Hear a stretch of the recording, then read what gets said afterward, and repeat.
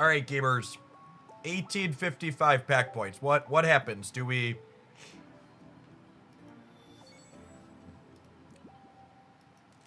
hit the second Pokeball? Or do we hit 2,500 points first?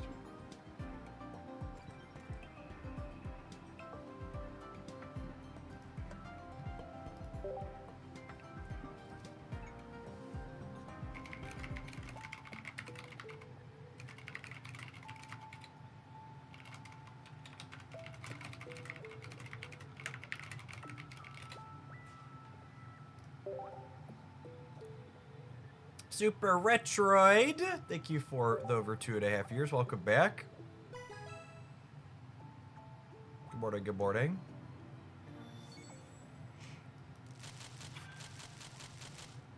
There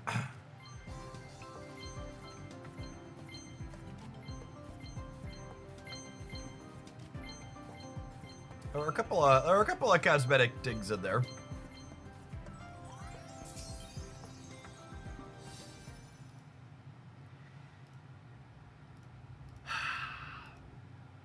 It's honestly impressive how psi-inducing the 3 stars are in this game.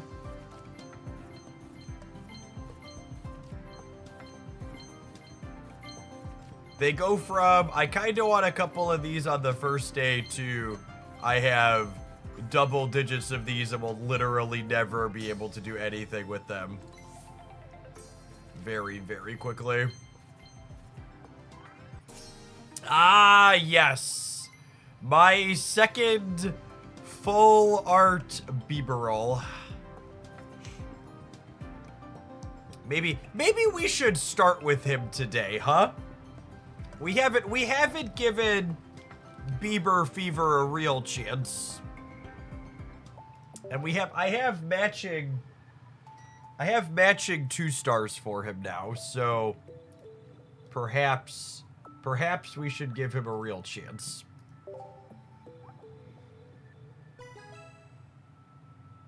The universe is telling us to spew some of our Ultra 1 points with the Bieber.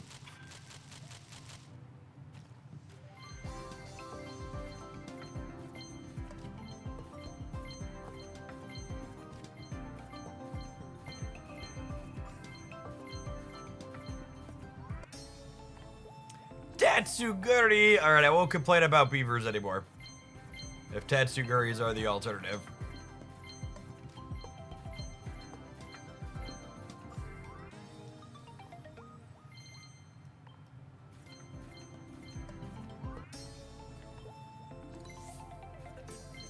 If you had to open to crowd Pokemon, would you still be trying for them? I don't know the answer to that question. Probably not.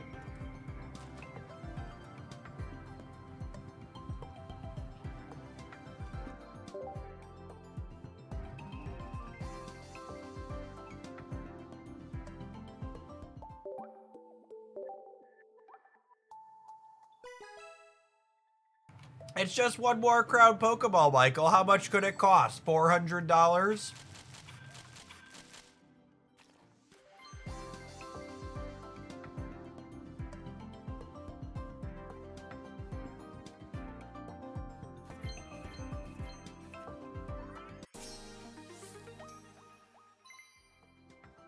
Actually, just deeply, deeply cursed.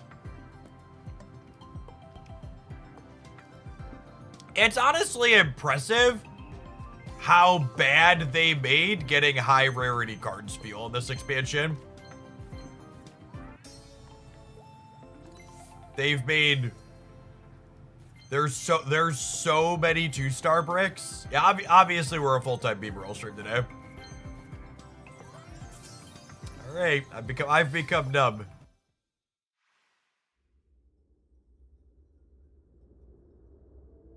Almost as numb as you'll feel after this colonoscopy that Giratina's gonna give you. Spin.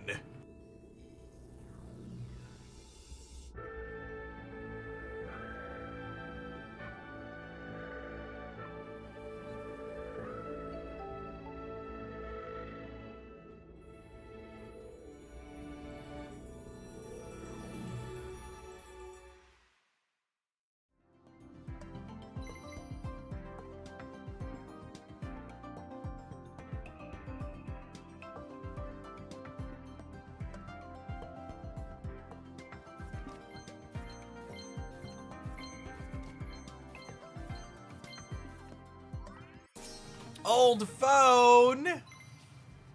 Thanks for hanging out for over a year. Glad to have you along for our pocket journey.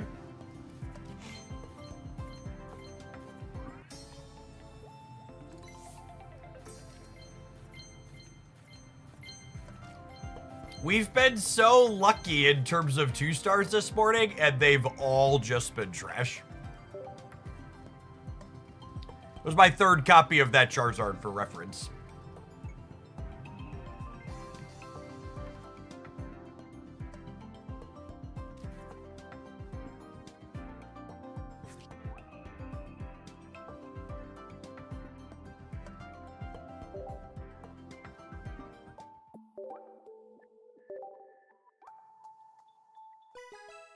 I'm pack point committed at this point, but I think this will probably be the last set I chase cosmetics on for this game. It's just very expensive. It's just both very expensive and unsatisfying. Okay, I'm too deep to not finish up this Pokeball at this point, though.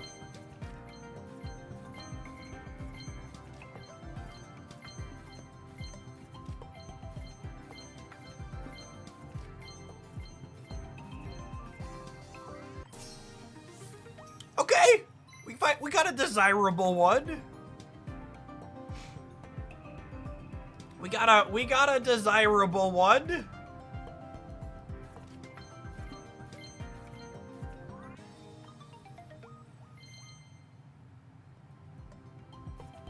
And Bieber fever continues. It's fine. I have 2 matching 2-star reds now.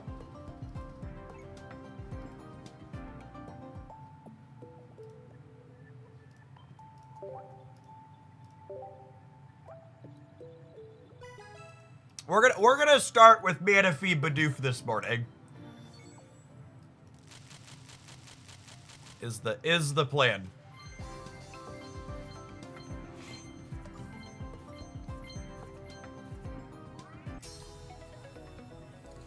I believe I was missing a second shiny Charmander. And I think I want to play some Charizard today, so...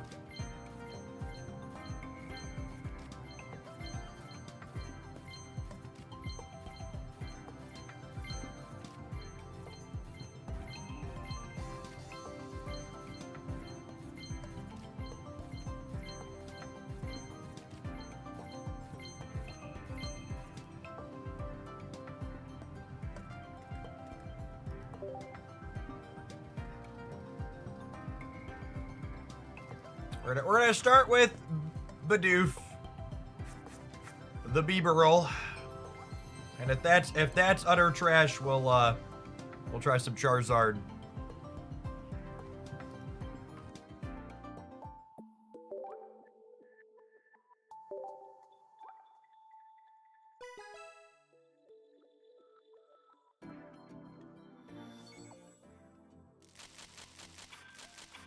I think you do the other way, Wake. I think you 1/1/1 the Infernape, and you play...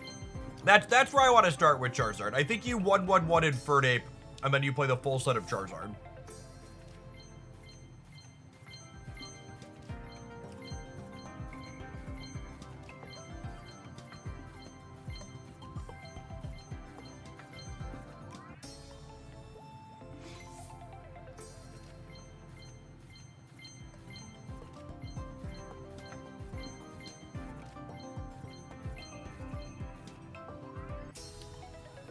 I really like the Pikachu Apache deck. I'll take a flare for one of our Apaches.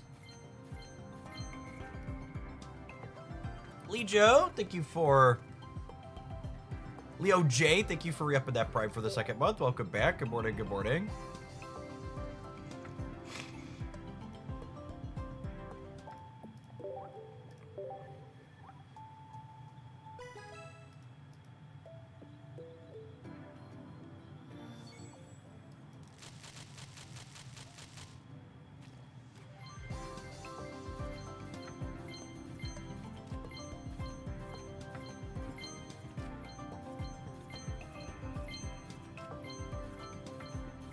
If 9 EX Pokemon every single month is going to be the norm, Pokemon Pocket's going to need to adjust their economy, or it's going to be one of the more brutal economies out there. How much is 2,000 gold in real money? I don't want to talk about it.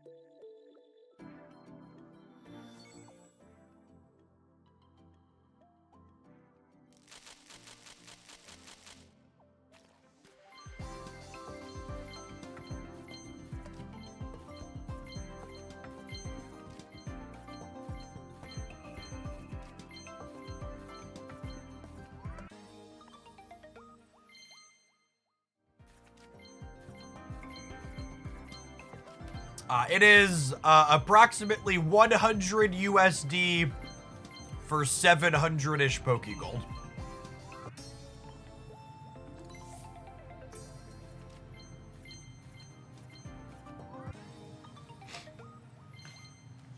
I spent around 100 gold plus on the season pass and Pokegold this season, and I'm still missing half the EXs, and it's the good half. Yeah.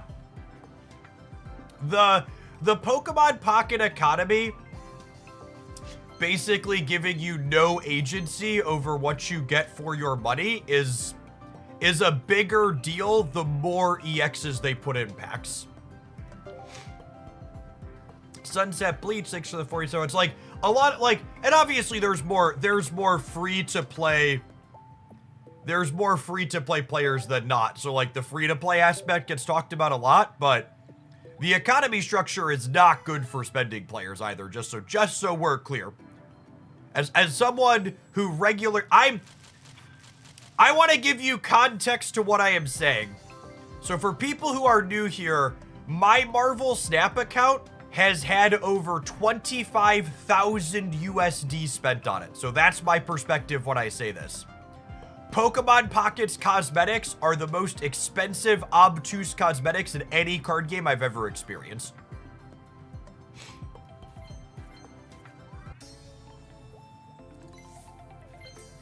And I can say that from a perspective of I'm used to making a harpoon to the side and spending a lot of money on these games.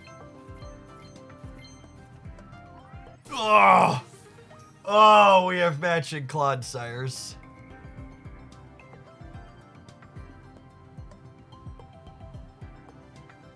What do you mean by obtuse? I mean difficult to interface with. I mean obscured in terms of you don't actually have clear prices on what you're spending. It's gorgeously unplayable. Yeah, probably.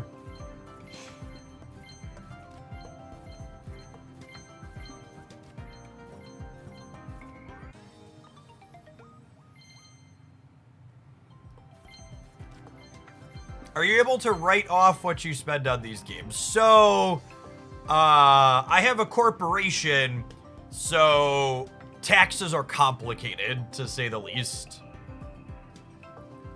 Let me give you the best piece of advice you're ever going to get on Twitch.tv, chat. Pay professionals who are good at what they do to do their jobs. So I'm not going to explain to you exactly how my taxes work, because I don't know. I'm just given a total at the end of the year, and I sign it, and then I cut the checks to the appropriate people. The accounting company has their name on it, and they make sure it all gets done appropriately. That's what I pay them for. Paying professionals is why I sub to you every month. That's true. That's true.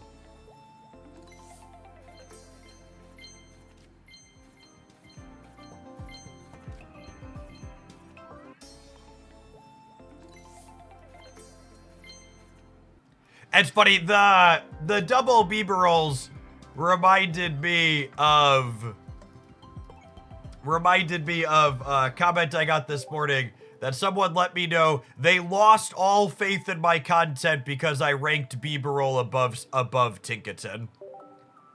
And I was just like, my dear gamer, if we're going to split hairs about which unplayable card is marginally better or worse, I don't know what you want from me. Tinkaton must be their baby. There's a lot of people that really like that Pokemon.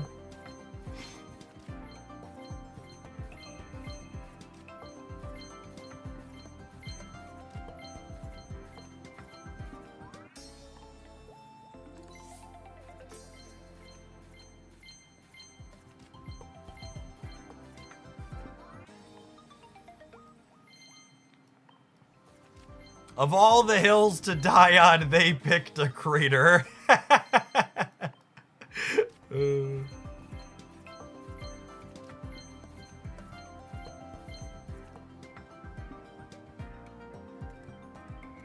you have your 100th Gimmighoul yet? Oh, there's an achievement for that. Yeah, I don't know. I should check.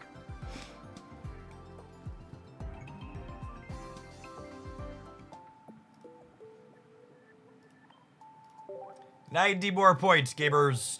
Can we open that much today?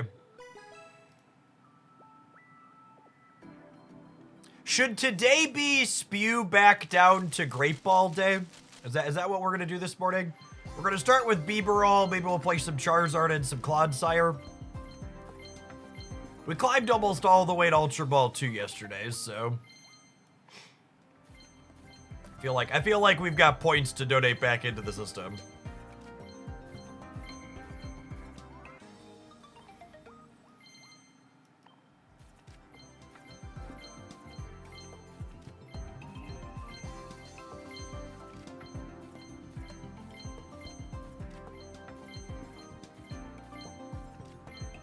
Wugtrio paid dividends. Yeah, but Wugtrio's good from a theory perspective. I don't know that any of the other things are.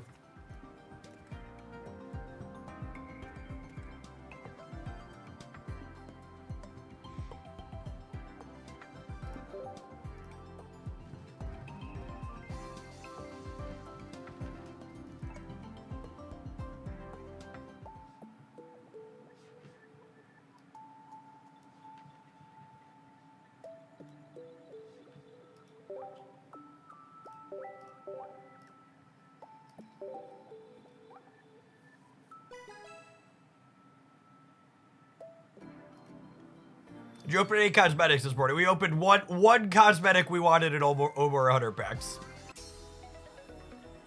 I'm pretty sure that's my 5th Charmeleon. I'm pretty sure I already had 2 of those.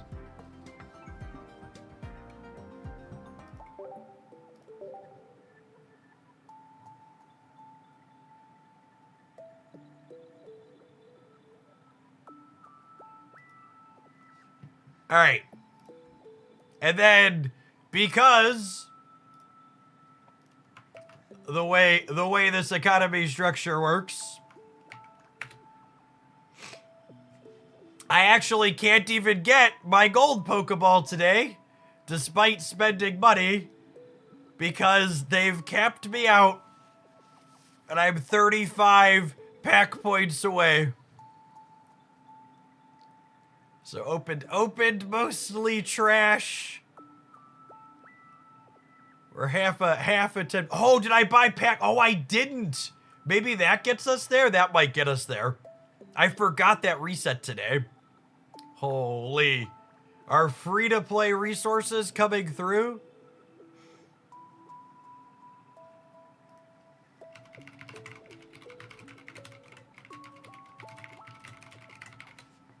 Have you opened a God Pack yet this game? But by this game, do you mean this set? No, I haven't opened a God Pack since Mythical Island.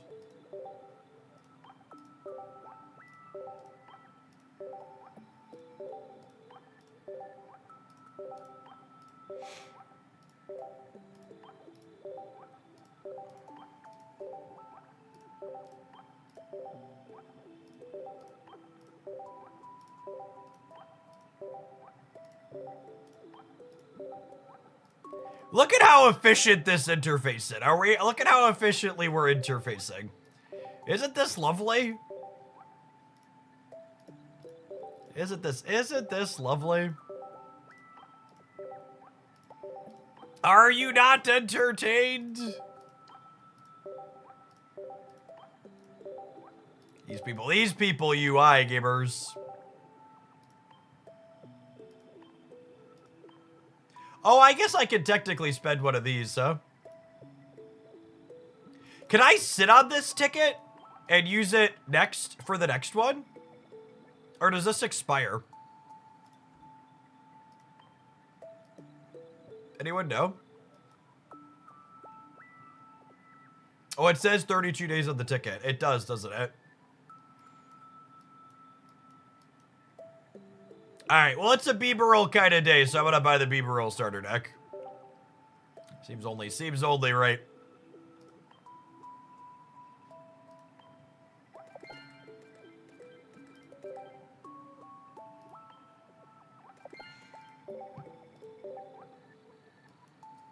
Bieber, we've got the Bieber fever, gamers.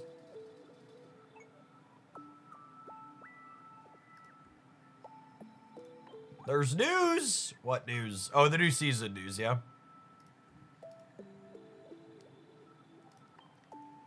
All right, I have 72 hourglasses. That's not enough, is it?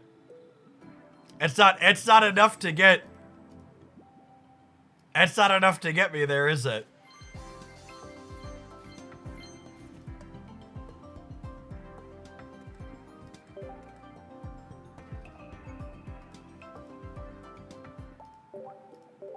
Are there hourglasses in the missions? Am I gonna have to go to a solo battle to get a couple of pack hourglasses so we can finish this morning?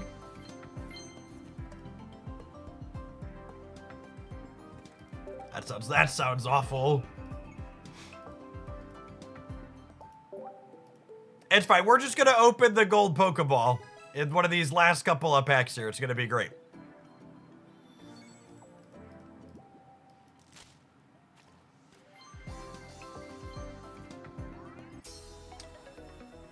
I was a Weedle short. We'll take that.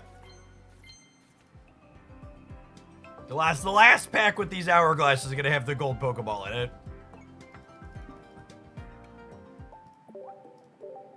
I believe.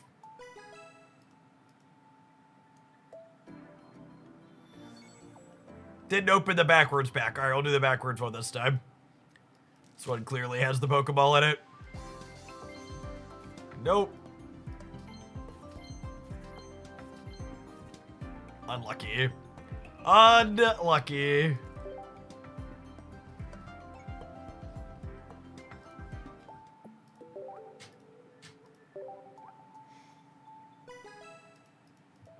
Do.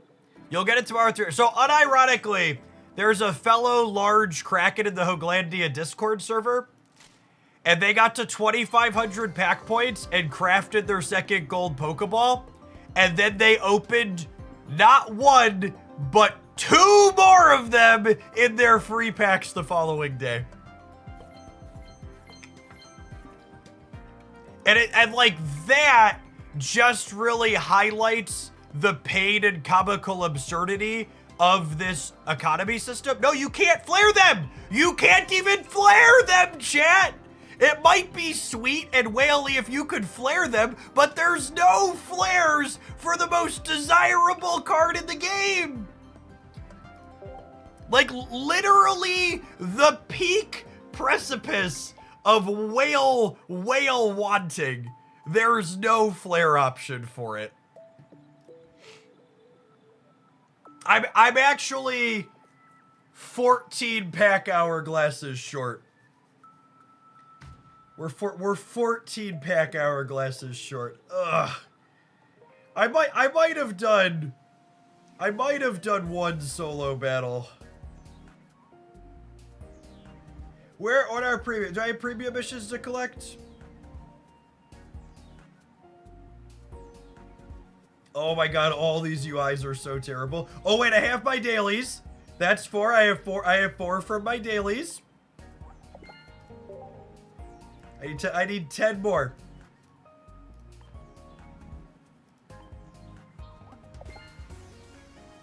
Oh, baby. 2, 4, 6, 8, 10. Oh, chat, it was destined to be. Destined to be. Exactly 10 from the premium missions. What a Pog champion.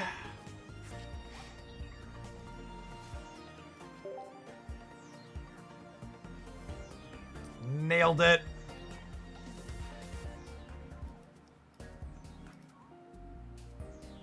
We're destined for our second gold Pokeball this morning.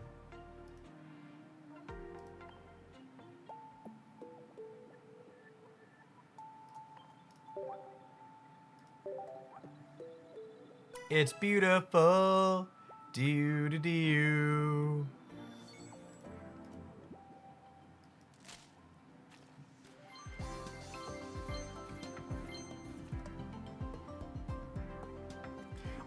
Unironically, I might actually stop opening packs from this set because I don't think from an emotional perspective I could handle opening another gold Pokeball after I spend 2,500 points on it. Like I might lose my mind. I don't know that I would be okay.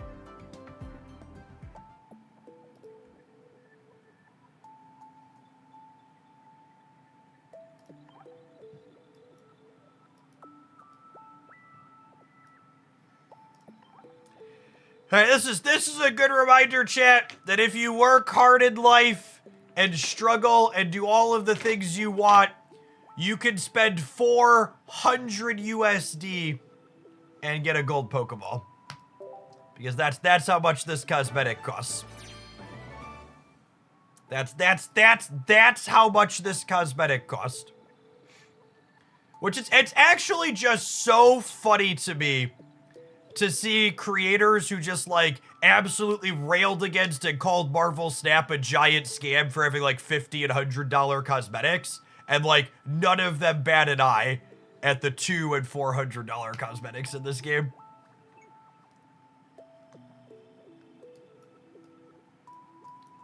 Just like Marvel Snap's a scam for having a $50 bundle.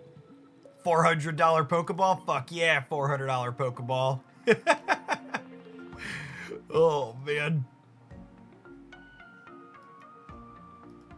But Jeff, it's free. You can get it for free, Jeff.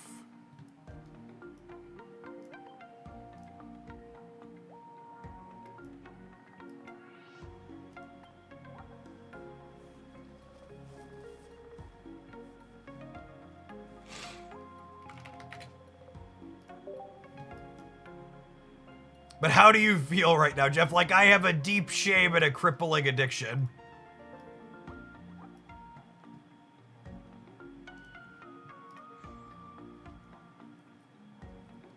At least our Wug Trio deck's almost done. Technically, the Wug Trio deck's still missing a full heart.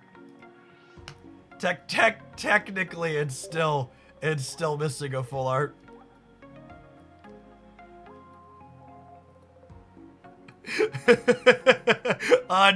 Unplayable trash.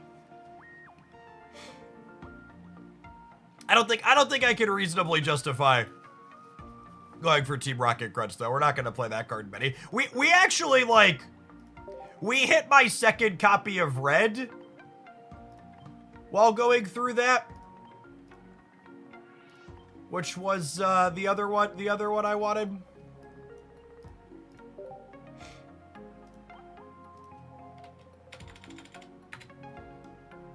We're gonna do any wugging today. No, unfortunately, as a content creator, we can't just play the good decks.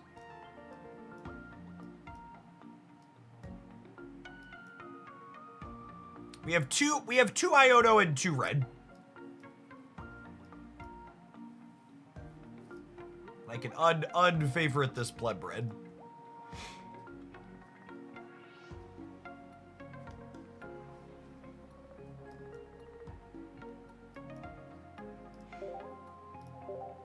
We should cut the second Team Rocket trainer from the Wug Trio deck for a full art Sabrina for tempo. I accept. I accept your terms and conditions. This is big. Did anybody ever play Magic the Gathering? And there was that gamer at your local game store who had the full art modern deck or full foil legacy deck or full foil modern deck, and like which cards they could play was dictated by which other foils they had in their binder. They're like, nope, can't play that sideboard card in my foil Tron deck because I don't have a foil copy of it here in the board. And I can't have one non-foil card in my foil Tron deck. It was always like the Tron player or the Storm player. Like if you want to stereotype Magic the Gathering players, those were the two archetypes that were disproportionately more likely to be the all foil deck.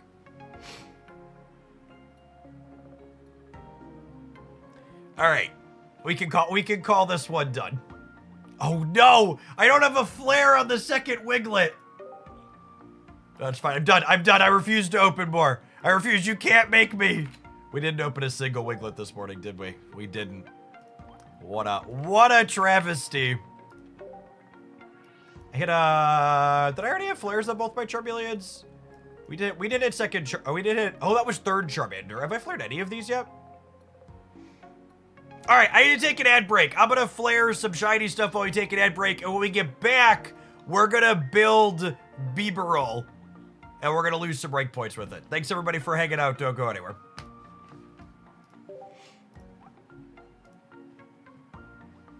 If you're watching on the YouTube side and you enjoy watching me hate my money and open digital packs to start the day, make sure you tap the like button. It doesn't cost you anything. Helps the content reach to more people.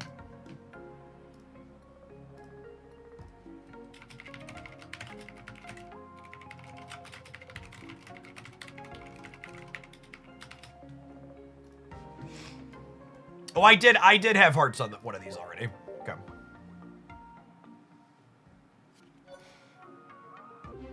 Can you trade baby shinies? We don't know the answer to that question yet.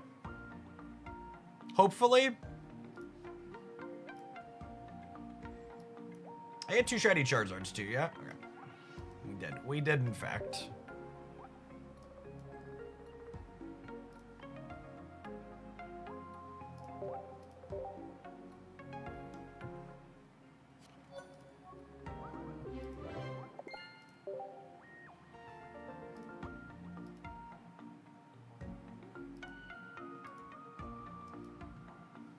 All right. Let's build the Bieber Fever, shall we? I opened 2 of this cursed card.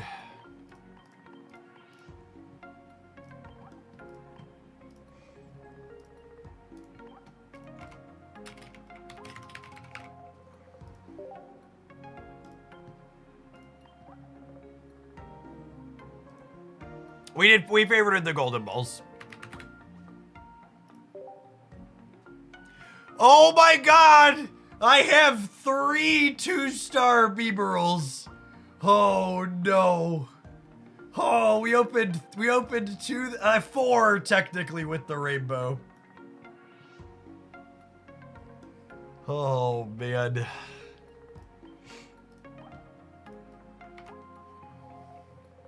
We're gonna flare one of them. Calm down. We're gonna flare one of them.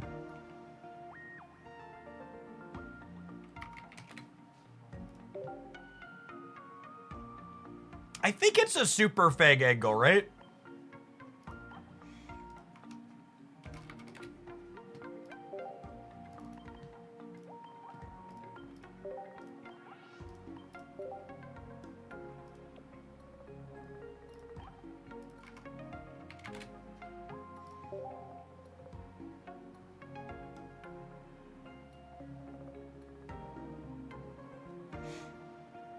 I'm actually not sure.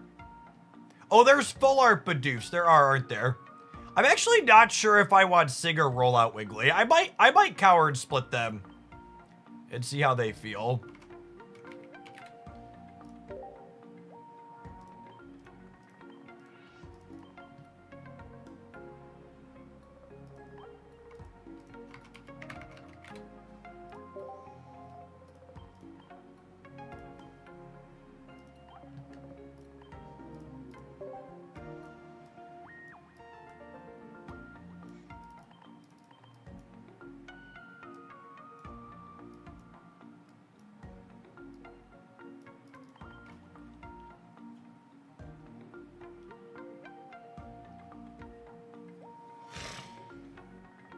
Do I want to wiggle? I probably don't want to wiggle. I probably just want to Palkia and have more traders, yeah. As much as that hurts.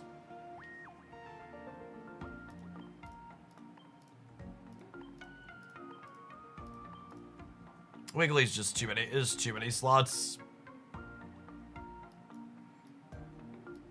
I need capes too.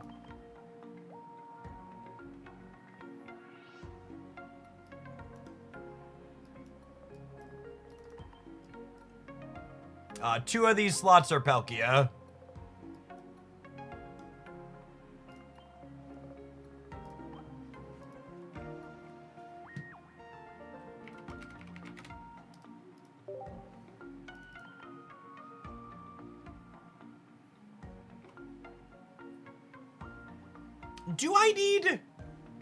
Do I need cape? I kind of just want max sustain. I feel like if we're playing this, I just want max sustain, yeah?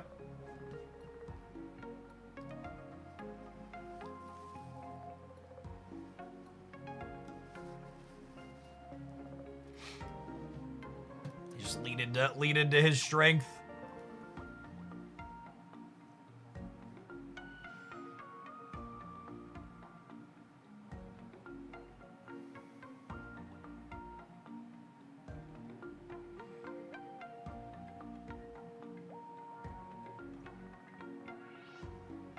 I think I want one Baby Bieber too. Just for the sake of being able to have it be our one pointer into the other one on occasion.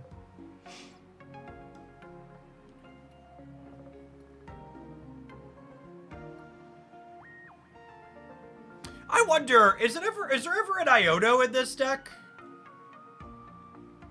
Maybe it's not Baby Bieber and maybe it's an Iono.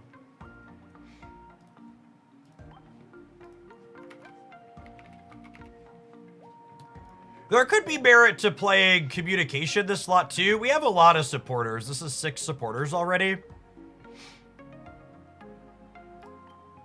Iono helps us set up mana fee more consistently though, which is nice. All right, let's flare one of our 2-star Beavers. And then we'll head on into losing some points.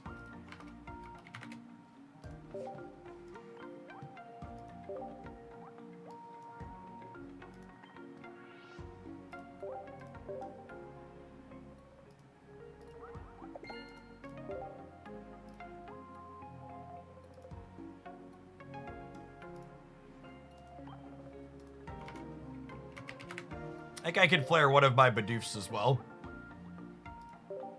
Oh, wait. I can trade for these, right? Is anybody in chat? Anybody on my friends list want to trade me a 1-star Bidoof? I don't have to suffer with only one flared Bidoof, right? I can trade for one of these.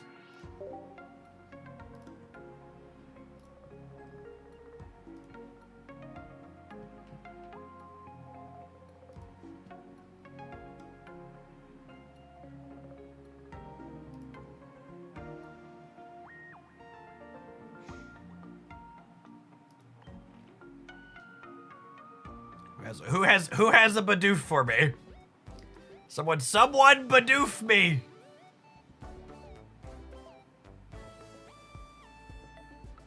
Oh, do I have anybody on my friends list already that can Bidoof me, or do I need to add someone? Oh.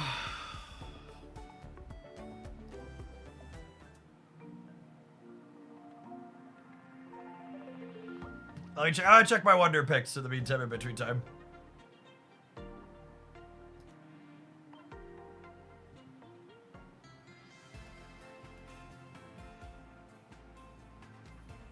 This is very important, chat. I need the cosmetic.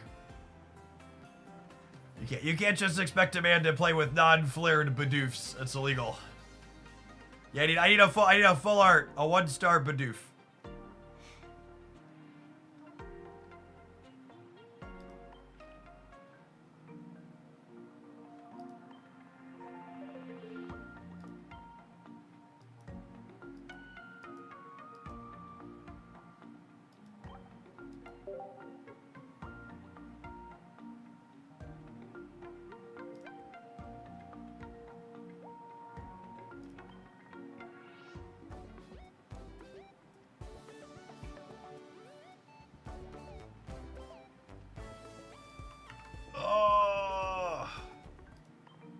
Oh, I have a trade in progress.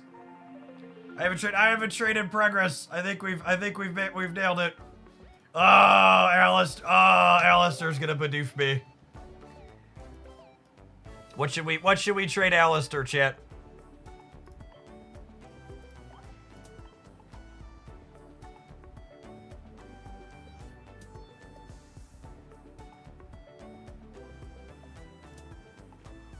Are there any in particular you need, Alistair? You want a fire dog? Okay. We've got all of them, so.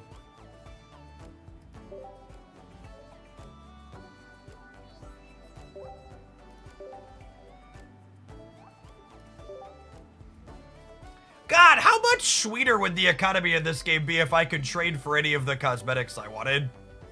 It actually wouldn't suck, huh? It would actually be like relatively okay if I could just like turn my 2 stars I have 6 copies of into 2 stars other people have that they have 6 copies of.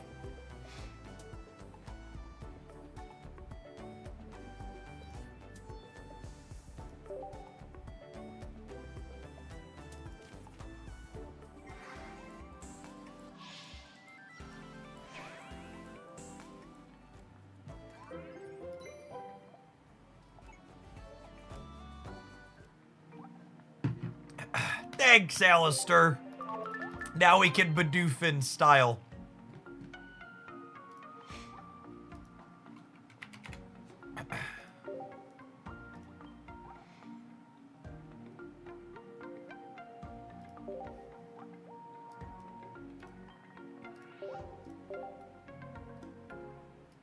I have 5 full art Sabrinas and 4 full art Misties. Hopefully I'll be able to send them to people who need them at some point.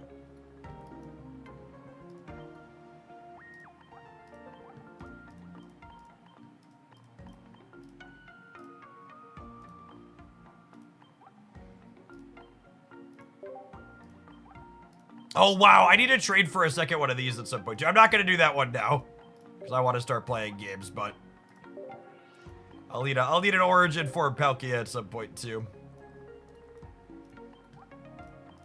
I only opened like 500 packs of that set, so naturally we only opened, what, it would be 4 of those?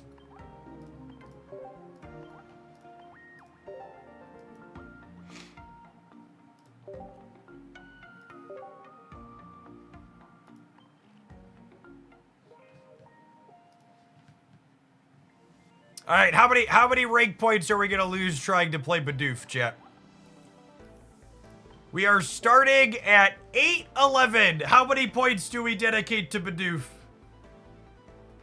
How many points do we let the doof steal before we give up? All of them. Chat's so rude. You could only lose down to 355, chat. You can't go lower than Great Ball. All right, I'm gonna say I have 35 points for Bidoof. That's 7 losses. 5 losses? 5 times 7?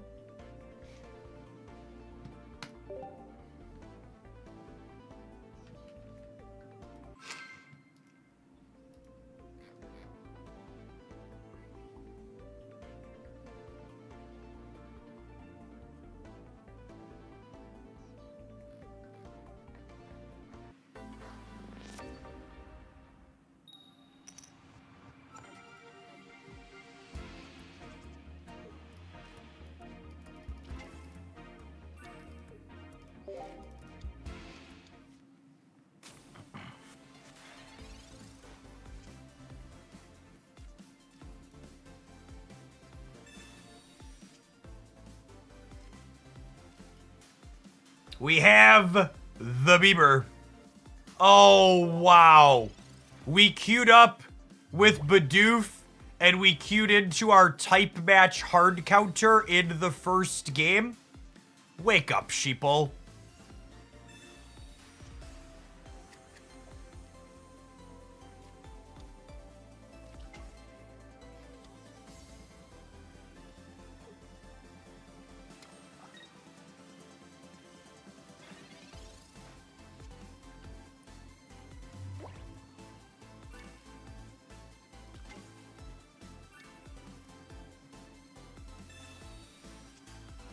The fix is it, exactly.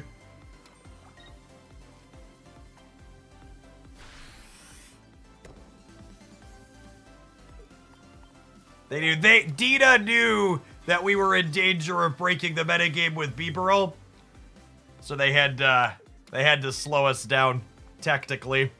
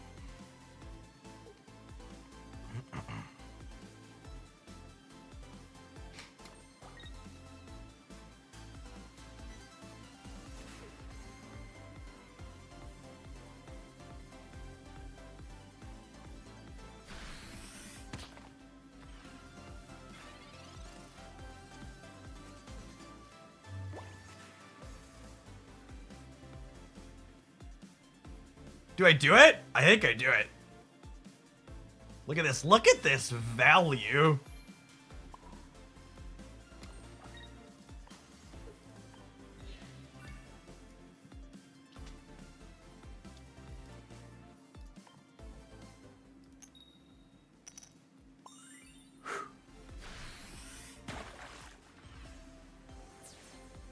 Listen to all the Bieber roll downers out there.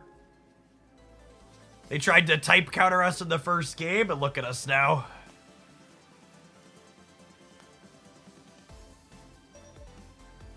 Does that look like the face of a man who's about to lose rank points? Okay, maybe it does, but besides the point.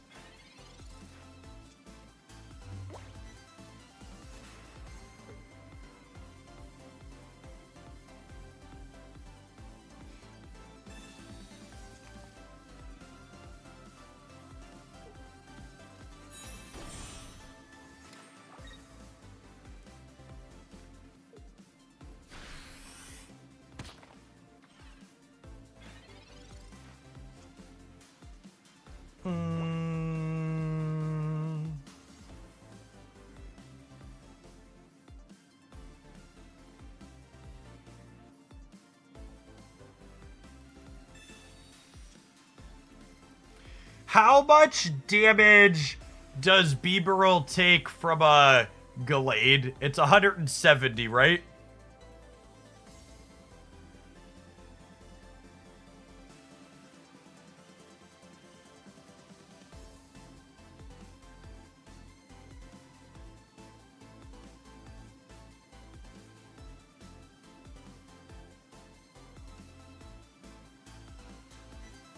Do we put up the Bieber?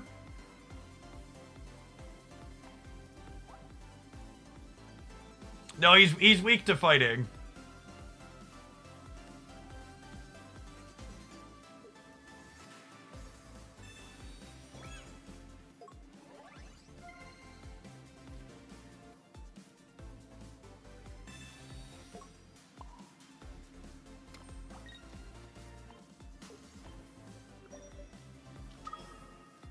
Oh my god, the animations!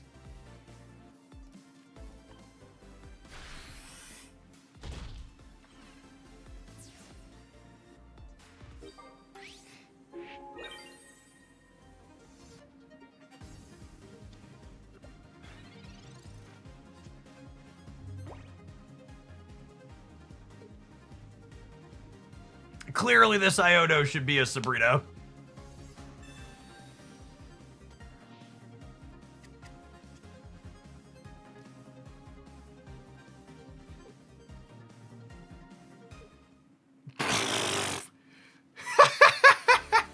Nice Mars. Nice Mars. Nice Mars, gamer.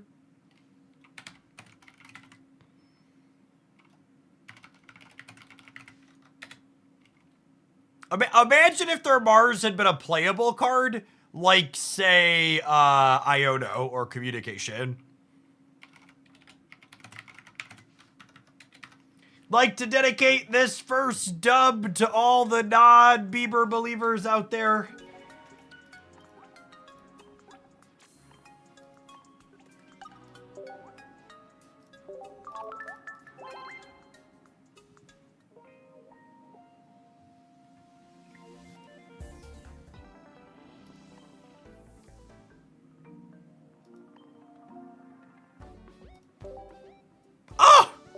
Oh, it's a Palkia, chat. Oh, it's a look at the Hoaglandia community. Scissor, thank you. All right, we'll get that. We'll get that in a minute. Lovely, lovely, lovely. Trading for cosmetics.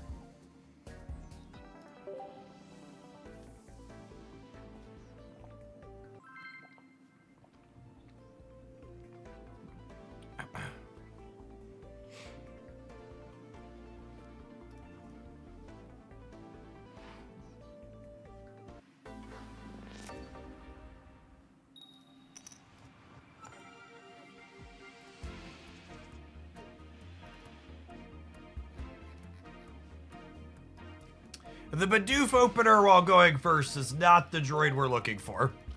Hoping to draw a copy of Leaf Fear.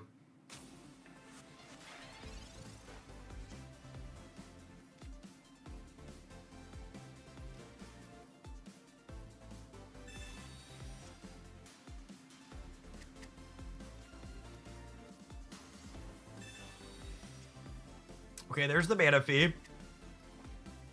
I think I Iono looking for Leaf.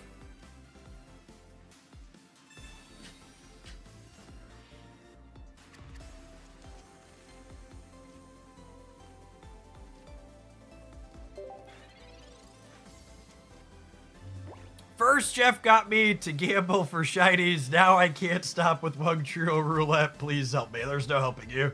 You're gone.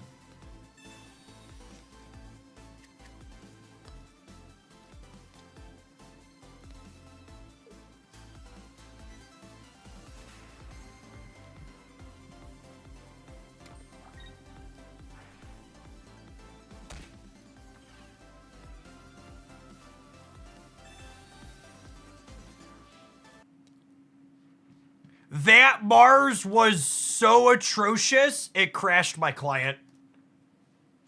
They Marsed a hand that was so unplayable, my app crashed.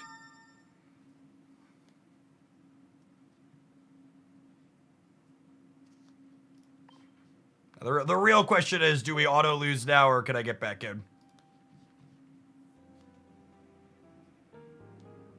Yes, they Marsed my 3-card hand.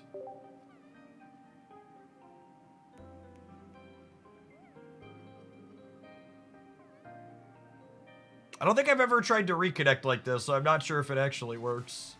All right, it worked.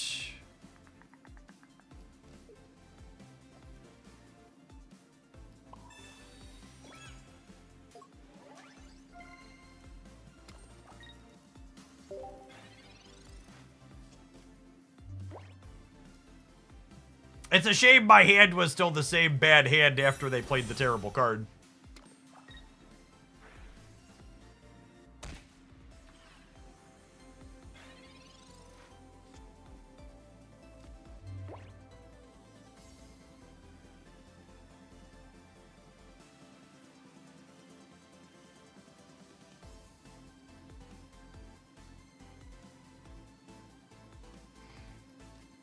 I think we're cooked.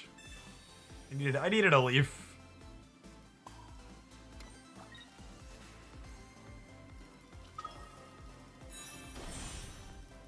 It's the face of a man that knows he's cooked.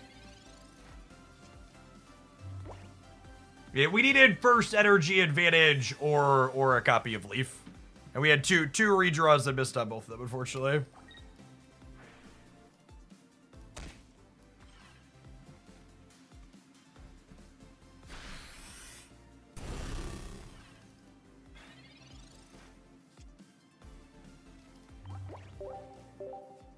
All right, we're still plus 3 points with the Bieber chat. We're still plus 3 points.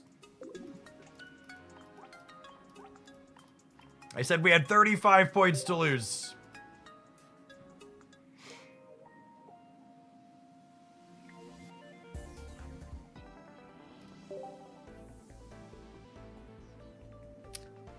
Hey, OMG, thank you for the brand new Prime. Really appreciate that direct support.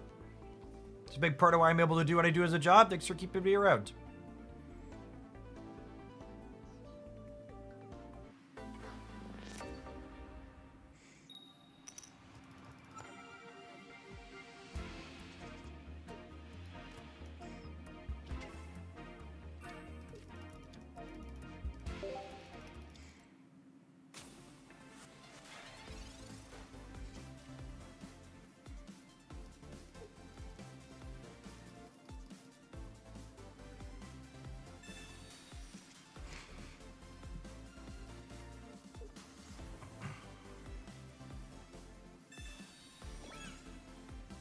Oh, Manaphy's a lover, not a fighter. You don't need to put a Rocky helmet on, gamer. You're safe. You're in safe hands with Manaphy.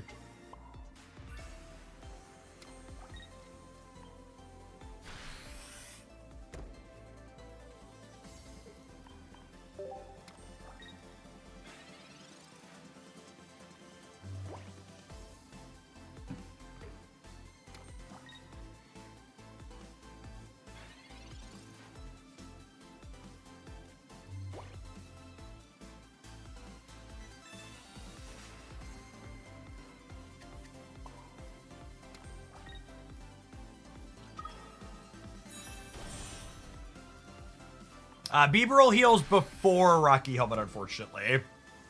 Rocky Helmet's effect happens after everything in your attack happens.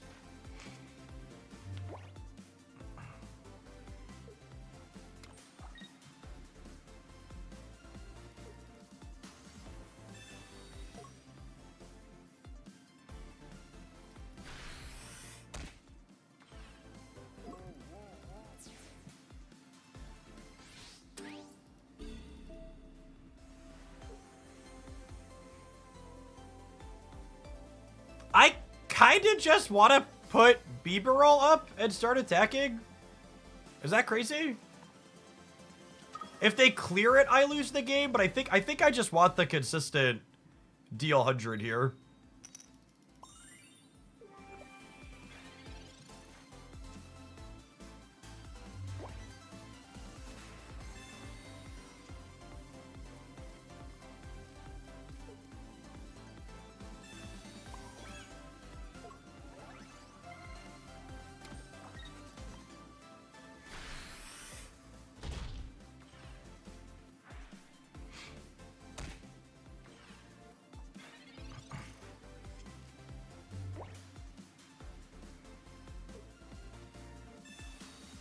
All right, so we're not taking 100 this turn.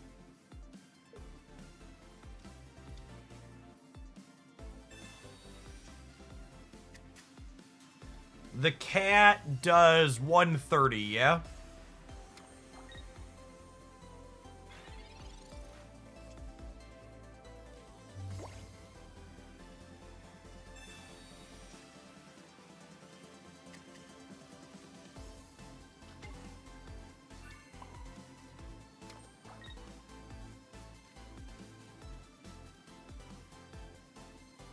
What do I think of Ionoing here?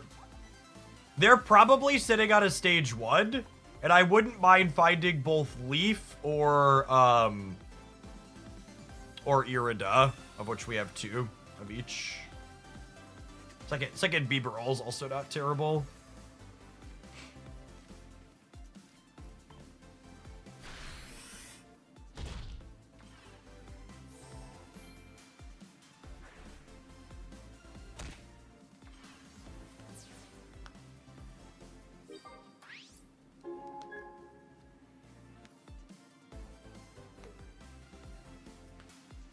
I think Beedrill plus Porygon Z is definitely under too impossibly bad to work.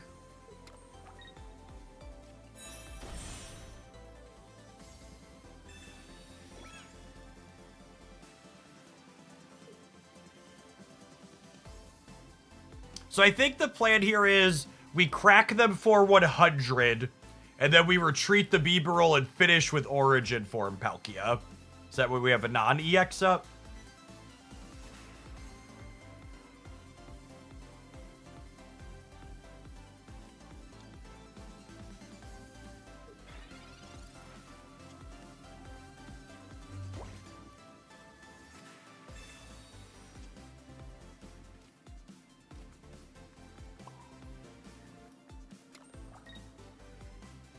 I mean, Bibarel EX is kind of Venusaur if we squint. Yeah? Venusaur's been kind of playable before, right?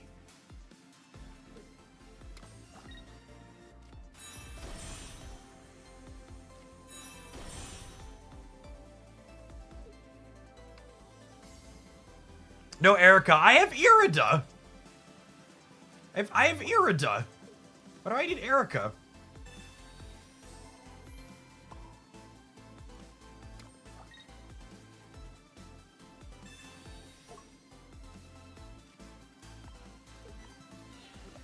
And I get to play Manaphy out to play around,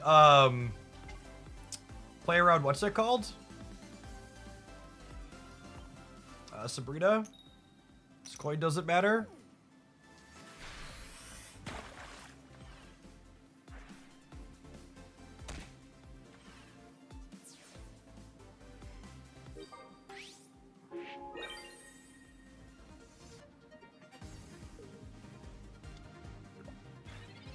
Good luck, Meowscarada, Godspeed. Imagine you're our opponent, chat.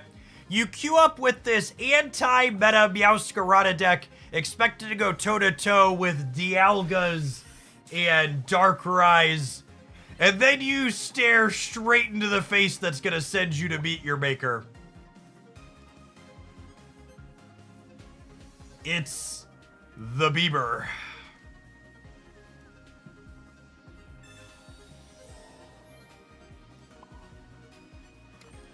I just want him to know that there's more where this beaver god came from.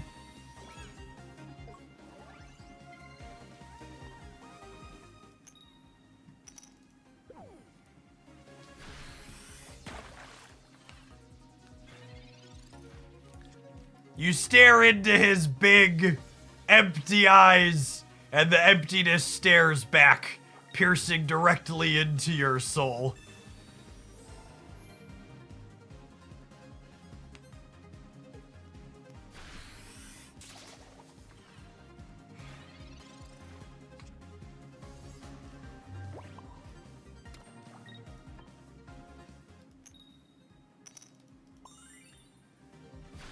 And just like that, the Bieber wins another.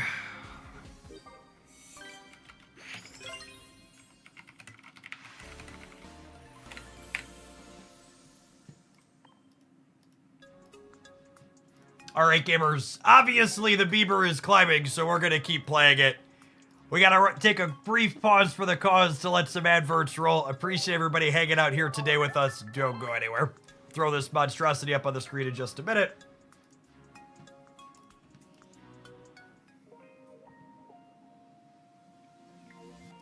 We'll finish our trade and get our other flare here real quick.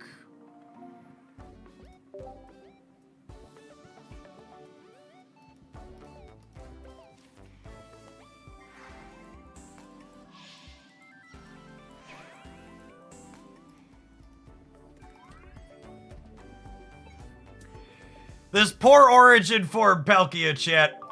Scissor told them they were going to a nice farm upstate to live out a nice, long, healthy life. What's actually about to happen to them is they're about to be turned into the equivalent of Pokemon Pocket Glue.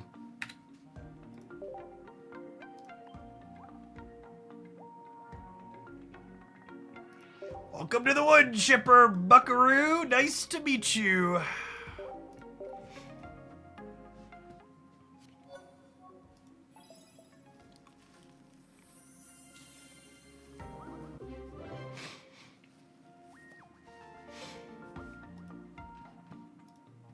It's the equivalent of turning your Pokemon and Go into candy, yep.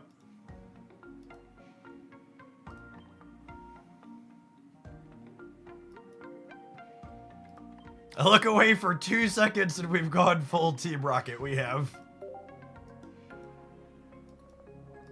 Clearly, chat, this deck is good enough that we need to continue opening packs so that way I can get a flare for our second full art Bieber. The fact that we only have flare on one of our Bieber full arts is feeling pretty unacceptable.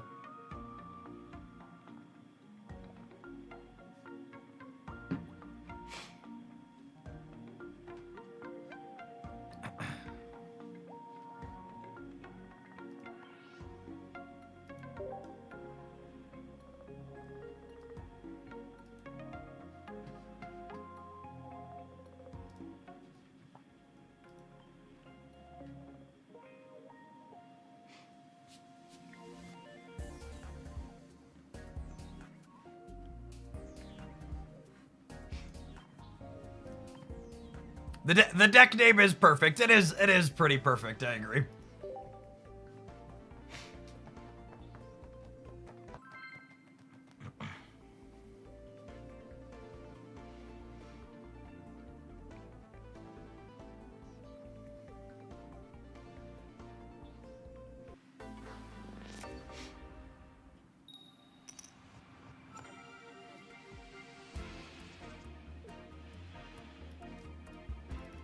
We're going second. We have a Manaphy. We have a Palkia. We have a Pokeball for a Baby Beaver.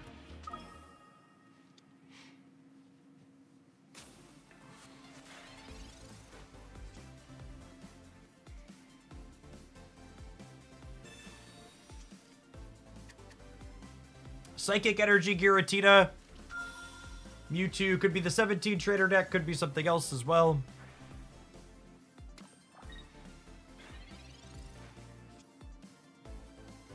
We want our other Palkia or a Baby Beaver, not the other Manaphy. Baby Beaver is perfect.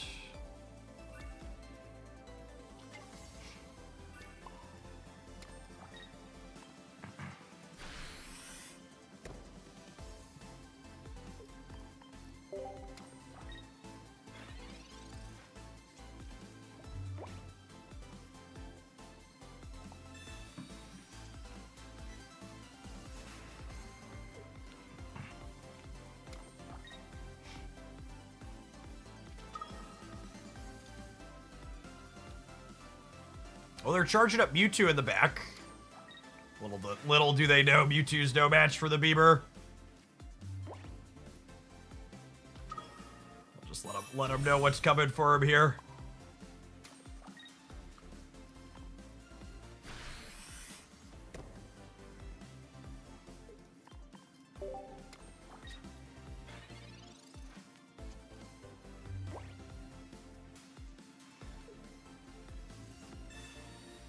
Oh, you put a cape on your Giratina? That's so cute.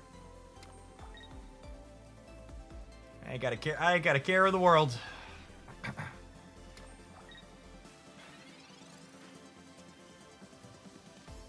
Okay, so they have to attach an energy to this next turn to attack with it. So I cracked them for 100. They hit us for 130. Puts us down to 30. This puts us to 70. We go back to 100. We go back to this. Then this is still at 2 energy. I'm gonna keep this just so we don't get Iono'd out of it, but I think we just put the Bieber up and start smashing him, yeah?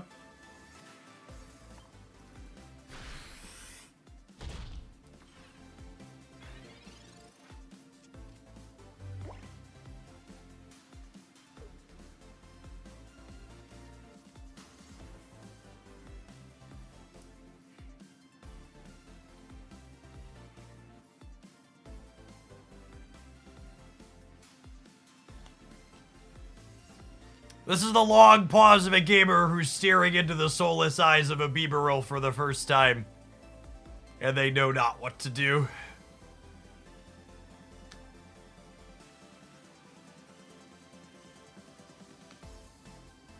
They're like, I watched this meta report. on Hoglandia Pokemon Pocket, and it said the Giratina deck was the best deck, and then I queued into Bieberol and died. I'll never believe that liar ever again.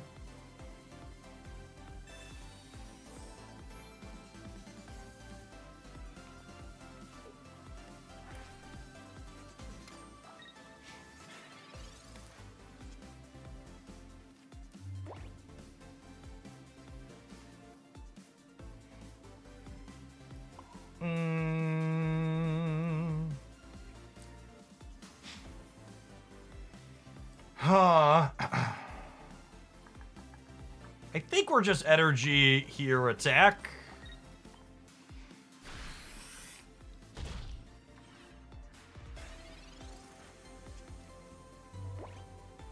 Pokemon Nerd, thank you for the absurdly generous tier 3.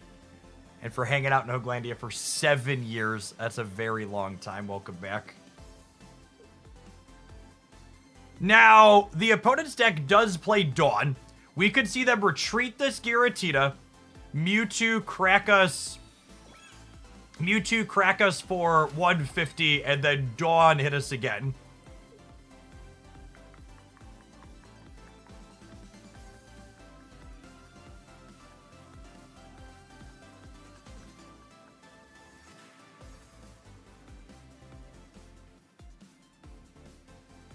Are they realizing that if they... I think this pause is them realizing that if they Chaos Impact here, their card dies. I believe is what that extended pause was. That was I've made a terrible mistake with this energy attachment pause.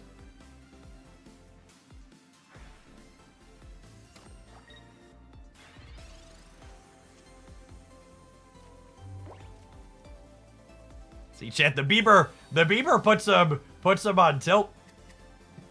They don't know what to do. I think we're actually digging for a second Baby Beaver. Or at the very least another Origin for Palkia. Leaf's also not a terror. Honestly, this is a really good redraw. Because now I get to Carefree Press here. And then I can Leaf this out, only losing 1 energy, and let Origin form Palkia finish.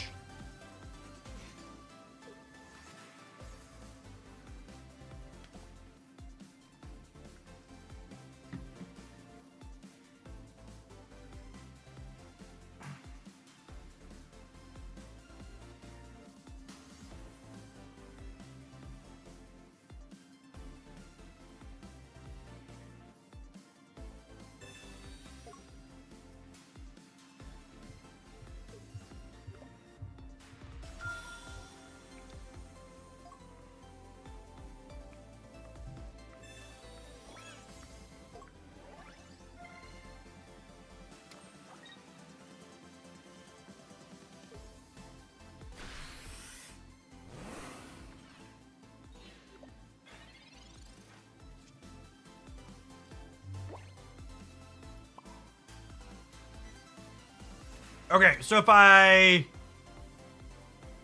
just heal 30, I only heal 10. So I need to Irida here as well to force them to have a bigger attack, yeah?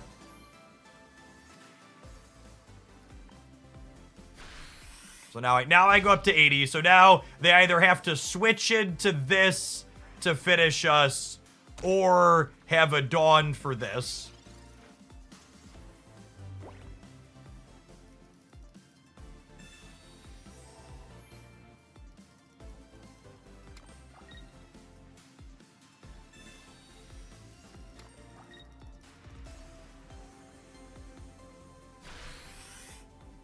Oh, does this lock us out?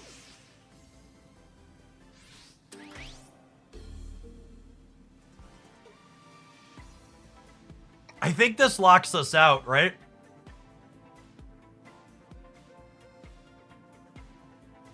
We can force a draw, maybe, if we hit heads.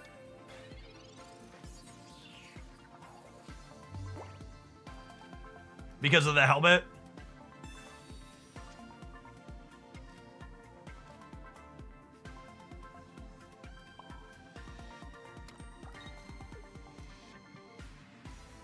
If I hit heads, we draw. If I hit tails, we lose.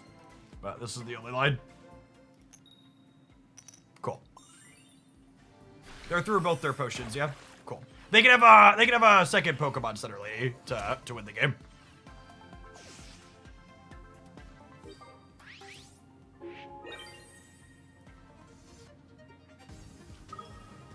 But if they can't heal this and it already has a cape on it, these both knock each other out, and then it's a draw because we both have 3 points. And we both have bench Pokemon. Ah, what a close game.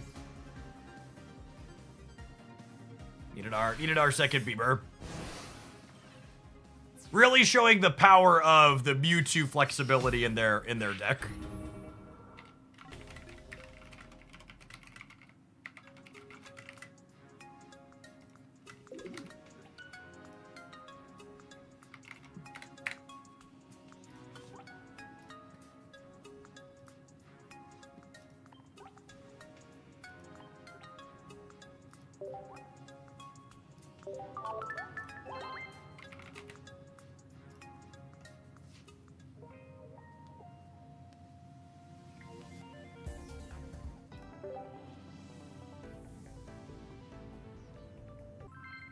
We're 2-2 at the Bieber, chat. We're up 6 points on the morning, okay? Exceeding expectations is all I'm saying.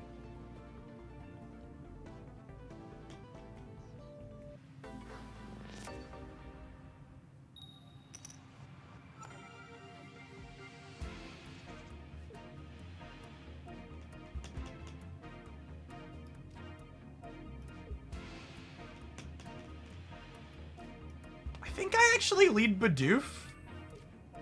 They're both 2 retreat cost. It's mostly just a question of which one do I want to build in the back. Yeah, maybe against Grass Energy, I'm not supposed to lead Bidoof. If I build Origin, if I lead Origin for Palkia and build Beedrill in the back, we probably beat Beedrill, yeah, in a race.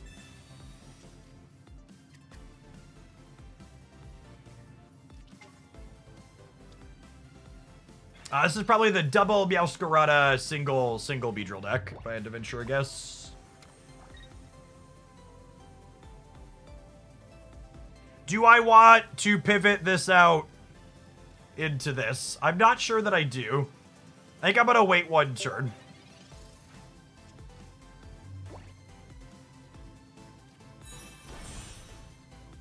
Because if I draw Manaphy next turn, I'd rather pivot into Manaphy.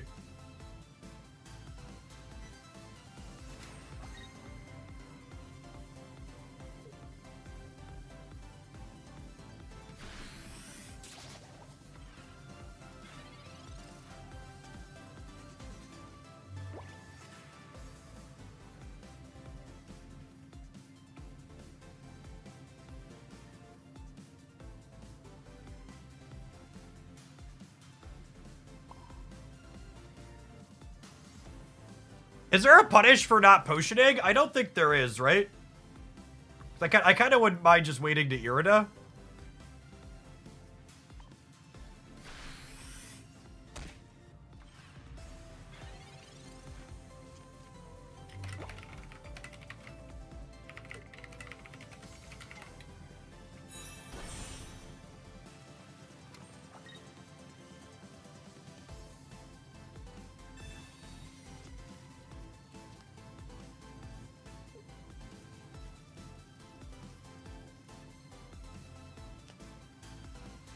Although I guess I can't leaf this out next turn.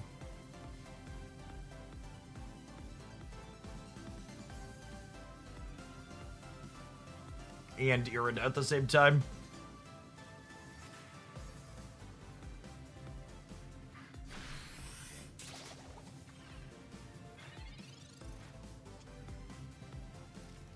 Manaphy's an Ice Pull.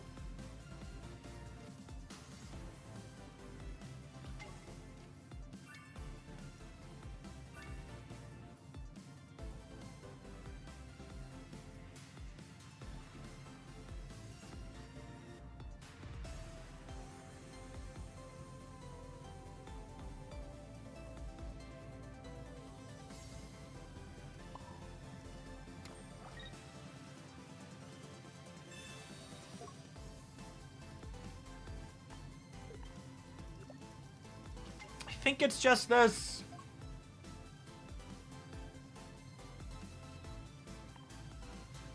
Potentially get into some trouble if they have Cyrus, I suppose.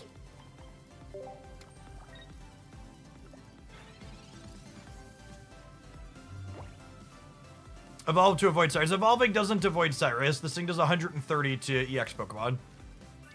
Evolving's actually quite bad against Cyrus.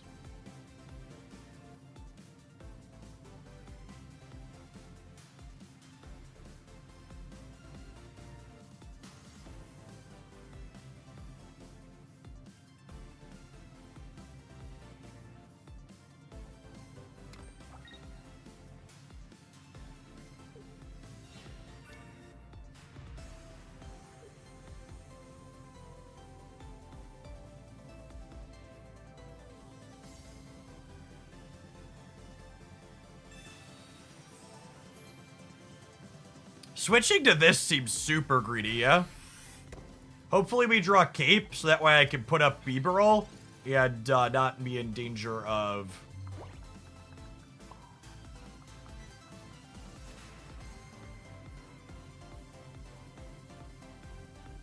Yeah, I think I just take the lethal with Bibarel here.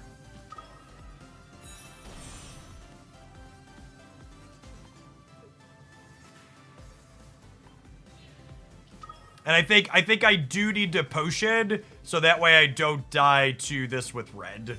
Need to go back to my full 160.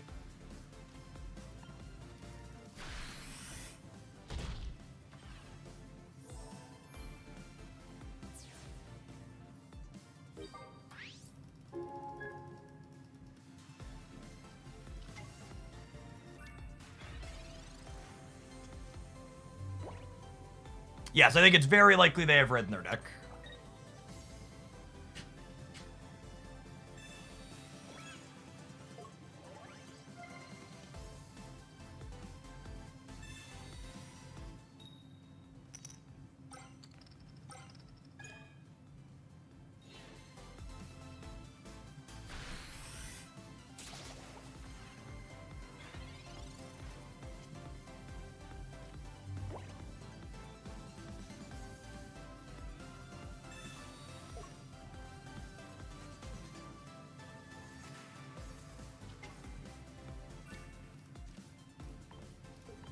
Where am I putting energies with this Manaphy?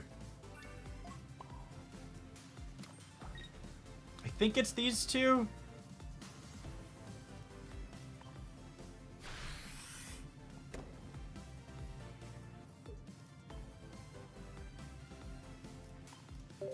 It's close, though. We're gonna be in trouble to a Cyrus here. There's just no way to slice it otherwise because of their Team Rocket Grunts double heads.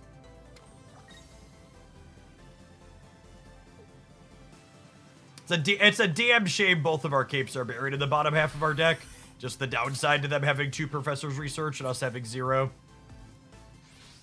If we'd have had a cape to let this Manaphy live a turn, we would have had enough energy, I think, to maneuver here a good bit.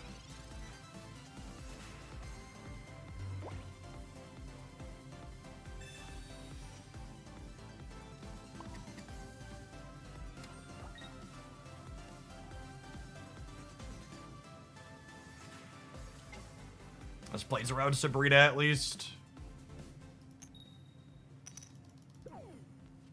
It's a tough Tails, because they probably have another Erica.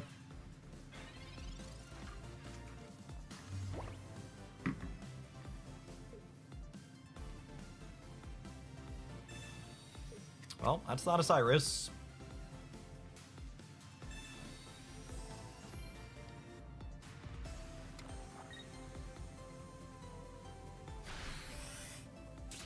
Irida lets us live another turn here, which is nice.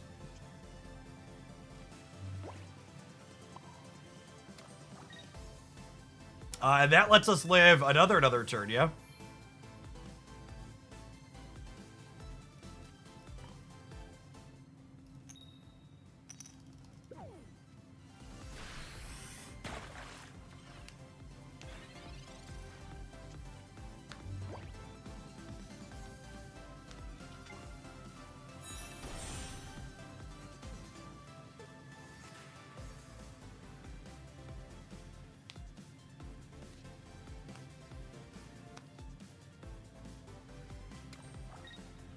Team Rocket is kind of like a Misty anyone can play. That is exactly correct.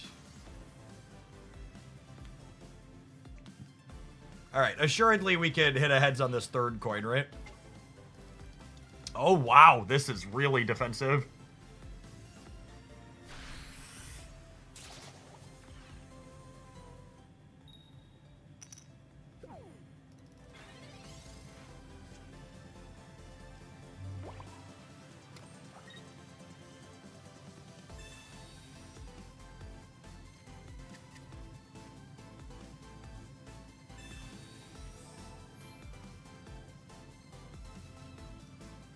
I just gotta evolve this now that it's ready to attack, so I don't get it like Iono'd or something out of my hand. I think that's a win, chat. I guess Cyrus still ends us here. If they have room for it, they might not have room for it. They're gonna draw their last card, so if there's a Cyrus in their deck, they're drawing it.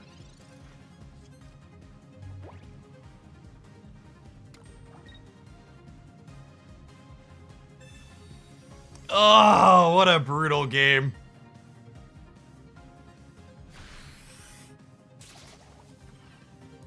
Damn. So close.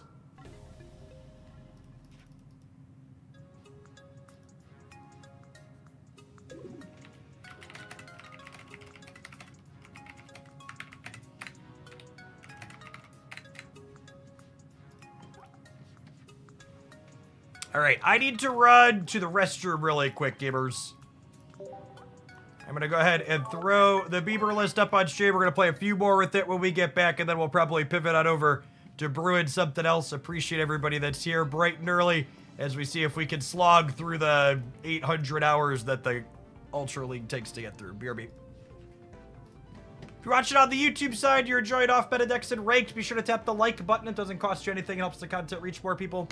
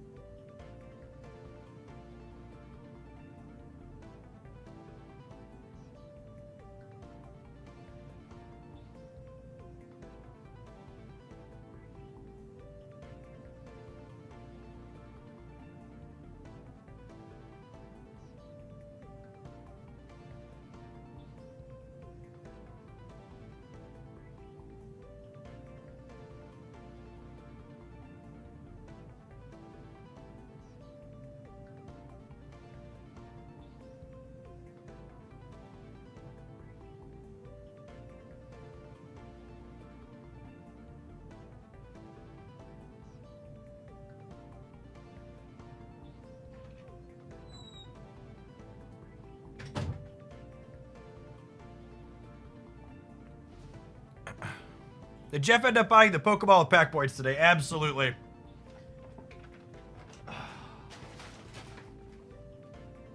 I believe I am 100% done opening this expansion now. I don't know that I could take it emotionally if I accidentally opened another Pokeball after spending $400 in pack points on it.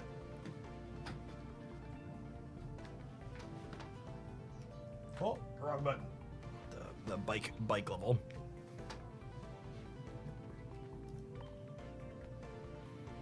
What's my chase now? I don't know that I have any. Unironically, this is why I've kind of been debating canceling my premium pass.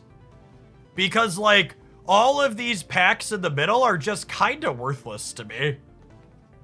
I don't know. And, like, even the promo's kind of worthless in it because I really don't like having a...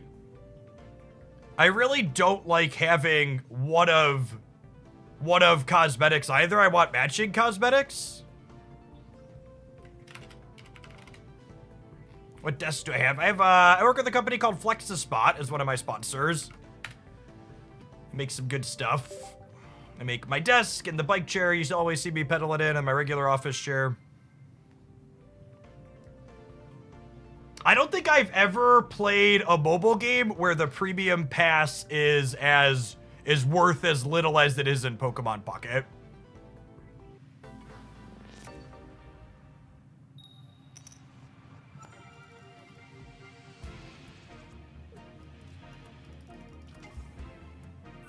Hey, thanks for the almost 5.5 years, Scruff McGruffin. It's a long time. Welcome back.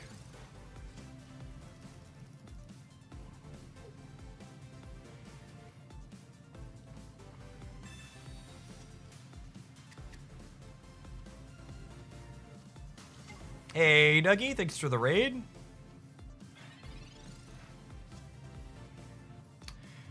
So we actually are looking for 2 basic Pokemon here.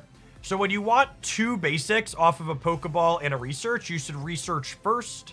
So that way you have the highest chance to research into 1 basic and then Pokeball into another. Unfortunately, we bricked. At least we didn't hit second Manaphy.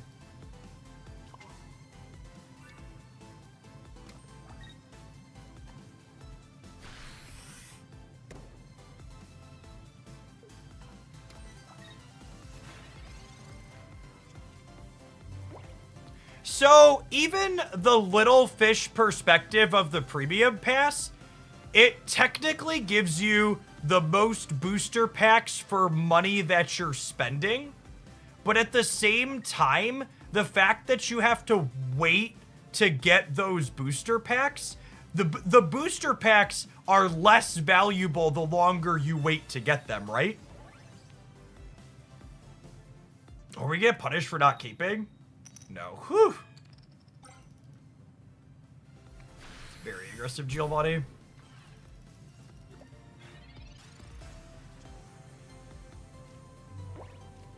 Your booster packs have diminishing returns the longer you have to wait to get them, right? All right, so what's my back and forth look like here? I'm definitely not Iridying, so I'm gonna Professor to start. It's a question of, do I attach my energy for the turn to Palkia, or do I put it on Bidoof? If I put it on Bidoof, Bibarel is ready to start attacking next turn, which is probably ideal, yeah? Or do I want to put Origin Form Palkia up? I think Bidoof is ready, or Bibarel is ready to carry.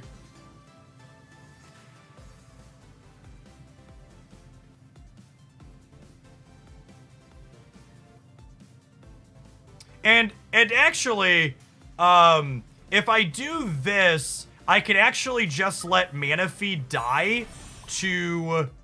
I could just let Manaphy die to the trigger here, because Weavile dealing 30 to Bibarel, it heals back off next turn, right? So I don't need to cape or potion this.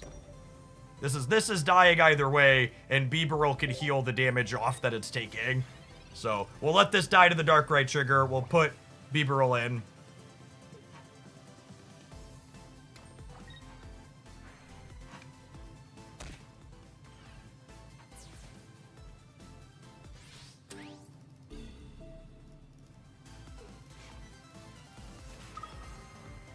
The Carefree Press, for people that haven't read this card, it's essentially Venusaur, right? Like, it deals 100, heals 30.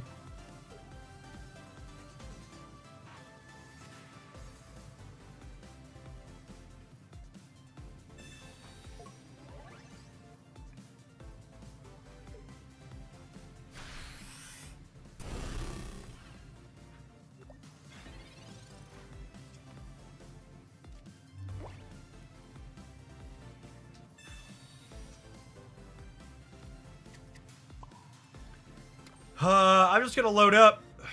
Just gonna be as healthy as we can be.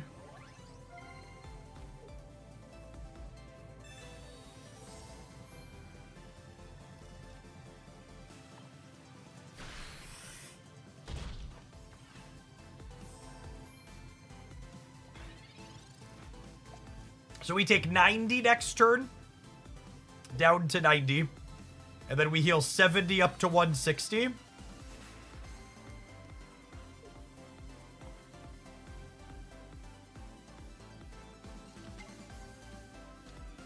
I'm gonna need to draw another sustained card, yeah? The way this back and forth works out.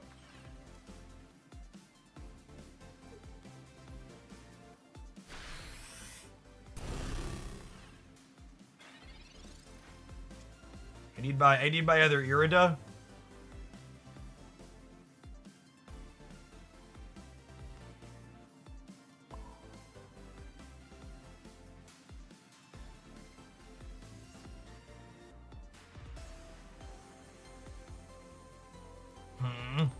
I kind of wish I would have been powering up a second Bidoof. I need to do this. And then we go up to a total of 160.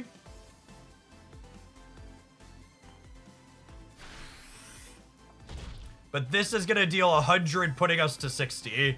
So I need to hit my other Irid an extra to the 20%er, or we die to Cyrus.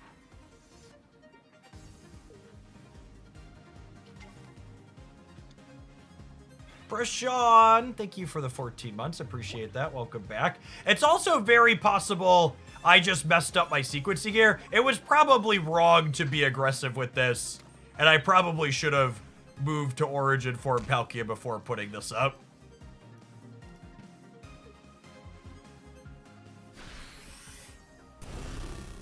I wouldn't be in this spot if I had put this up, yeah?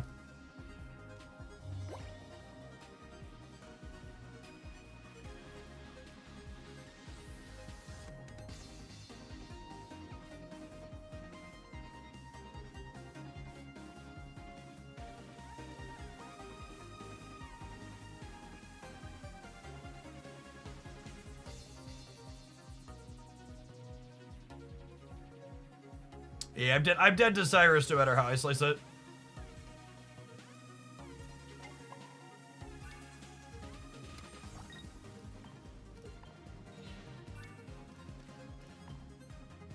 Which they certainly play. Definitely messed up putting the Bieber roll in second. The point of the Origin form Palkia is so we could go 1-1 close on Bieber. We kind of jumped the gun.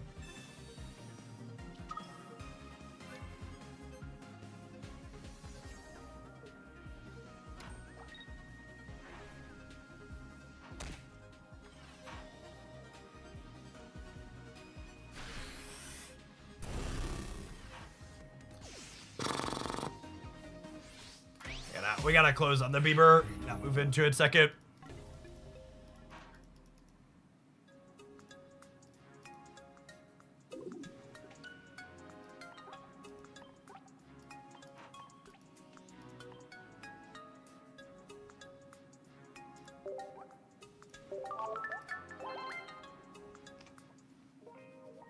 Snap just announced that the rank decay on their ladder will be smaller.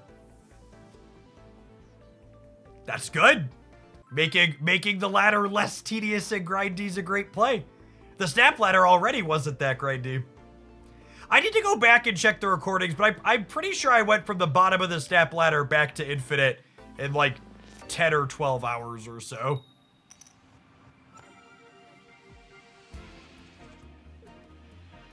That already wasn't particularly grindy. There's no rank decay in Pocket. There will be rank decay in Pocket at the end of the season. We actually don't know how much yet. And that's a big question. Like, if they put everyone in Masters back to the bottom of Ultra, that's going to be an insane grind every season to get back to Masters.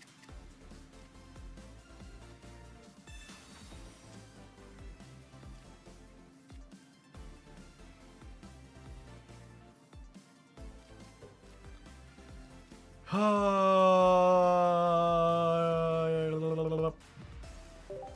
I'll play around with Sabrina and hold my cards. Says local man about to be Marsed.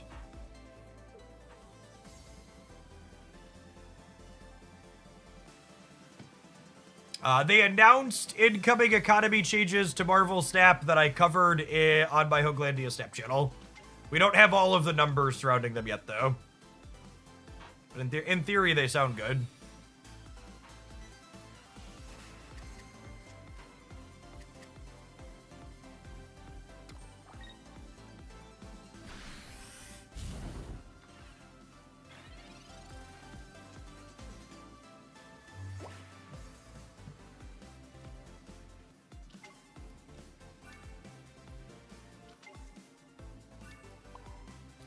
I guess we'll put a cape on here so we don't die to Charmeleon next turn.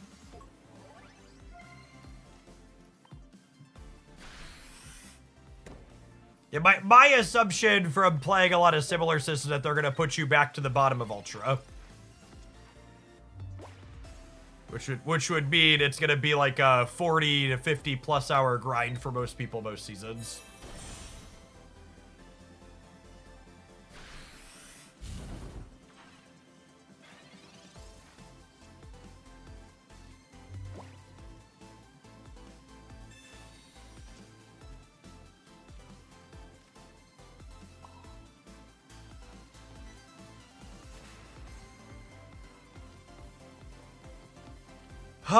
If they have Genetic Apex Charizard, we're in trouble.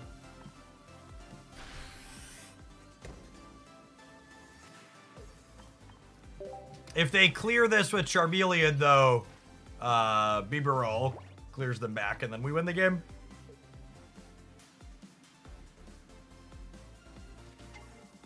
Yeah, cooked.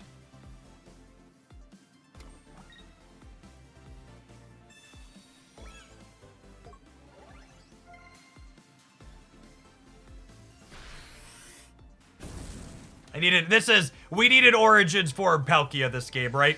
We'd have been able to beat this with a Palkia. We would have been able to go Palkia, hit you, and then finish with this.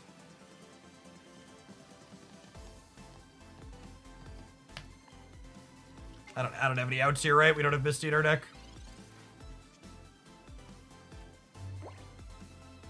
Yep. All right, Bieber, you got one more loss. And I think we're gonna move along. Yeah, maybe two more. We want a few in there. Right about where we started.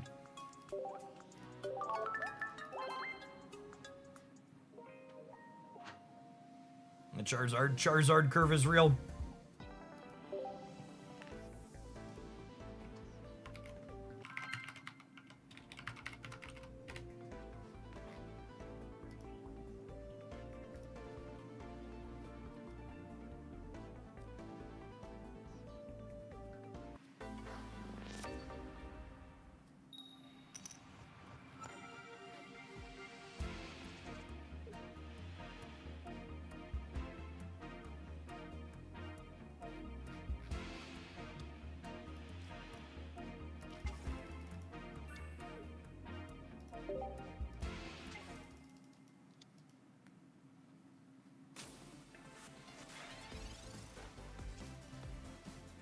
Okay, it's not a bad first pickup. Looking for a baby beaver.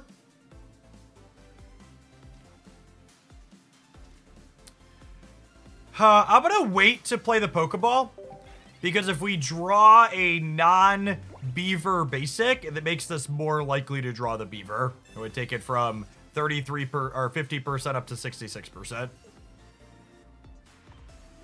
I'm not gonna do anything with the basic this turn, so we might as well wait.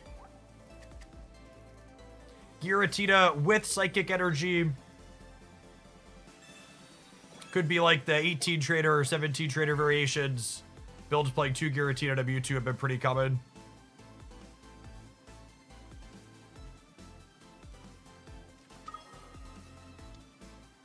Could you play one communication this deck for spots where you're looking for a particular thing?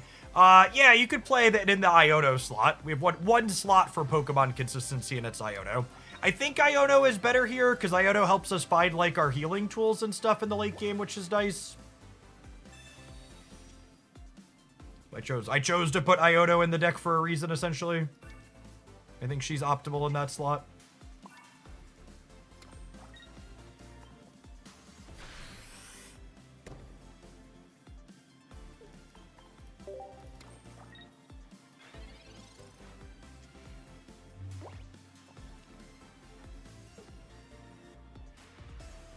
So they're going to start smashing with Giratina next turn.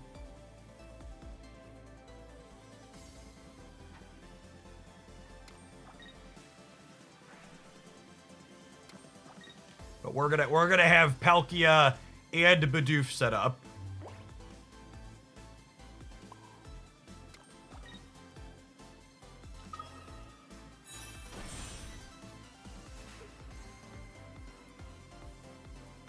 I think I'm gonna put the cape on here, so that way it lives a Giratina shot.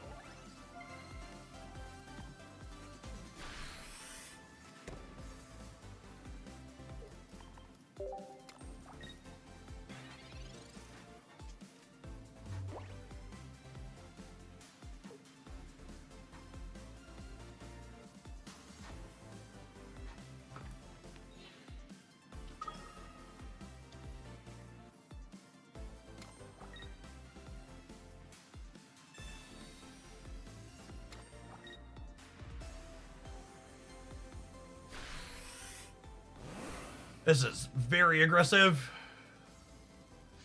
I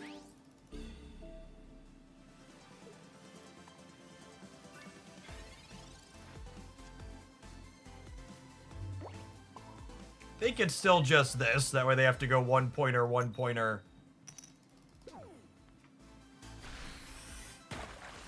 It's unfortunate we didn't hit heads there. Then Bieber doesn't threaten lethal next turn.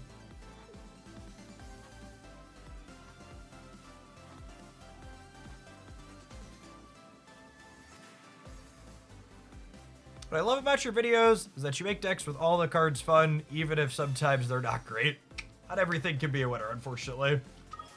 That being said, this game's going kinda okay for us, yeah?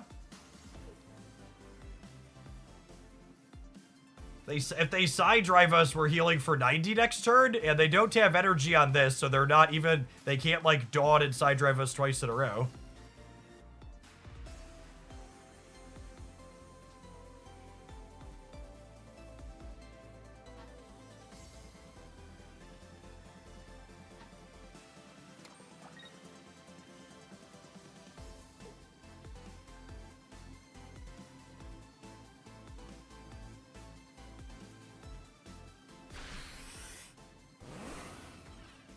I need a cape. Oh, I need a cape. Otherwise, we die to red. Putting my cape out proactively here was a big mistake. Yep. Could have hit a heads on this origin for Palkia to make up for it, but... Oh, feels bad, man. Small mistakes will get you every time. The pivot to their Mewtwo to clear my Manaphy was really smart. Yeah, fuck me. And the problem here is the way they set this up, they played it really well. I couldn't retreat the Bieber and heal it to get it out of Cyrus range without giving up all the energy on it. Yeah, that sucks. We would have won that game if I held the cape appropriately.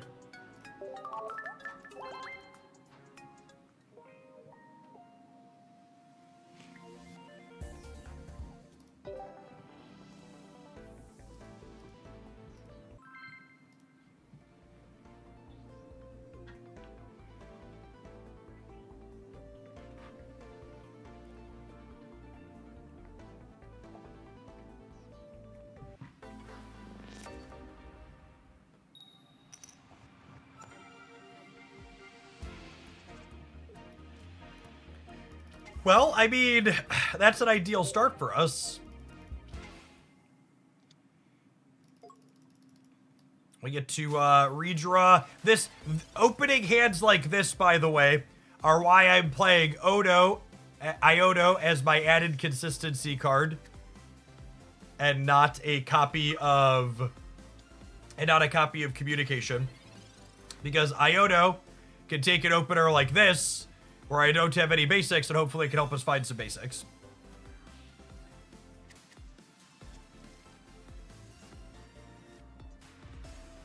perfection.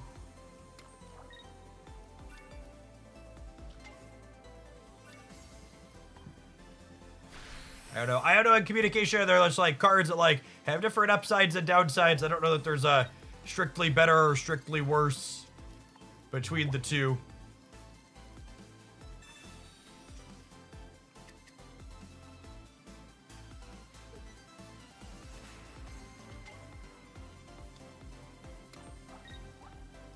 Likely a leaf in our future.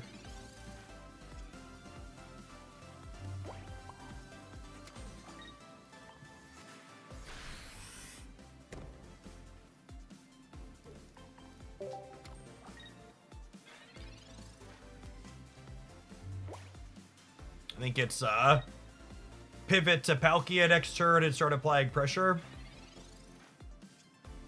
Oh wow. They don't have the leaf. Does it still pivot to Palkia and start applying pressure? I think it is. I think it is.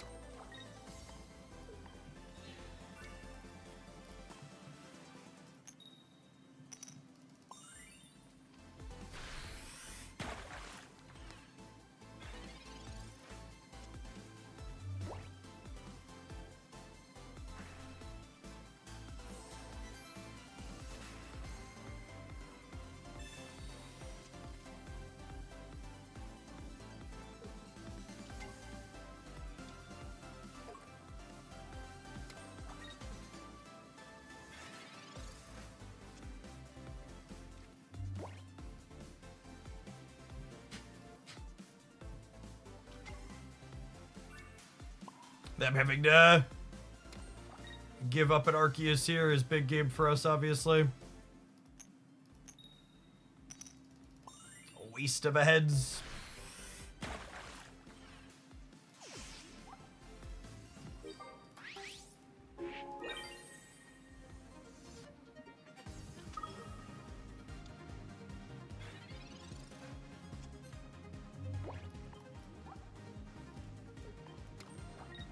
We are gonna need a beaver to be able to win this game.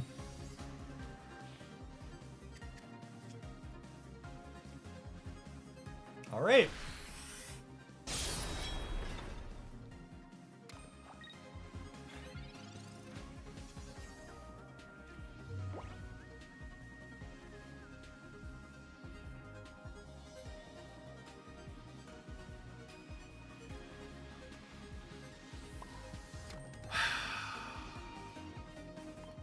Do I Irida this to make them have the other basic? They're already through 2 Pokeballs. I think so. There's two communications in my deck, or there's 2 researches in my deck I haven't played yet that I'm gonna want to play if I draw, which means I'm not gonna have another good window to do this anyways. So I think I take this opportunity to play the Irida.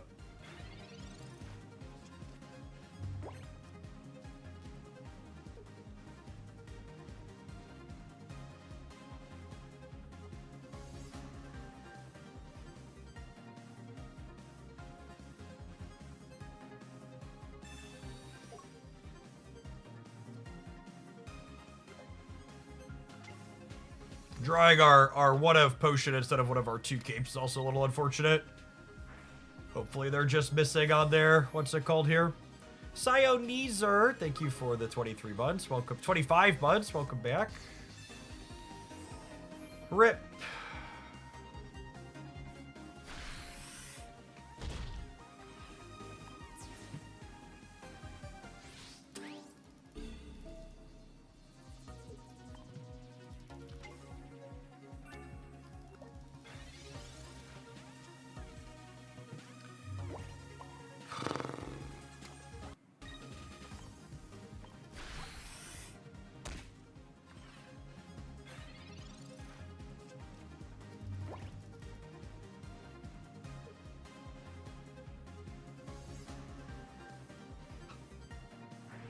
The problem here is, even if we draw Beaver next turn, if they retreat here, we, I assume they retreat to Dialga, get this knockout with Dialga, and then even if we top deck Bibarel, we die to a Sabrina. which they've not played yet, and they typically play one of.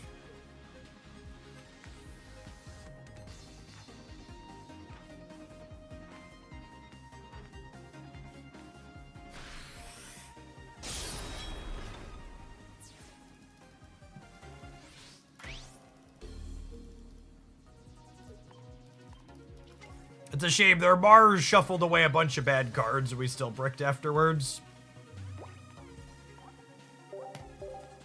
Them turning 3 cards that were bad into 1 card that was potentially good was still beneficial, all things considered.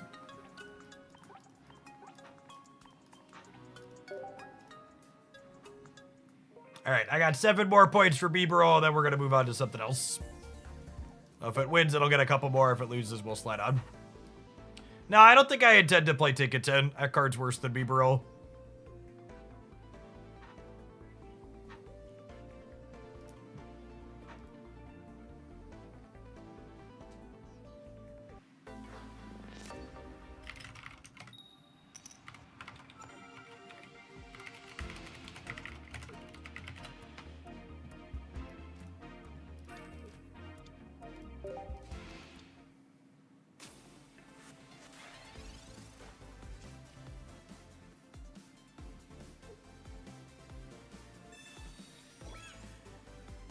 Hey, Harbolt, thanks for the membership on the YouTube side. Appreciate the direct support.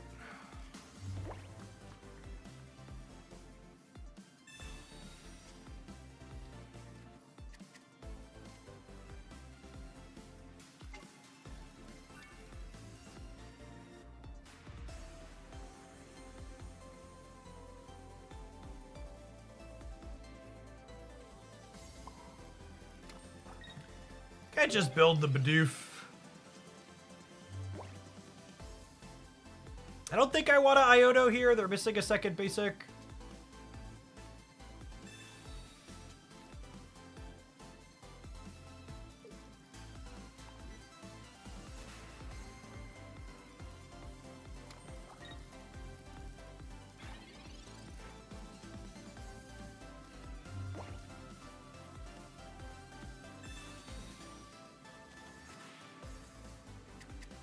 I'm still bricking, so I think we re-go at this point.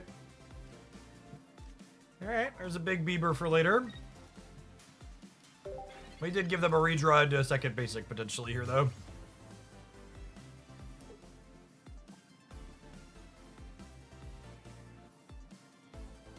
How good are the Into the AM t-shirts? I'm thinking about getting a 6-pack. The biggest problem with the Into the AM t-shirts is the rest of your stuff's gonna feel pretty inferior after you wear them.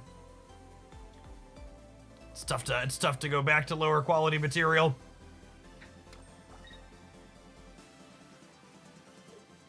Boom! Thank you for the 15 months. Appreciate that. Welcome back.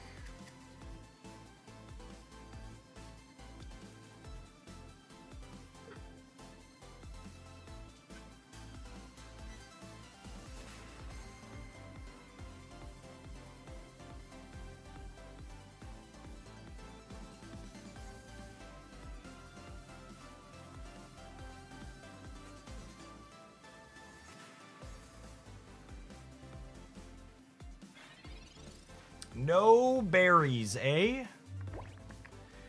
So we finally found a Manaphy, but unfortunately, we don't have our leaf anymore.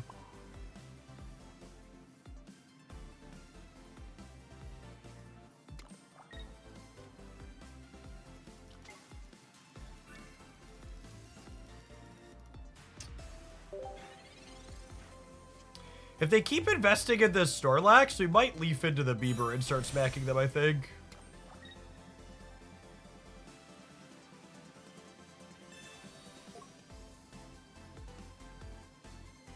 This feels like a strange berry, but at the same time, I guess they're just, like, not going to have another opportunity to really do much with it. Was the shiny Charizard coin the premium pass one this season?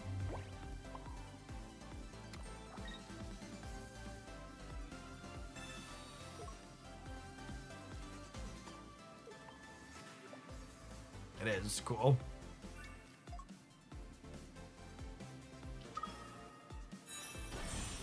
And now if they want to if they want to attack this without another berry, they won't be able to put an energy on here, which means they won't be able to ready to attack with this next turn.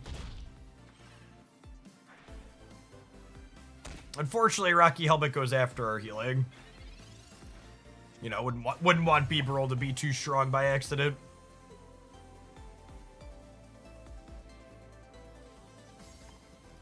They're only 13 cards into their deck. If they don't have another berry, I think we're in an okay spot.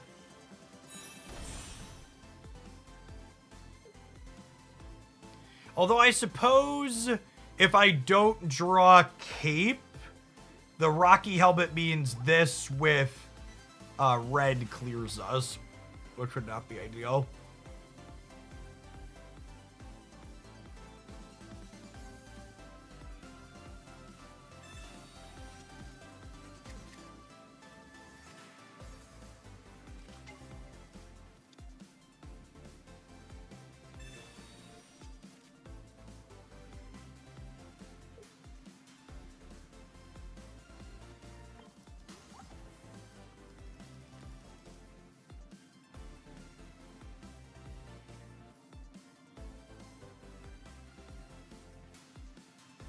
Hey, Kev. Good morning. Thanks for hanging out. Appreciate the support. Glad you enjoy the content. Yeah, that screams red. Can I get my 25%er for a cape? All right, it's more than 25% now. Nice. Not all heroes wear capes, chat, but this Bibarel certainly does.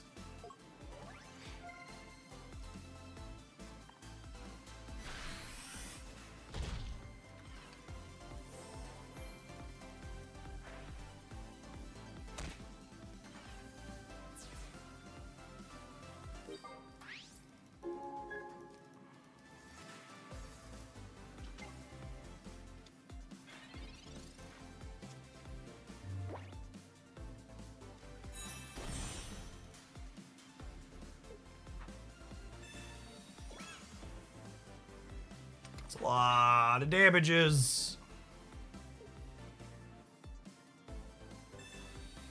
There's the red. We needed the cape to not be dead too.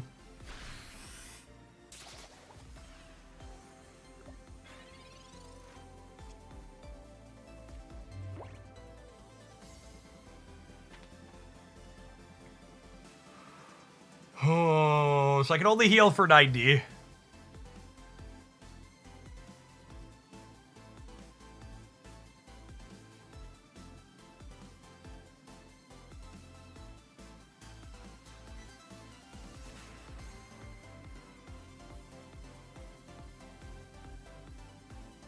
I only have one knockout point.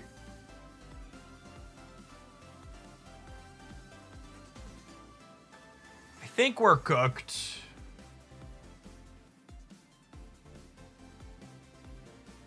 I could like heal up Origin form Palkia.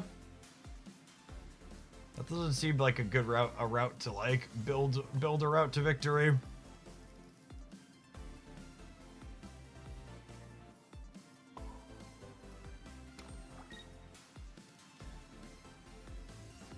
I guess we'll do this, but I think we're done.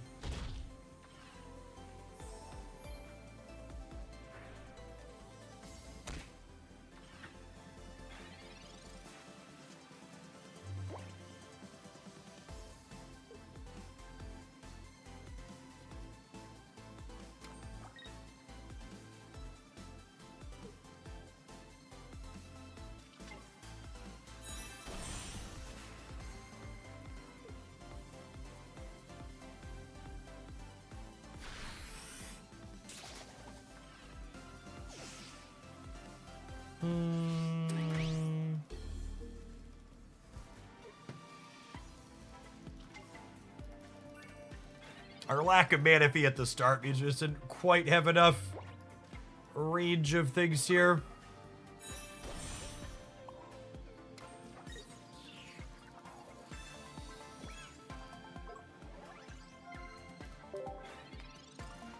Even if we clear this, it just does so much damage, right? We effectively take 150 down to 30, and then we heal. Or down to Sabrina.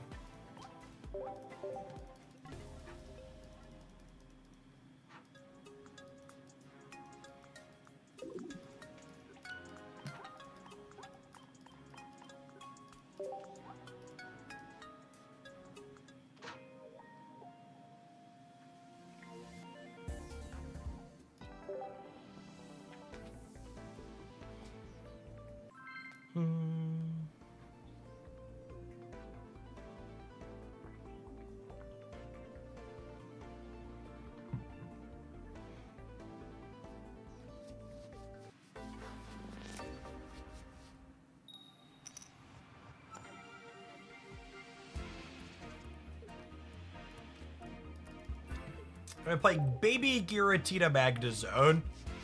Sounds okay.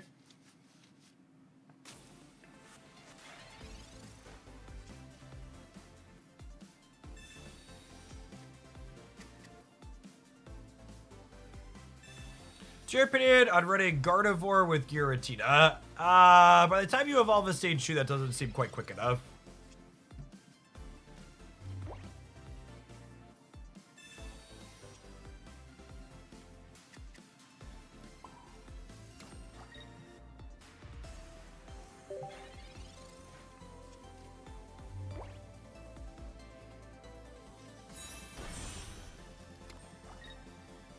Origin form Palkia with a little sustain seems very reasonable against the people trying to do Meowscarada things.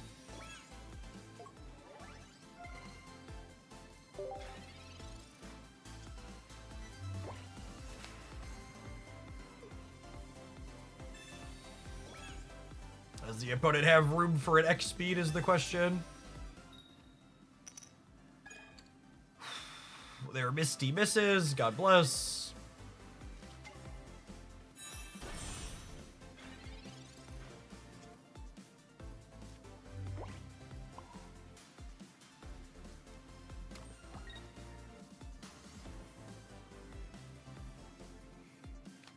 I think I kind of like my hand, yeah?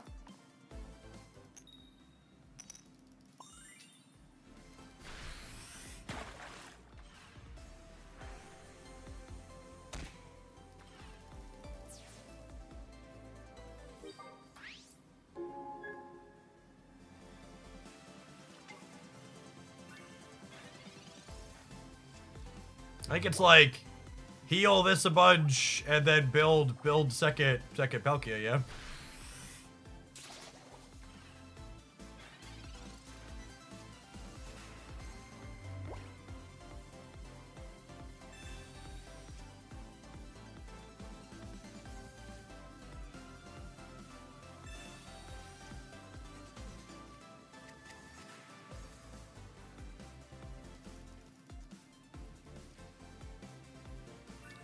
We go first energy, we go potion to survive because red doesn't hit non-EXs.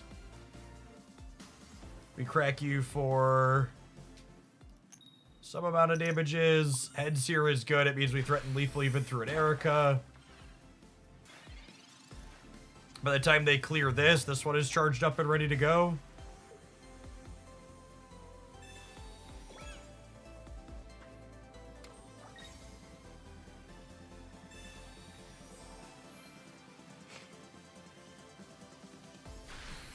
No stage 1 here is real good for us.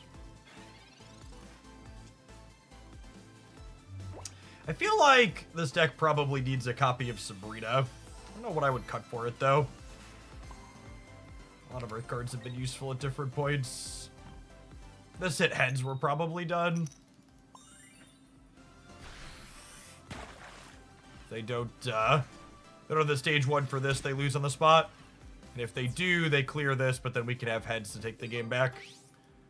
Even if they have it and we miss, we're still in a fine position.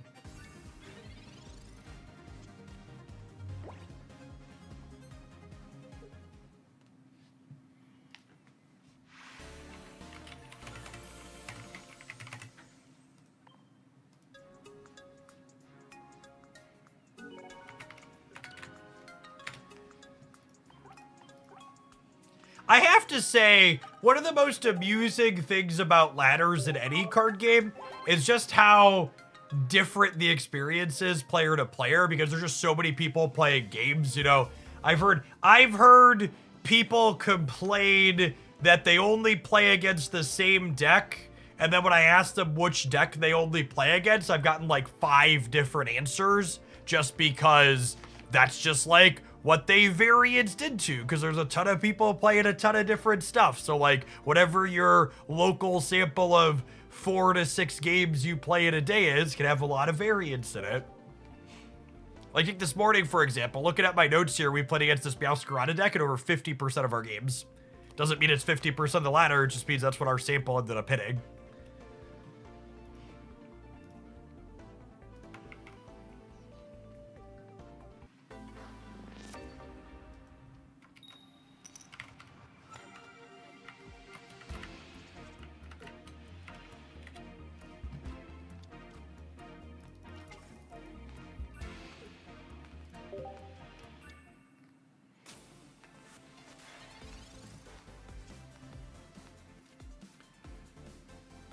Speak of the cat devil and it will appear. So you're saying we need to ban Meowscarada. That's exactly what I'm saying.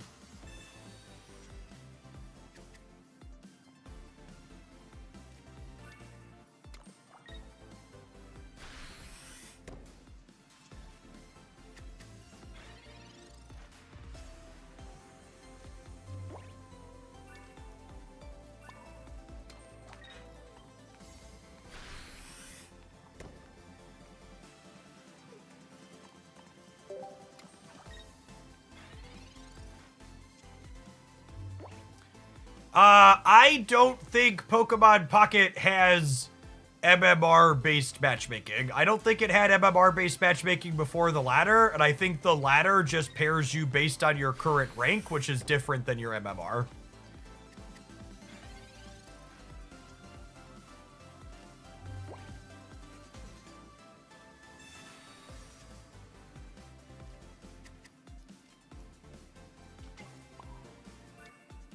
I think I get just both these Palkias ready to go, and then we build Bieber as a finisher in the back as the plan. And then next turn we'll move in to start attacking with this, and we'll start putting energies on this.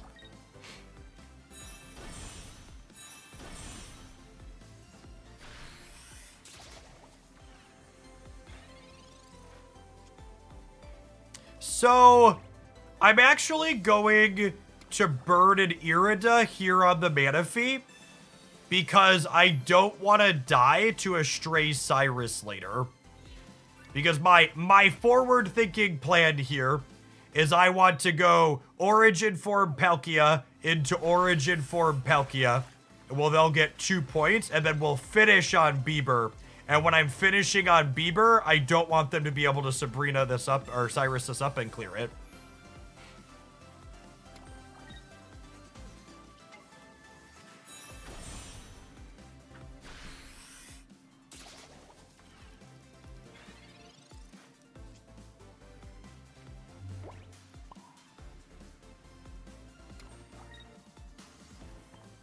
I'm researching before Iodo. Are there any good Togekiss decks? There are not.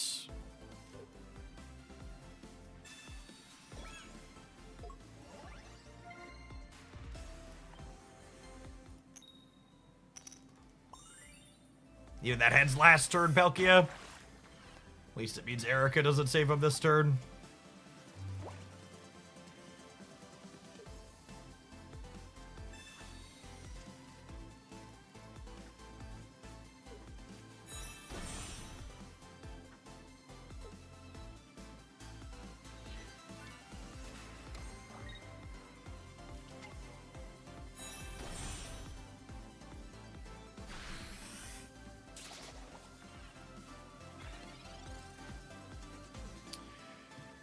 I think I'm going to do the shuffle here as well.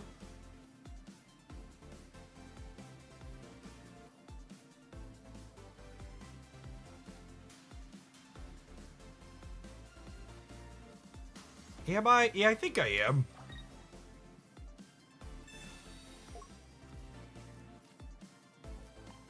Kind of force them to have a supporter. I'm gonna leaf when we shuffle, so that way we threaten an attack with this. Have a bunch of leafs in hand anyways. Oh, missing this heads means that Erica lets them live another hit next turn. That's such an unfortunate breakpoint. They go to 190 after one Erica. No, Erica is lovely for the home team. This gives us a window to get our third energy on Bidoof, so it's going to be ready to attack.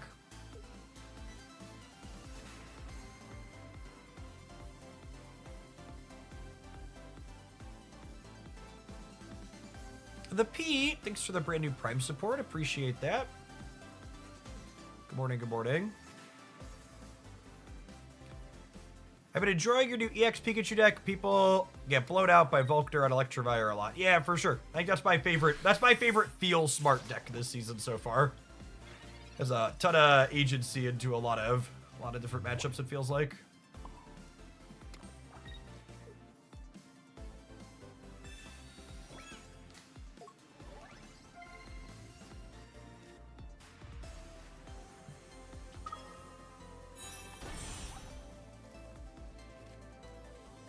gonna go digging for my 1 copy of potion here. So that way we can survive a Beedrill hit. Unlucky. Picking our first point up with this one is solid. Been lurking on YouTube a while. I figured it was time to drop a sub over here. Thank you. Anytime you can poke over and press that button, it takes a couple of bucks from Jeffrey Bezos and sends them my way. I appreciate it.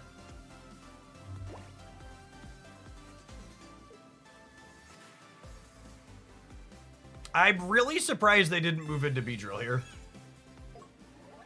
I guess they can always attach an energy and pivot to it.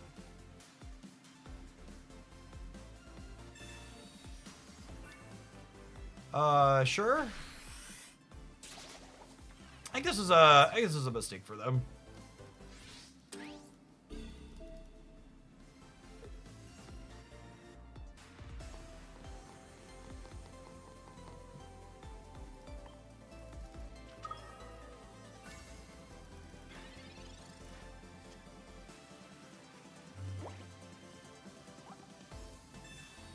Oh, this is a huge mistake for me. I should have Pokeballed first.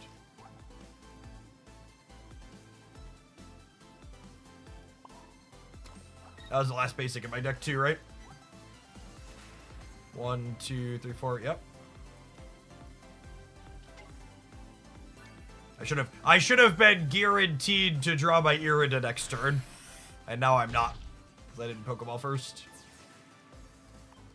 I have one Bibarel and one Erica in my deck.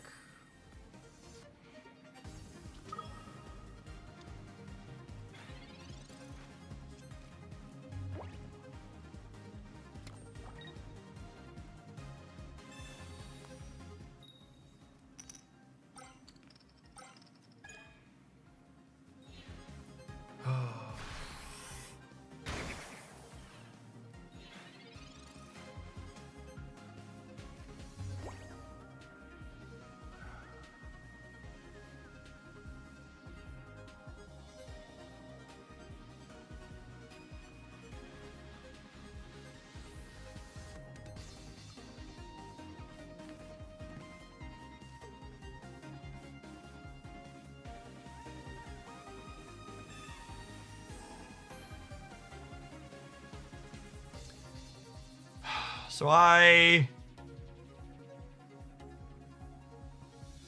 could retreat the Bibarel.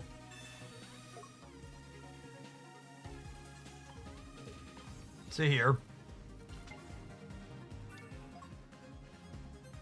And I could do this.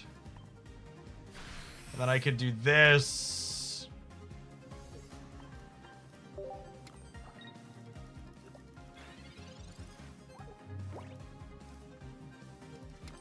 I guess if they have a Cyrus and they drag the Bibarel back up, I'm in trouble. So what are their cards in hand? No, they already played their Cyrus. So they have an Erica. They have an Erica, they have a Pokeball. They have an Erica, they have a Pokeball. What else do we think they have?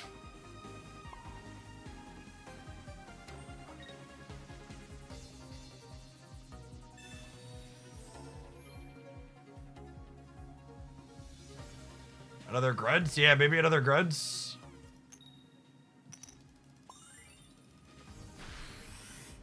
Could be an Iodo, could be a Comms, yeah. Red. Yeah, they probably have a copy of Red. Pokeball Red. Could be Pokeball Double Red, even.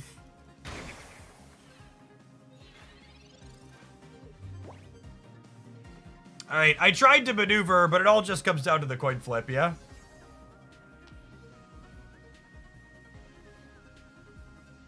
That the stupid Team Rocket double heads, right? If the Team Rocket hadn't gotten a double heads, I would have been able to retreat to this and attack with Bibarel this turn, and I would have been fine.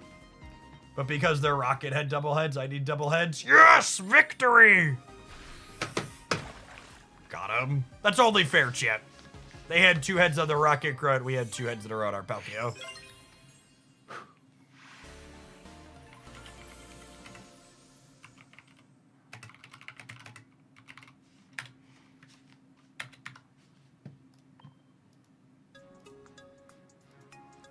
Perfectly balanced as all things should be.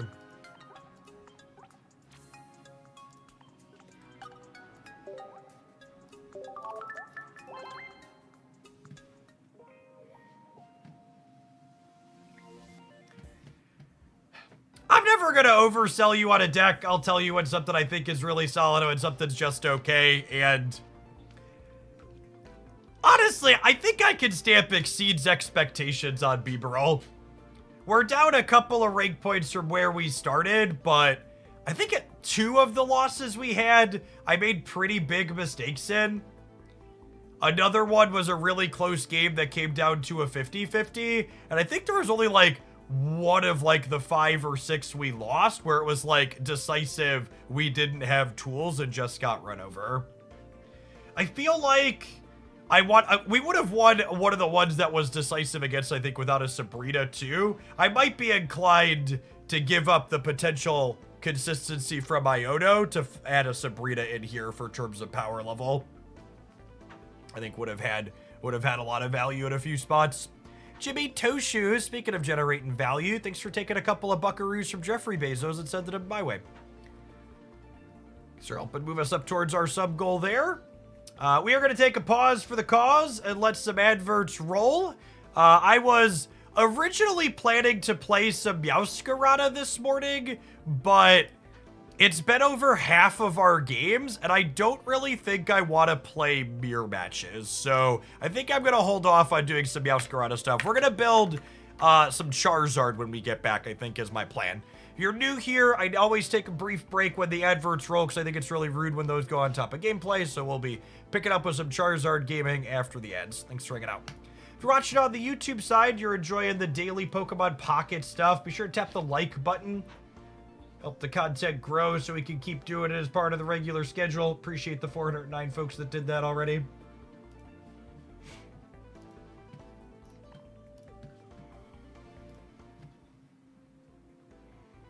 Why all of the Meowscaradas all of a sudden? I mean, it's just one of the few things that's playable from the new set. So people are excited to try it.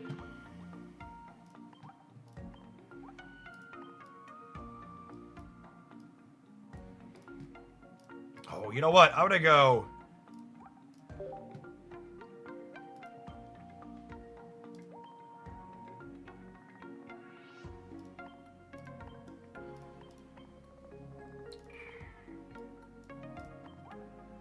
We're gonna play Shiny Charizard. I want the Shiny Charizard coin. Should we get the mat too? Maybe we should get the mat too.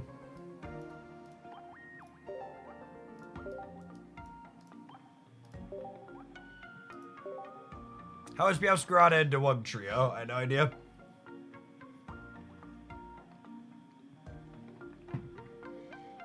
Yeah, the new premium pass basic going with Meowscarada is a good shout too.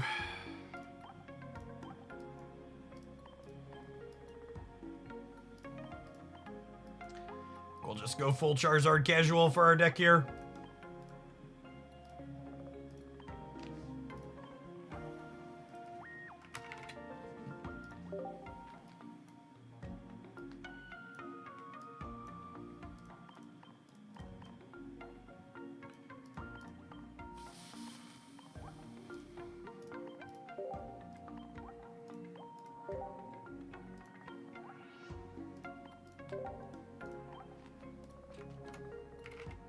So, something I want to try that some of the successful Meowscarada decks are doing is they were playing a full Meowscarada line and then 1/1/1 on Beedrill. And I kind of want to try this idea in some other shells. So I would like to try the full 6 on Charizard, and then a 1/1/1 on Infernape here.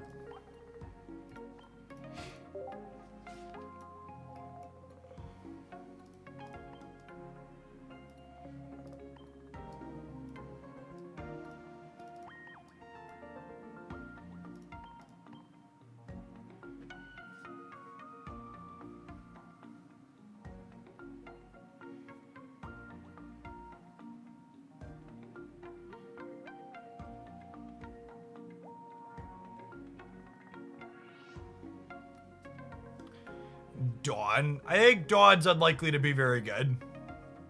Second Pokeball, was it luck or money? Money, obviously. I'm very unlucky.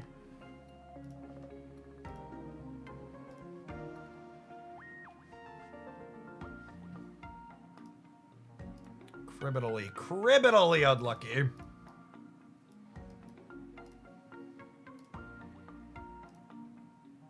Any compelling arguments for our last few slots here? Do I want a copy of Red?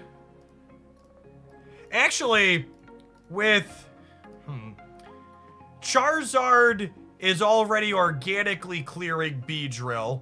I guess a copy of Red lets you clear Gallade one. Sabrina's probably good. I agree with that. Oh, Red's good with Infernape too, though. All right, let's do one Red. I like that.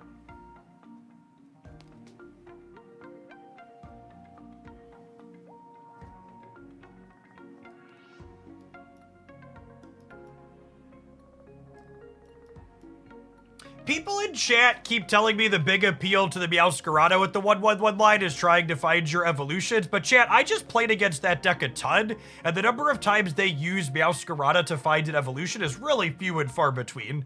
So, like, sure, from a pure theory perspective, I guess, but the way the deck plays out in practice, that's just, like, not something you're remotely doing most of the time.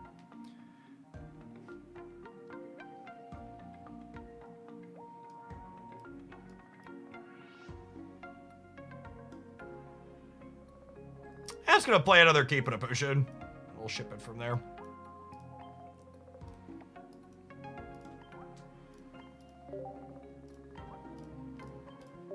Now, I think with the density of supporters we have, Potion and Capes are probably better than Pokemon Center Lady.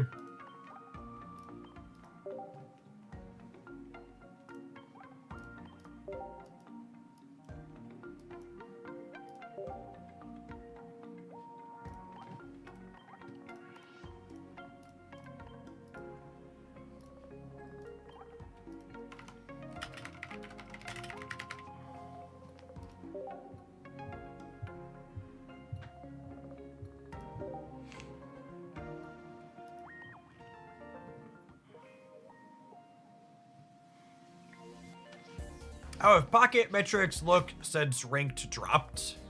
Better. But it's also the set is better too. The set sucks less than the last one. The metrics the day before ranked drop were also good. So they're better than the last expansion by a good measure.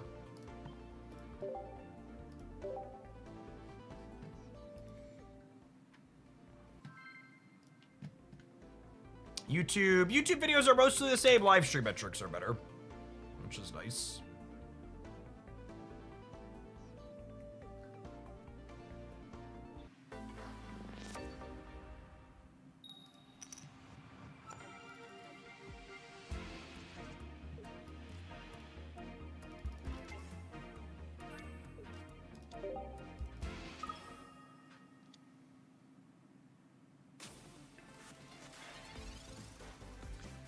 How does this work? They charge, we go energy, we hit you, they charge, we evolve, we hit you, they're ready to clear us.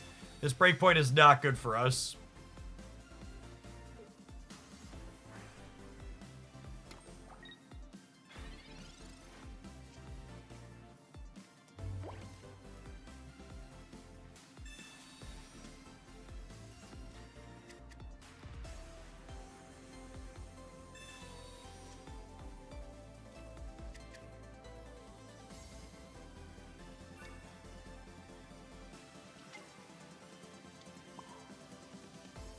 So the way this breakpoint works out back and forth here, this lead Charmander's just going down.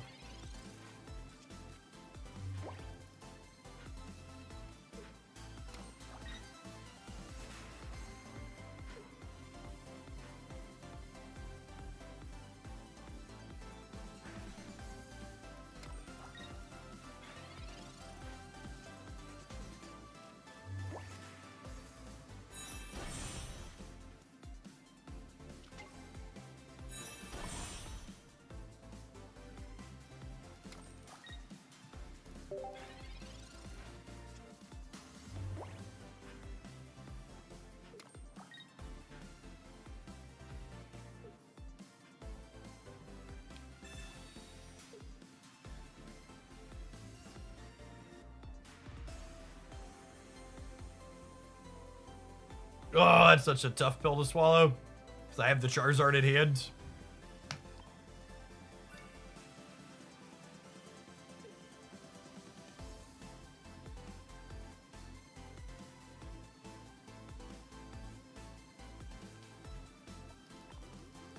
They are all in on this, though, yeah?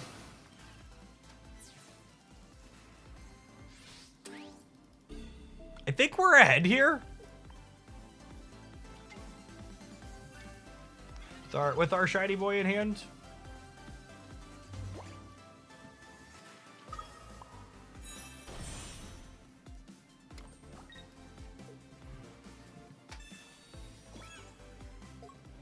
It's like they're never building a second attacker here, right? Like Charizard's taking a hit, but what are they finishing me with? I guess they could play Mewtwo this turn and attach energy to it, and then they deal 50 and finish me. But second Giratina doesn't do it. I believe they are just cooked. Oh, no, wait. With, even Mewtwo wouldn't do it, right? They would need Mewtwo plus red. Team Rocket Grunts could get us, yeah. They would need 2 heads on a Team Rocket Grunt. There's always a chance. It's a reason to keep stacking extra energy on here.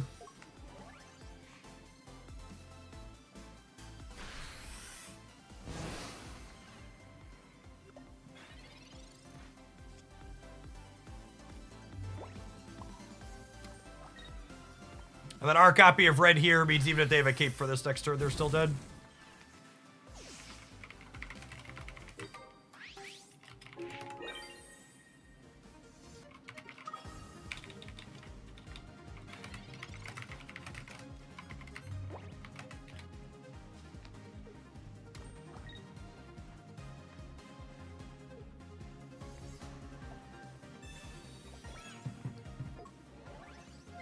Red telling Charizard to finish the job's savor the flavor moment for sure.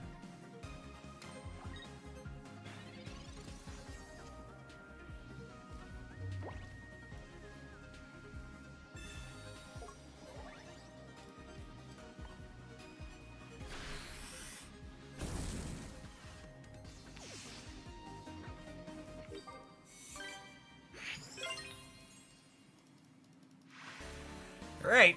Put one on the scoreboard for shiny Charizard.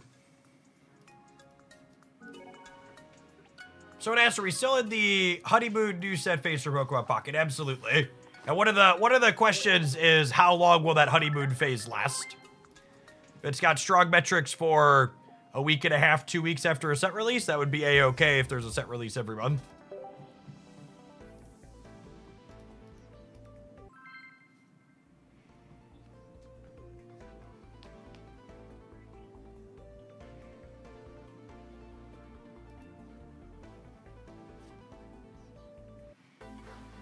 Did you do a patch video? What's your thoughts on it? There's nothing to have thoughts on. Marvel Snap patches don't really add meaningful things worth covering. They haven't in a long time.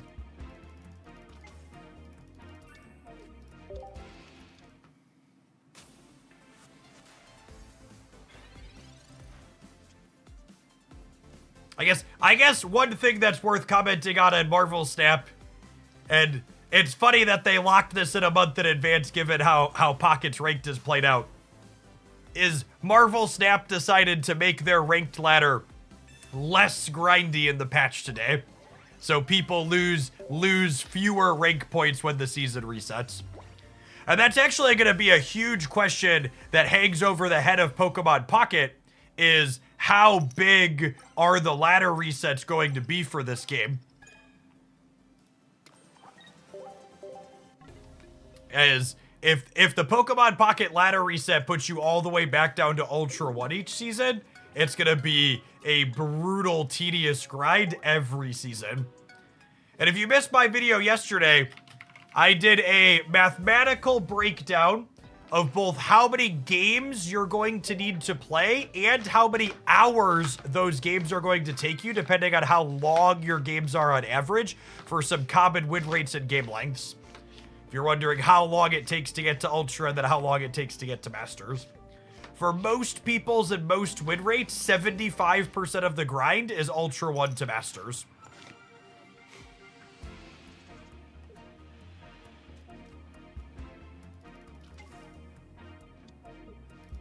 That is the incorrect Charmander to play. This one is flared.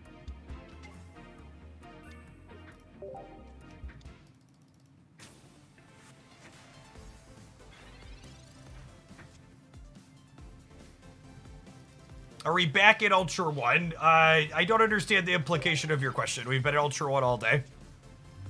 And it ended yesterday in Ultra 1, never left today. The video is a great breakdown and well edited. My editor did a really good job. Went the extra mile on it for sure.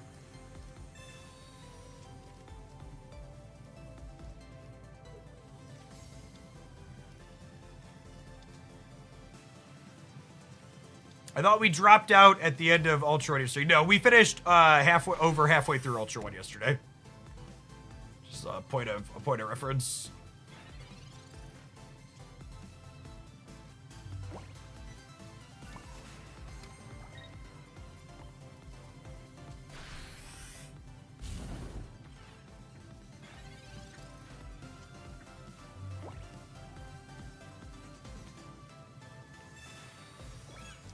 Okay, if we can find a Charmeleon, we get to clear this next turn, and then maybe we have a shot. I think if they get 2 Manaphy activations, we're likely going to be too far behind. But if I get to go clear Manaphy and to evolve into Charizard, that'd be pretty good. Okay, so you're saying there's a chance.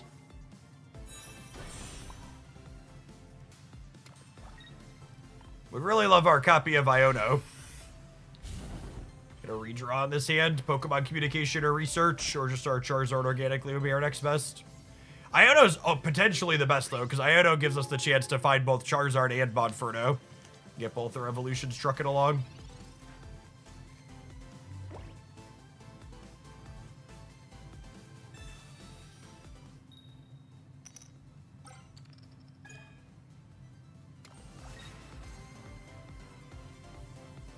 Our opponents have casually flipped 4 Misty Heads in 2 games. Just absolutely and mercilessly cooked.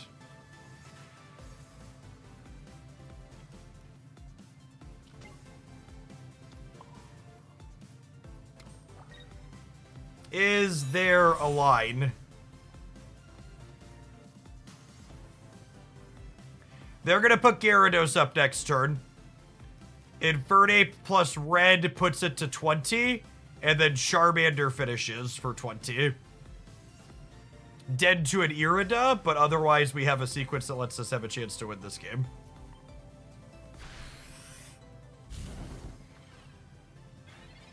Jamming, thank you for the quarter of a year. Welcome back. I've been playing Iono over Pokemon Communication. I'm pretty confident 1-in-1 is ideal with those.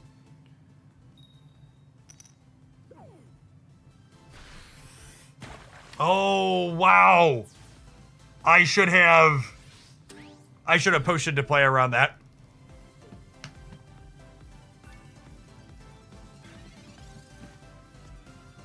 Oh, and then we would have had the Charizard too. Rip.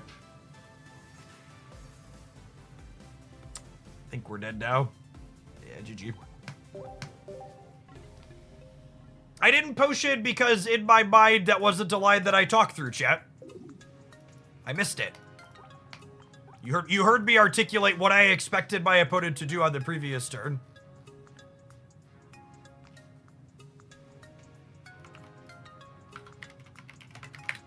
And I'm human, and I miss things.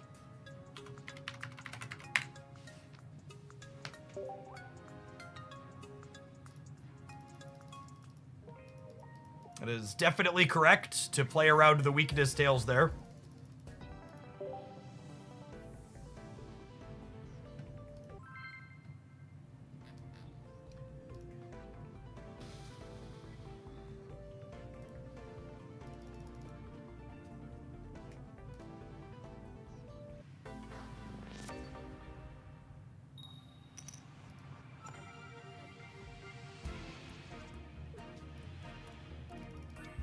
Starting out our one monkey is sad.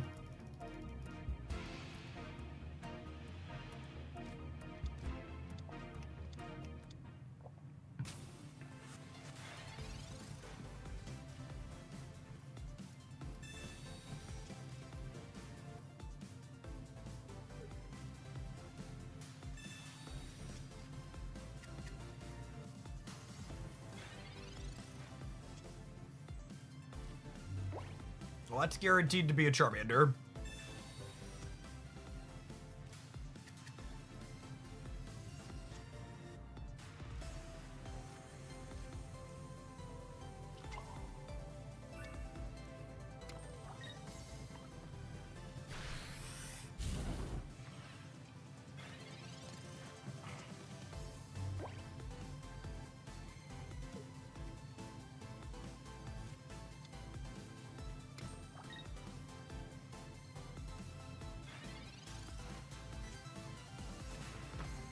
Interesting. Yes.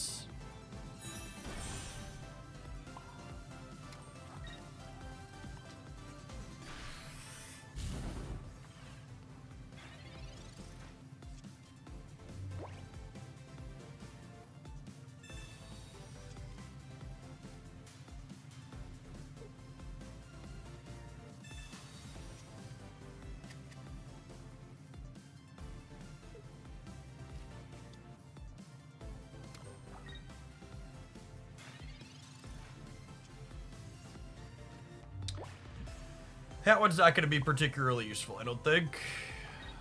So we swap around here. We go Charizard, Stoke.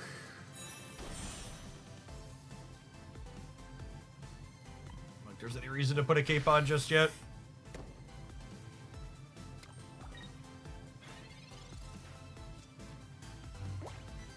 So we have one full, we have Charmander, Charmeleon, and Infernape has 3 Pokemon left in our deck. Oh, they're playing X-Speed. That's interesting.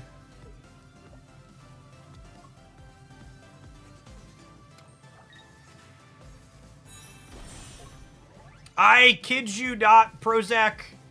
The very first time I did a Pokemon Pocket stream and play... Actually, the very first time I played the game, I sent my contact at the very first feedback I gave my contact at the Pokemon Company was there absolutely needs to be a setting to disable the constant zoom in and zoom out in this application.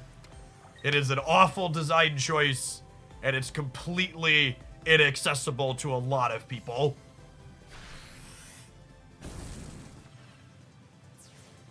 The fact that the battlefield does not stay at one zone is completely unacceptable. I do not remotely understand the design decision to have that be, one, something you do to begin with, but two, not be like, oh, we should accommodate people that have motion sickness.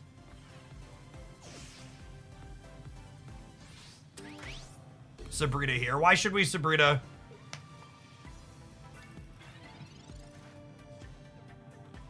What does the Sabrina in that instance matter? Why does the cape matter?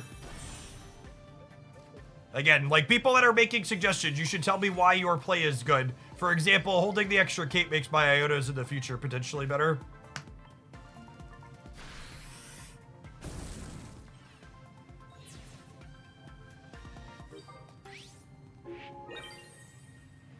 If you Sabrina, you take a Lucario. Okay. And why is taking a Lucario good? So, like, yes, you are telling me a legal gameplay action. Sabrina takes the Lucario, but why is taking the Lucario something that's worth doing?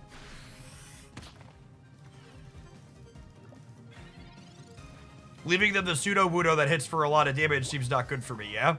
Although, conveniently here, if they have a red to follow up, we do die now, yeah?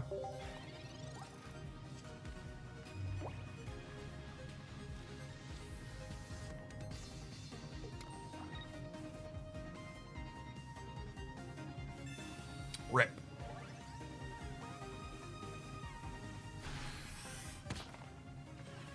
It's 20 less damage. It's not 20 less damage because Lucario, what's it called? Pseudo-Wudo hits for 50, yeah?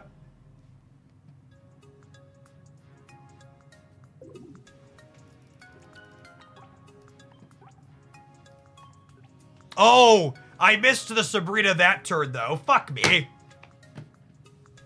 I'm giving you a timeout. So long, Dave.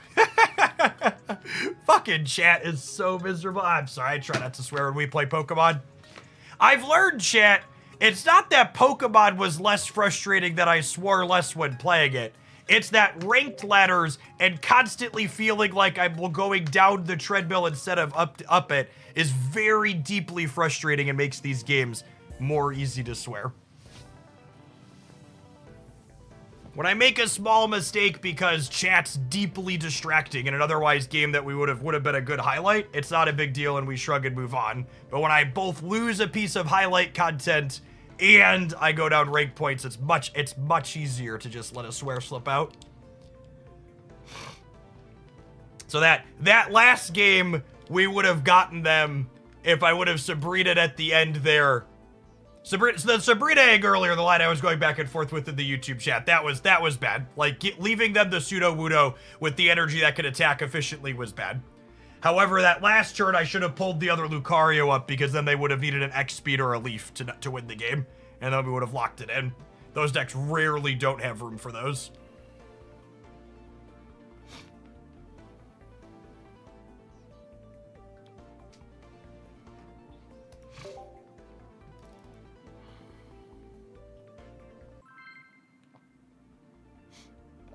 Oh, yeah, Leaf wouldn't have done it either. They would have needed exactly X speed. Yeah. Good call.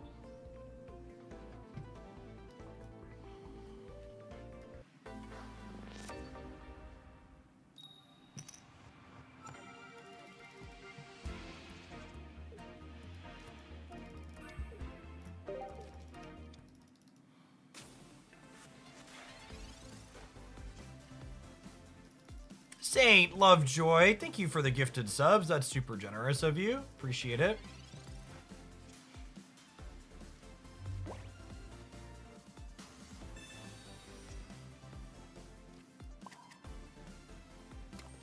Energy on Monkey, Charmander on the bench. As much as I don't want to give them a target for this, I do want to get this evolving.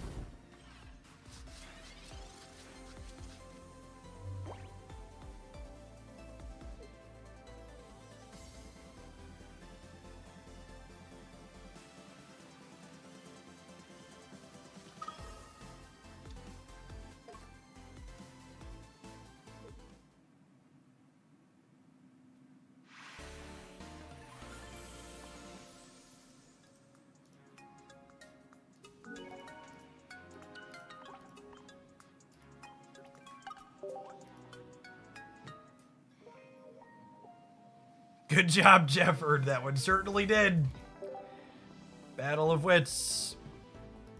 I did not play Meowscarada today because the first hour of the stream we played against over half Meowscarada decks and I don't really want to play a bunch of mirrors. Maybe if that calms down here for the next little bit, we'll try it later, but unlikely.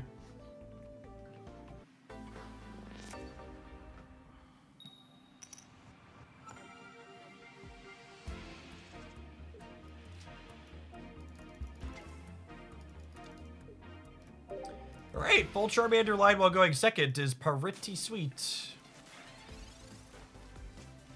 20U, 40U, Stoke and start 150ing.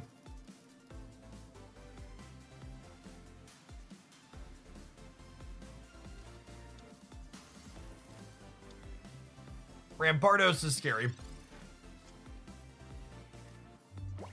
If they have Rampardos on curve, that probably beats our Charizard on curve.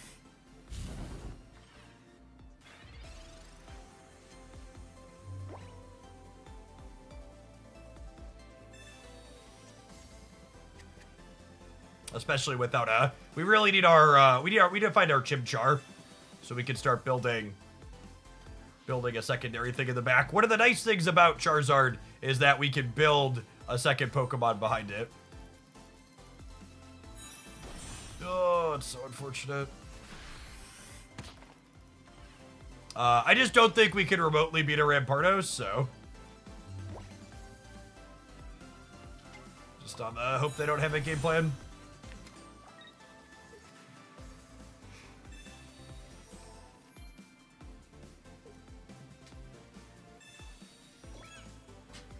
Although that is the shiny Charmander. Yeah.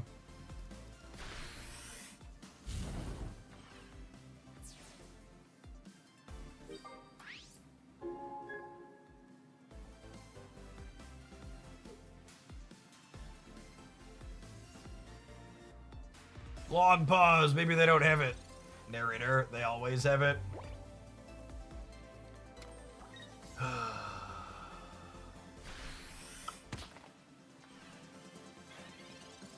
Sometimes lucky, rubber ducky.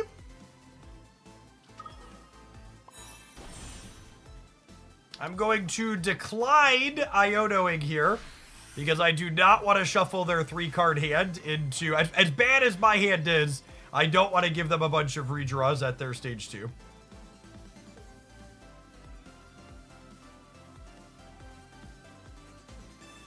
Clench!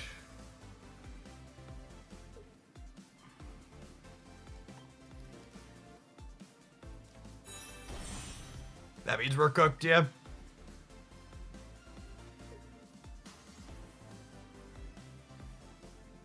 I have to a basic this turn. Either of our basics would be fine. We have 2 Pokeballs in our deck here still, too. Iono is slightly more likely to hit the basic, but their basic has way more upside if I keep my stage 1s in hand. Oh me, oh my. Oh me, oh my.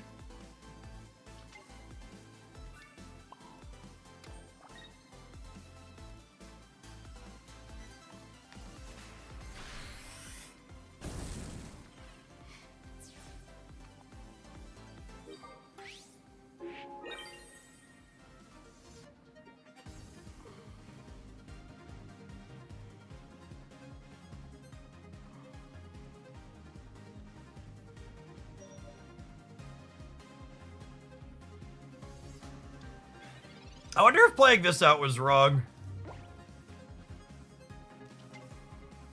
Possible.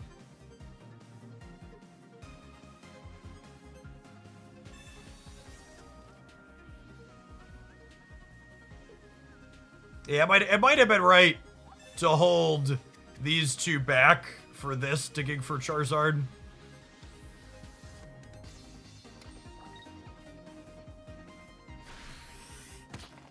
This also gives them a Sabrina target.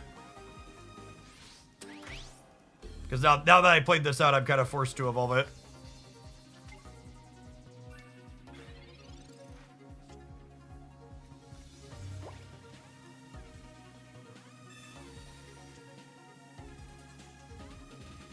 Ah! I went out of the wrong one.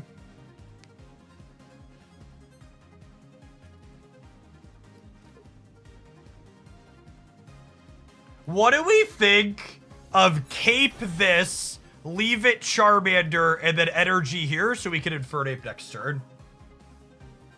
Crazy like a fox? Crazy like a fox.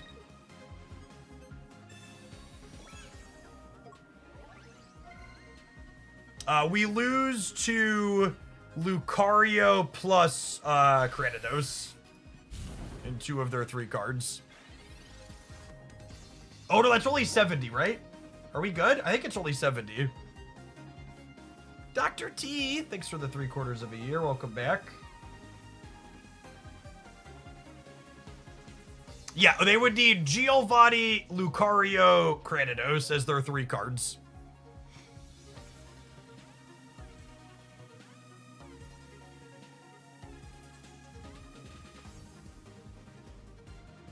Some good decision points this game. Sweet one, regardless of the outcome here.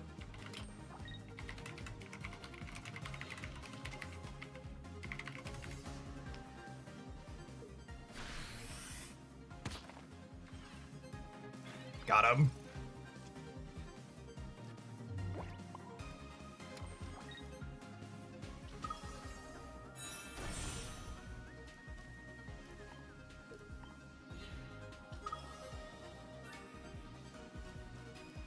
I didn't evolve to Charmeleon because Charmeleon has a retreat cost of 2. So if I evolve to the Charmeleon, I can't retreat it.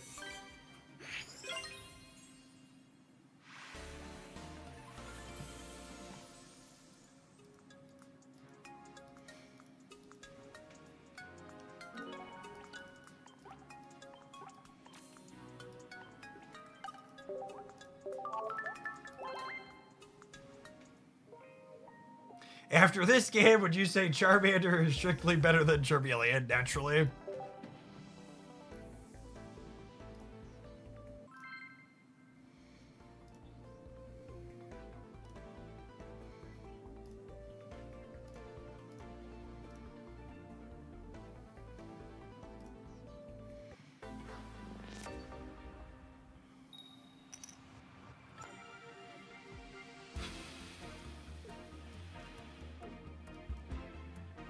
All right, 1, 2, 3.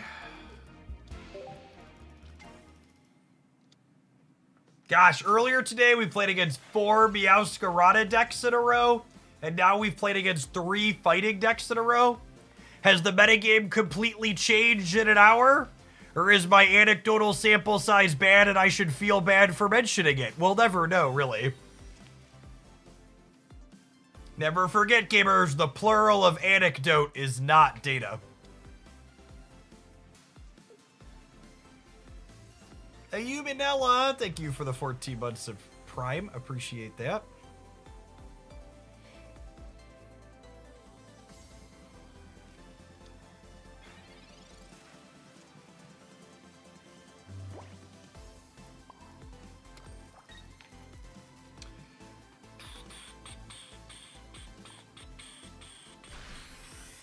Is Sabrina now good? Why would Sabrina now be good?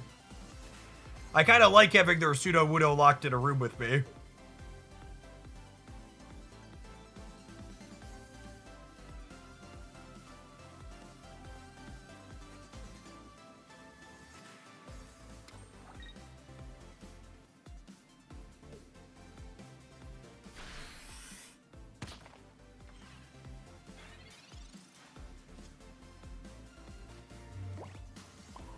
Now this turn, I'm feeling kind of inclined to Sabrina them. Get some damage marked on the Hitmonlee. Although I guess if I don't Sabrina them here, I could go Combustion, and just clear the Sudowoodo. Has some appeal. Just like wait to Charizard.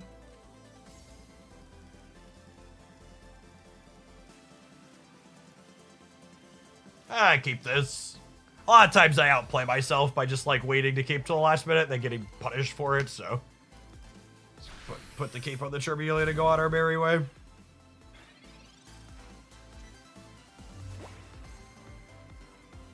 This is one of those spots where GA Charizard would be better. Wouldn't mind having a deal 60 here.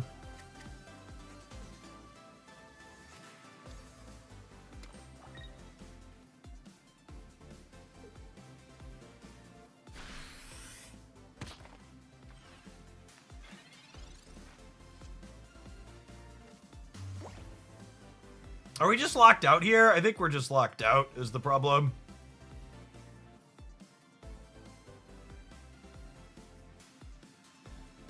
I don't see a path.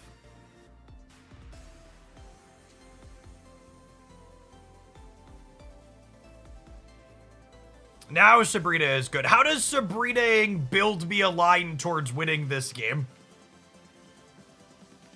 How do I knock out Sudowoodo and survive a hit? Again, like people who are telling me to take, I'm gonna play this game out just so people can like see that all our game actions lead to us dying. But like, why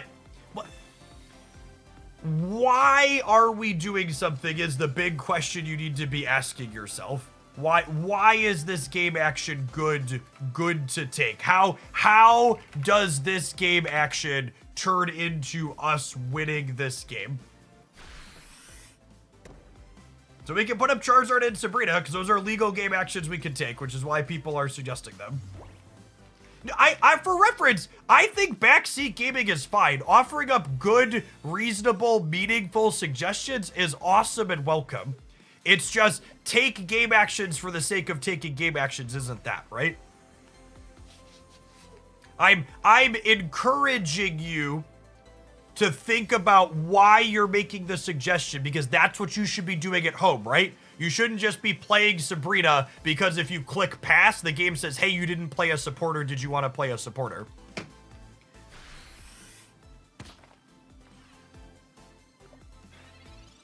Was Iono better to fish for another basic? Maybe. Maybe building another, any line we have that works for victory probably involves looking for another basic. The problem with Ionoing last turn is that they're bricked on Cranidos, so giving them redraws out of...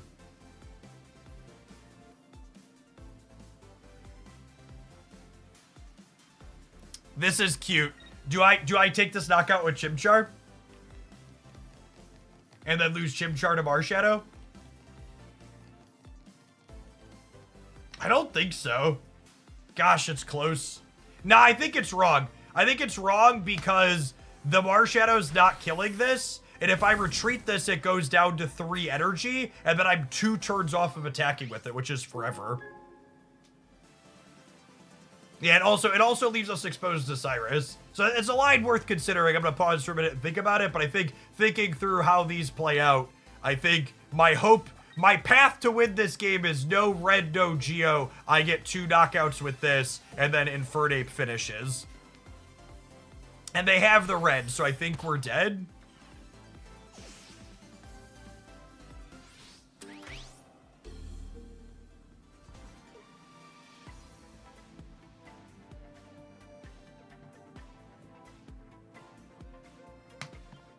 I like that I asked the person to explain why we should Sabrina a little bit ago, and the line they found to explain why we should Sabrina involved attacking with Charizard for 4 energy. My dearest gamer. My dearest gamer!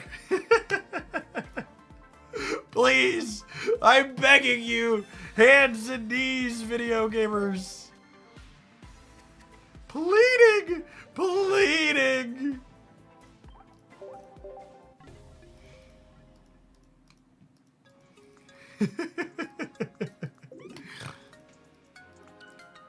And that the type of forward critical thinking I'm trying to encourage chat to do is you shouldn't just be taking game actions that make you not lose the next turn.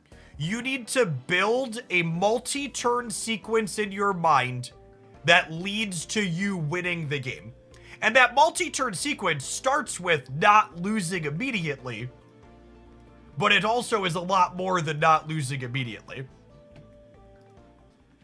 Is there a permutation of cards my deck can draw and play that turn this current board state into a win? And when you're thinking about that, there's going to be things like, okay, I can, this is my line to victory, and it can beat Giovanni, but it can't beat Red. Or it can beat Red, but it can't beat Cyrus. Or it can beat Cyrus, but it can't beat a Giovanni. Like that, those types of thinking in the permutations. Have you faced any bots in Ultra Ball? I actually haven't had any bots since Pokeball. I've heard some other people say when they hit big losing streaks in Great Ball, they got bots, but I did not experience any there.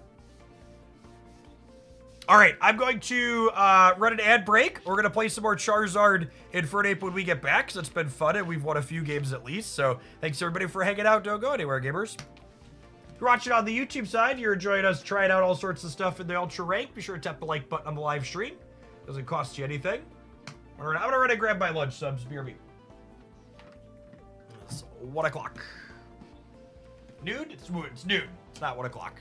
Apologies to any Central Timers I just scared. Whew. Look, I even have a shirt on chair, so you'll feel at home while I'm gone. BRB.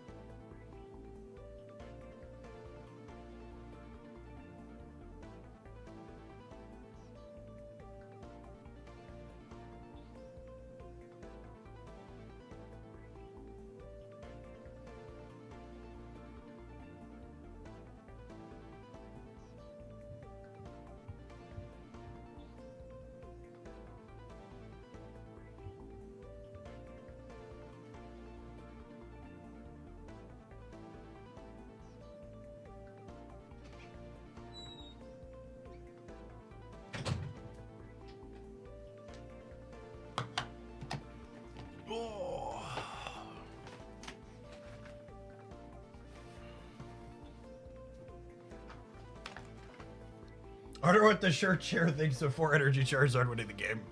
It's good. Asking the real questions.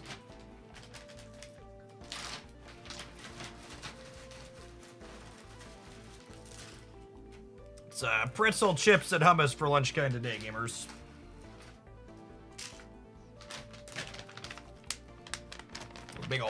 Big old bag.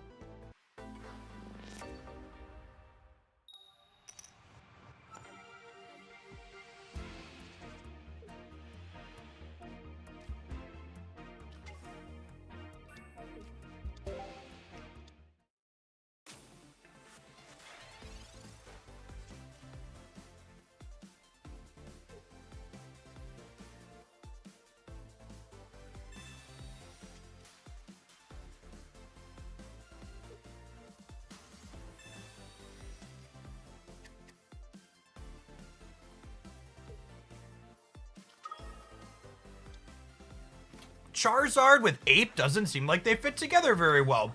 My dear gamer, instead of showing up into my stream and telling me you think my deck is built poorly, perhaps consider articulating yourself instead of just having a vague appeal to authority.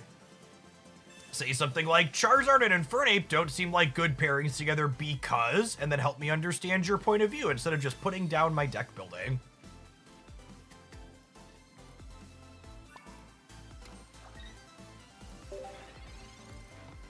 Lactrodectress, thank you for the 19 months. Yeah, this has been chat's been in the rarest form since we switched over to sub-only mode. Ranked has got gamers on one. They are not okay.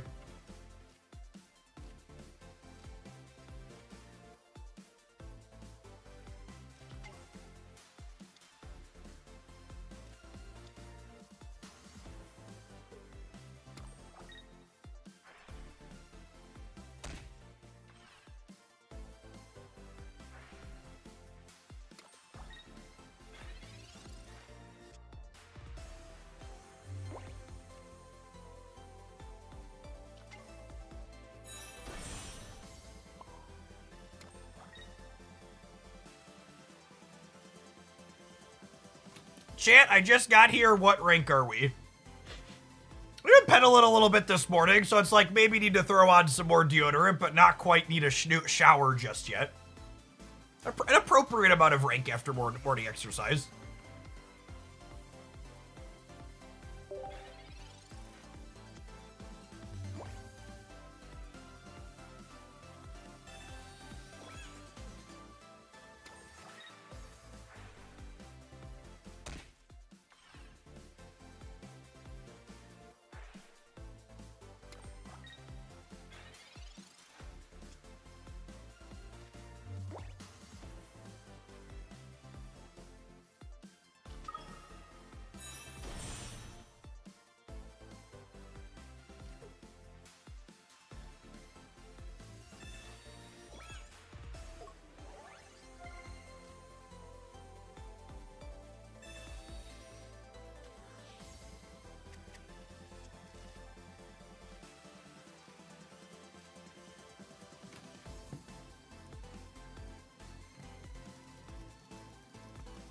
We're hoping for our other Infernape line here. I think Charizard is unfortunately not going to be enough to carry through all of this extra damage they have stacked up.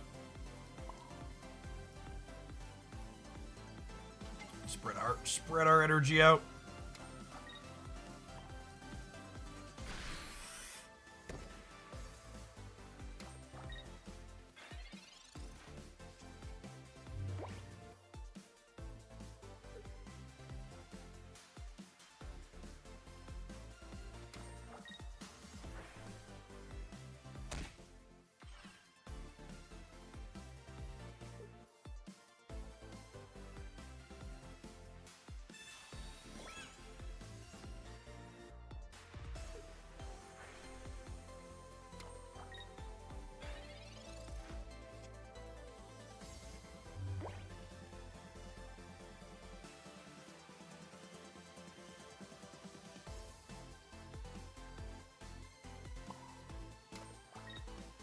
think I potion and stoke this turn. So I think I want to give myself the chance to have Infernape as a follow-up here.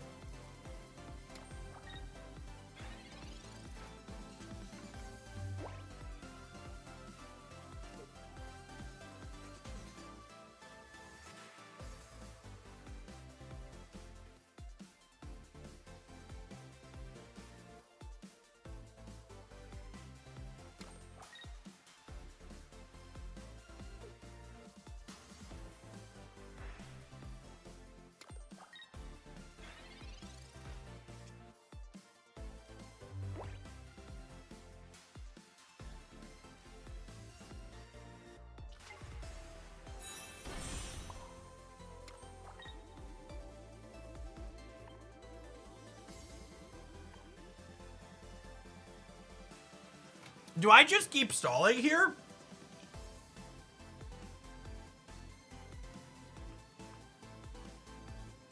They can't kill me, right? How do they kill me next turn? They go energy. It involves an X speed. They would need like X speed. There's no way their deck with all 2 retreat cost plays at X speed, right? But like energy. They could hit me with the Sabrina, I guess. Oh, I forgot to stoke. It doesn't matter. I'm excited for them to flip a bunch of heads in a rocket and have it matter, but.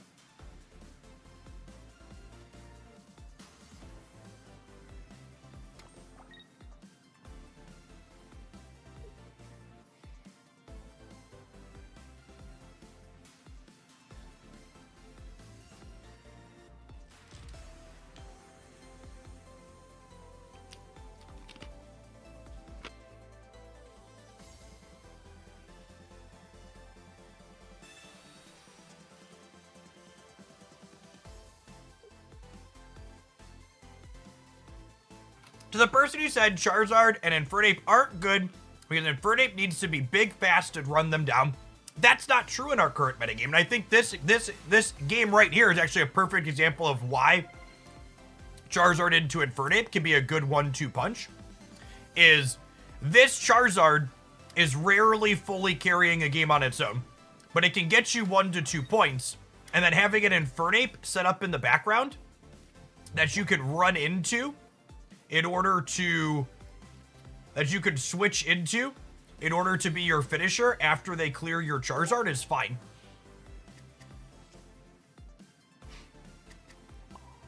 So having another Pokemon that can be our big finisher behind is very reasonable and serviceable. Do I play this their Charizard out? Probably, so I don't get Iono'd out of it, yeah. It's sad that I have to tell them it's here. But now we get to start blasting.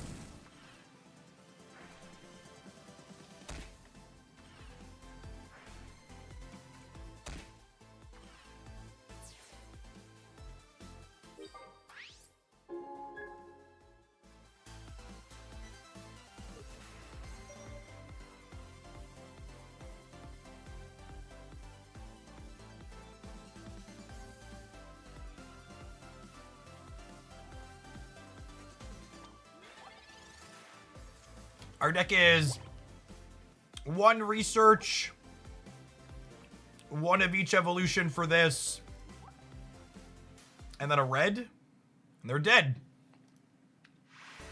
And obviously, we ended up having second Charizard, and they were a control deck, so we had time to build second Charizard. But in a faster game, the Infernape would have also been better if we had that line. So I don't think you can build this Charizard as a way to carry the game completely on its own. So you need a second thing behind it, and Infernape is a good second thing behind it in this metagame. It's 140 damage, especially in tandem with a copy of Red, clears a lot of the EXs that you want to finish in this to get your wins.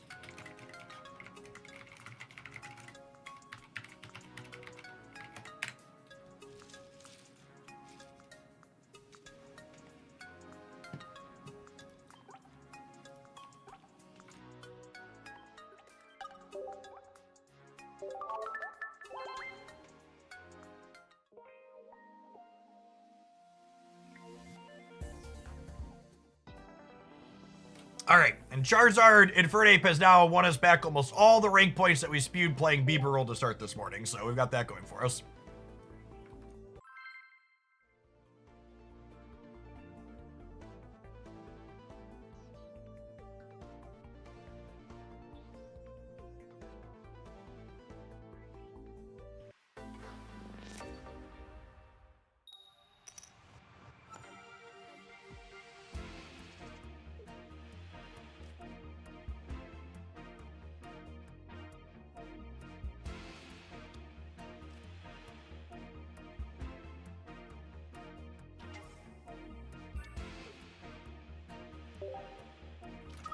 Who paid you money to play Bibarel in ranked?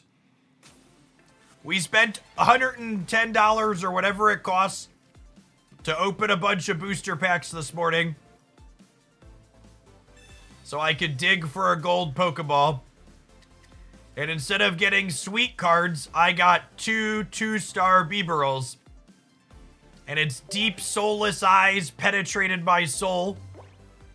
And it threatened to take my soul since it lacked its own, unless I was willing to play it inside of ranked. And obviously I enjoy having my soul, so playing it in ranked was the only option.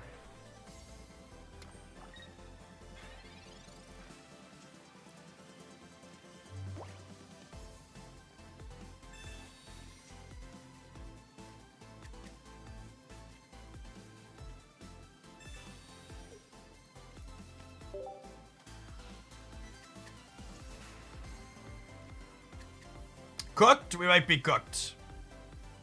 Our Iono and our communication reminding us that stage 2 Pokemon, still not very good, gamers.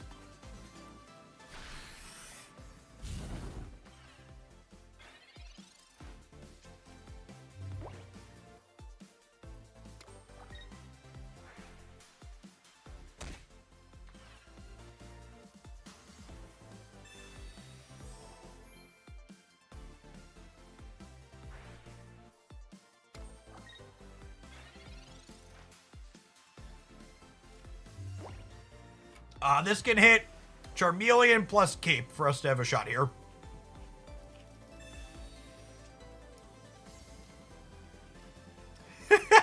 What? Oh, stage 2 decks. Stage 2 decks.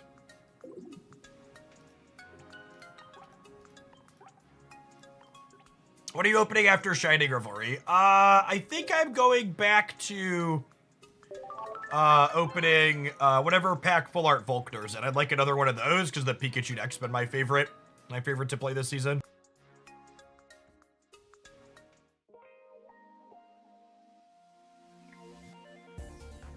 Someone asked, do you think you will incidentally hit Masters with how much you play? We're going to go back to doing half Pokemon, half Marvel Snap days here with the Snap season rolling out this afternoon. So I honestly wouldn't be surprised if I don't make it to Masters with how grindy they've made it, just because I don't really want to sit here and play 16 Trainer Wug Trio for 20 hours a week on stream. That sounds like a really good way to be bored.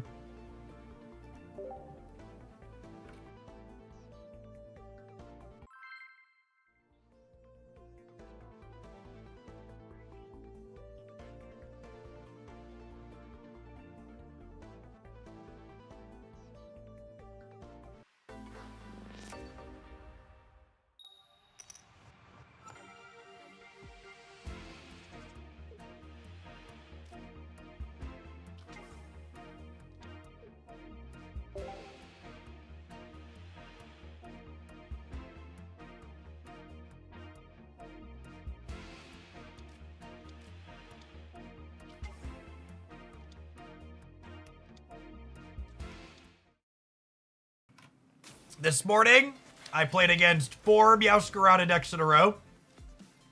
And then we played against 4 fighting decks in a row. And now this is our 3rd Darkrai opponent in a row. It's incredible how fast the meta shifts. Or maybe my sample size is bad and I should feel bad for bringing it up. Really, we'll never know.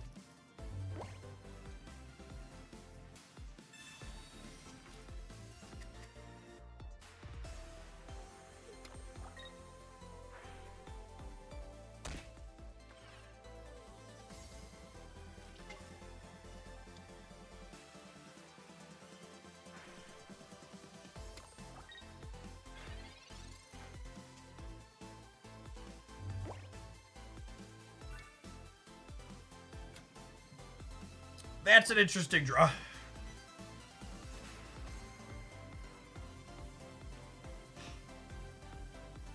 Because I wanted to Iono.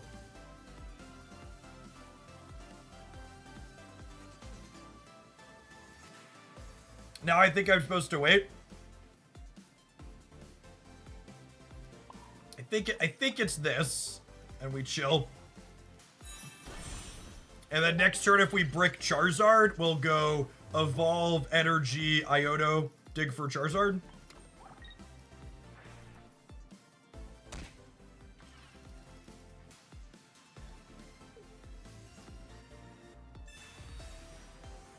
Oh, wow.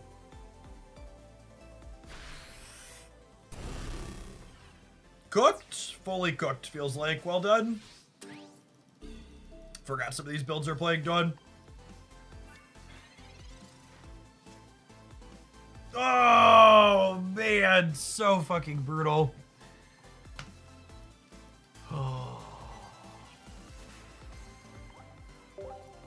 This is why we're never gonna get to Masters on stream. So my heart says to play Charizard.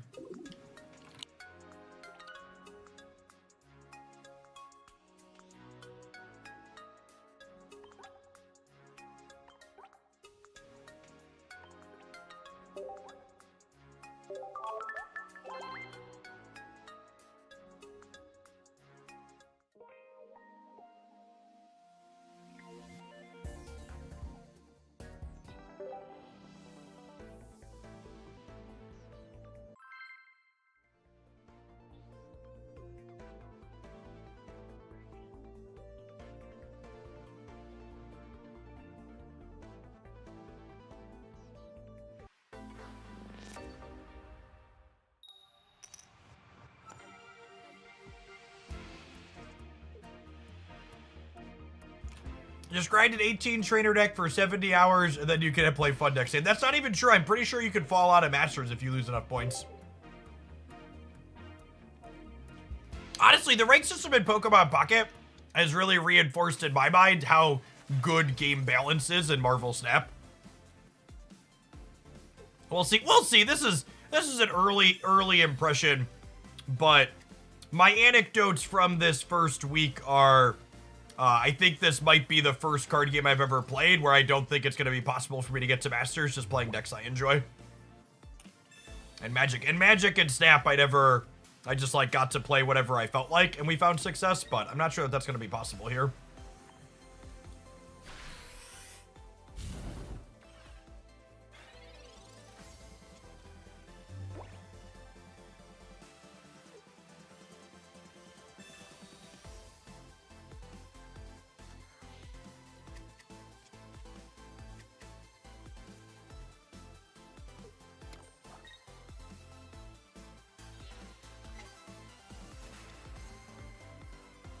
I mean, a lot of looks at Charmeleon next turn. A lot of looks at Charmeleon.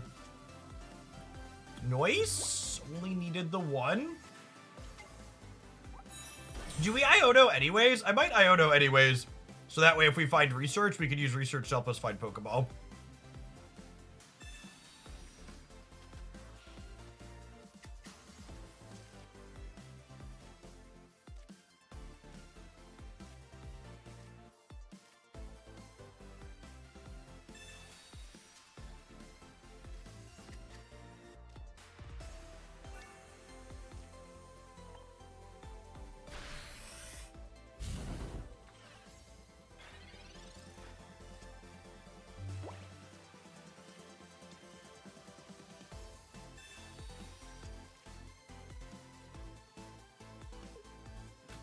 Only whales are going to be able to afford to play if they keep releasing sets at this rate. So, it depends on what you mean by afford to play.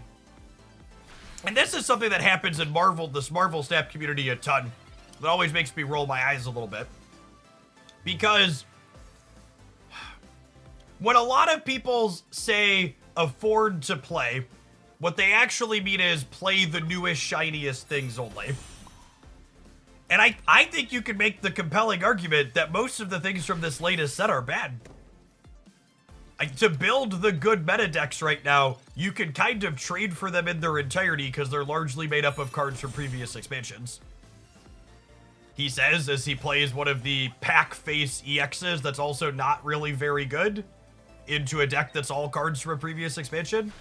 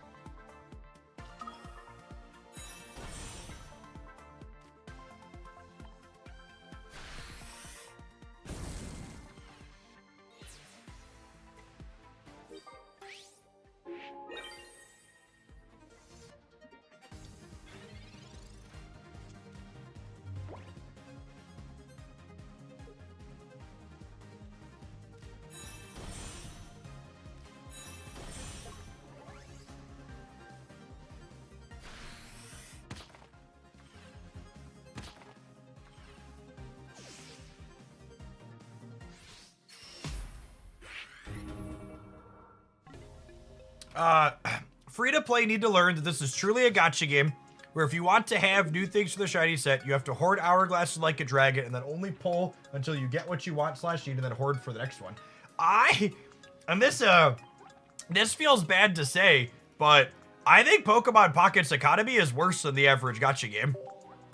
At least in Genshin Impact or DC Dark Legion, which are the two gacha games I'm currently playing, there's a finite limit to how unlucky I can be or what I need to save to get a character, right? Like on Genshin, I can know that if I want to pull for a particular 5-star, I need this many pulls ready, and I'm guaranteed to get the 5-star in this many pulls. You could realistically have 100 packs ready to open day one for like this current expansion, and open 0 Giratina, the meta-relevant EX, and just like have blown all your resources and have nothing useful to show for it. The increase to 9 EXs in the pack is really brutal for both spending and free players.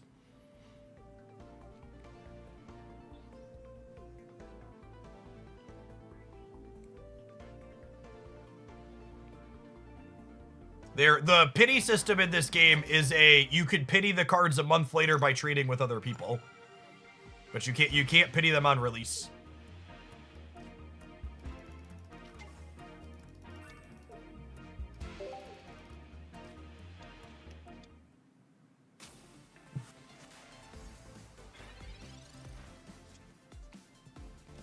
This literally happened to me. I got my first Giratina 200 packs in. Holy God.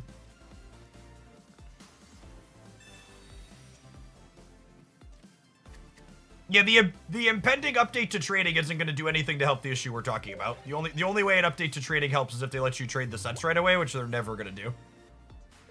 They would have to make like pack point costs more reasonable.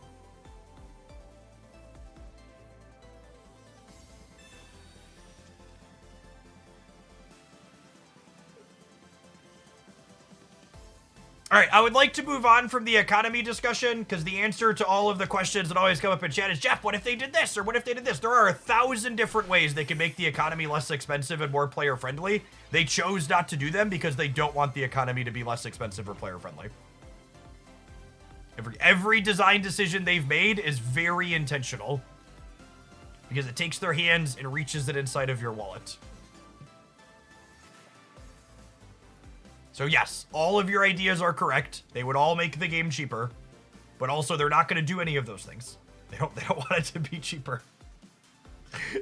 I know that's not what you want to hear, but it's the truth.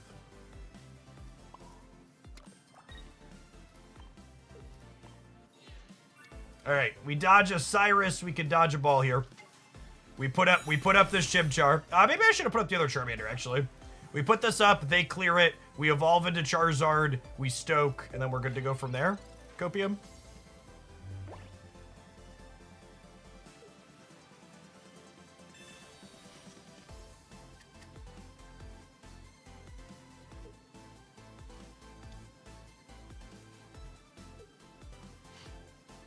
You think 10,000 people will make it to Master Ball this season? Absolutely.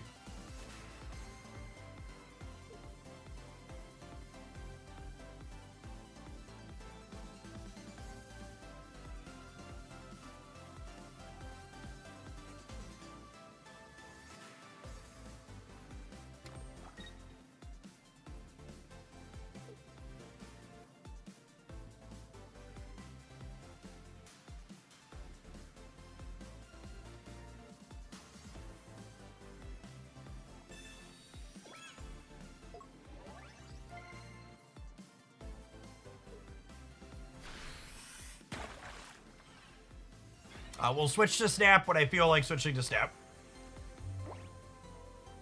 Communicating my plans too far in advance tells people, makes people leave, for lack of a better term.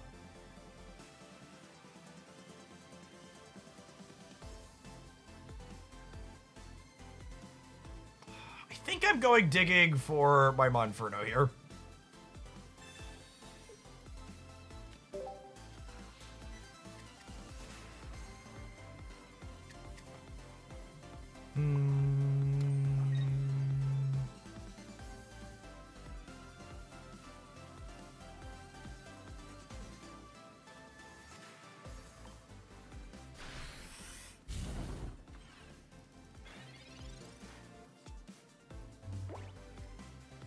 The music is very good this season, I agree.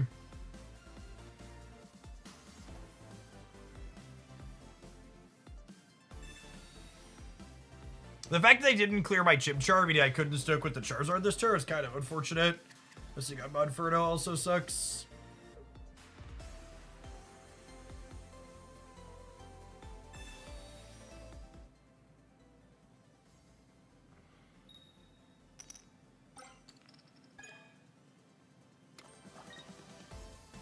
I think I rated one trio very appropriately in my roundup.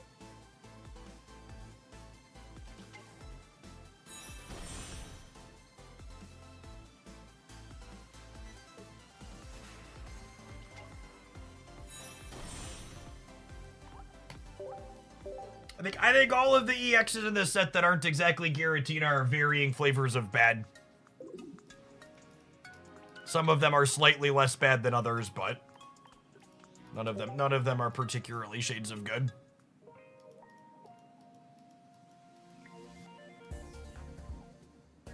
Which unironically, you hear people talking about this set, people being priced out of it.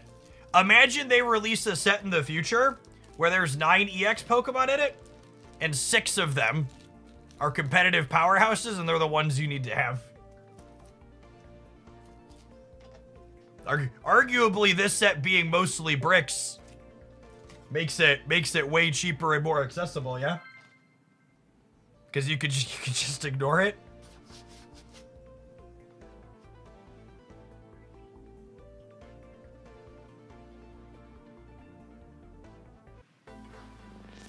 Yes, and the one EX that's good is the immersive one, so it's the one you are most likely to get. By a significant margin, it is the most likely one you are to get.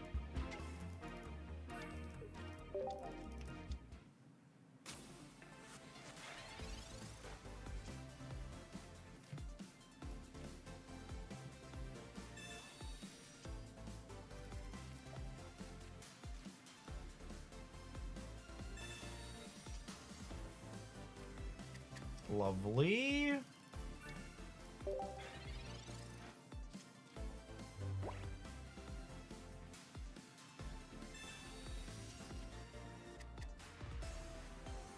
Have all of the immersives been the best EXs in their respective packs?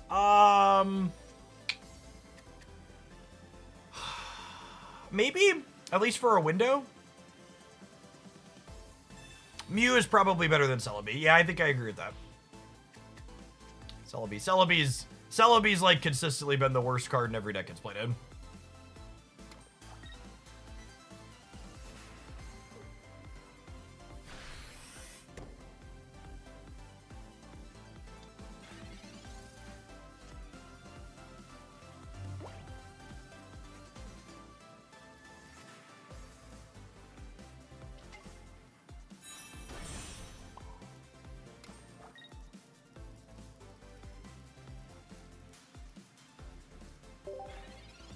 Could be right to Sabrina here.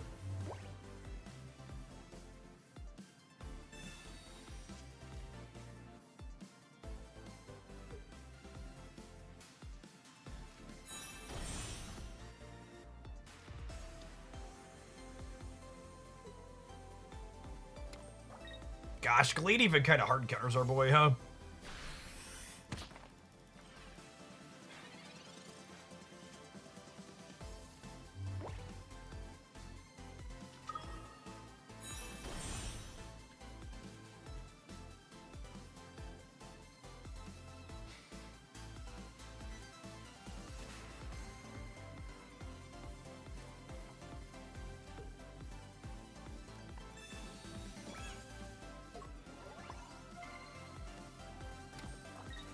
I'm not sure if I want to Iono or not. They didn't brick on their stage 1. So, like, they could be equally likely to have their stage 2. I kind of don't mind digging for the Inferno. This could be helping or hurting them. Equally likely. That was the wrong stage 1 pocket monster. I think we die if they have Glade.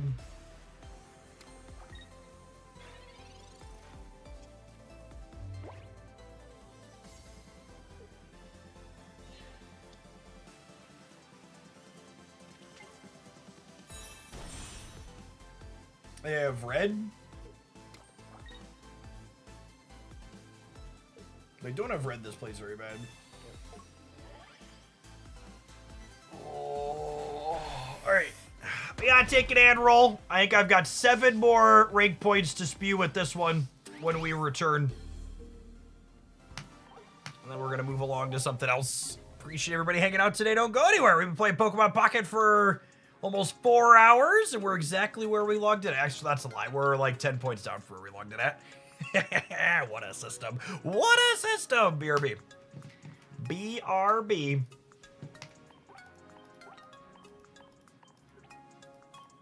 Ooh, we're like 30 points down from where we started, actually. Got 7 more for Charizard, and we're going to call it Mercy Rule.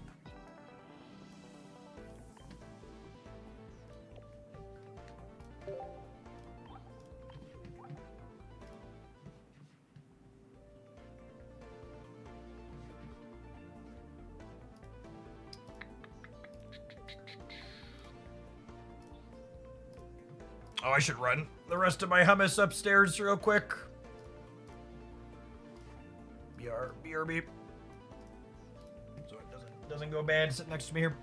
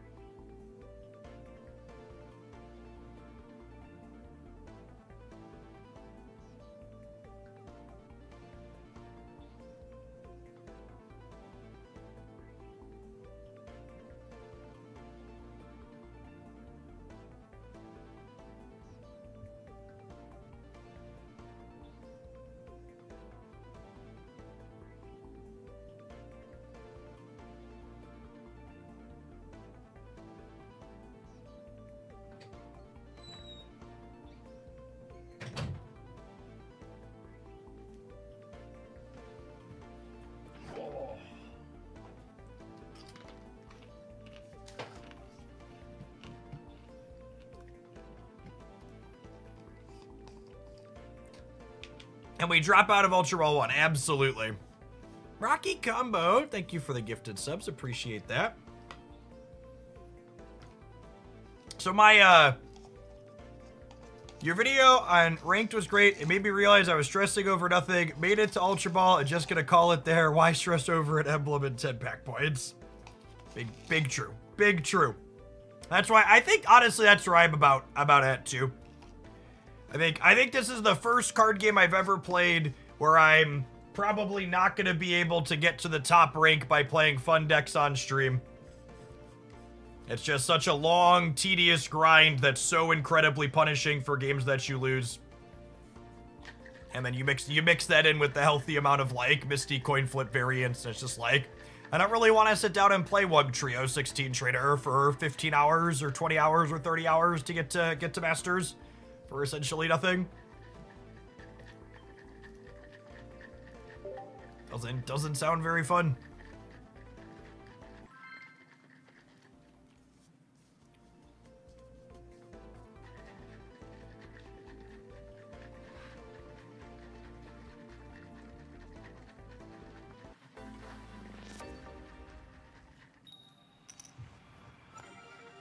So my two boys are old enough now. They're doing like enough extracurriculars and stuff, and like are like carpooling that we decided to finally get them SIM chips for their Android devices they've had for forever, so they can like make phone calls and have mobile data.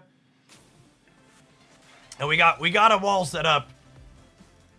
And I told my middle guy, I was like, all right. Well, I told both of them. I was like, okay, you should save my phone number and your mom's phone number in your thing so you can call us or text us if you need to. And he looks at me and he goes, why would I do that when I have Discord? I was like, that's my kid. The youth understand, chat. Why would you make a regular phone call when you have Discord?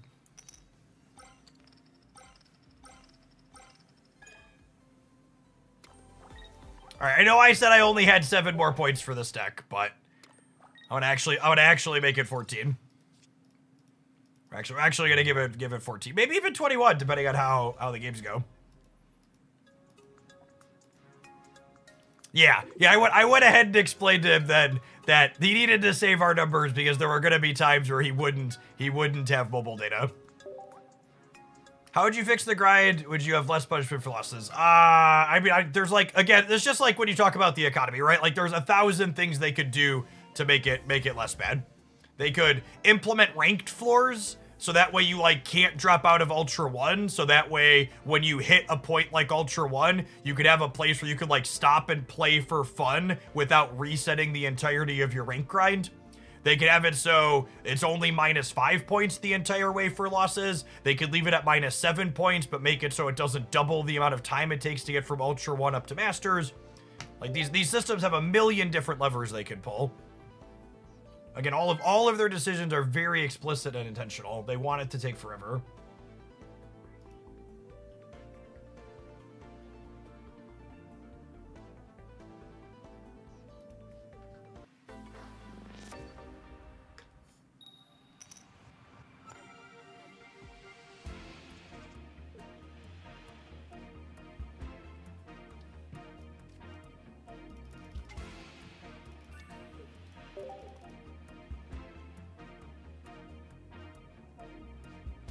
Ryan Mind, thanks for that brand new primer. Appreciate it. I'm leading on Mars Shadow. Is definitely not ideal for them. I've got Char into Charmeleon. Just need to fish up a Charizard here. We have a communication that can hopefully assist in that endeavor.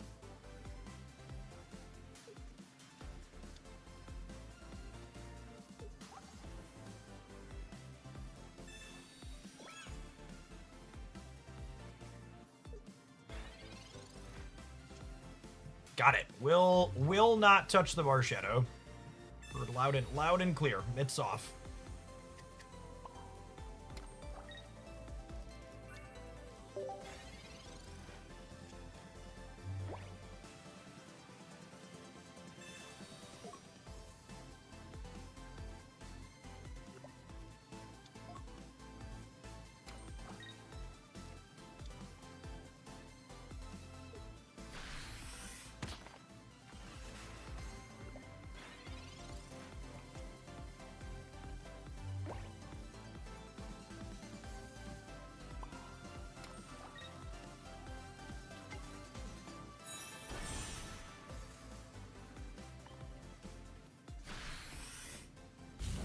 When you say Spirit Tomb is necessary in a Darkrai Giratina EX deck, no, I don't think any of the meta builds are playing that card, Ryan.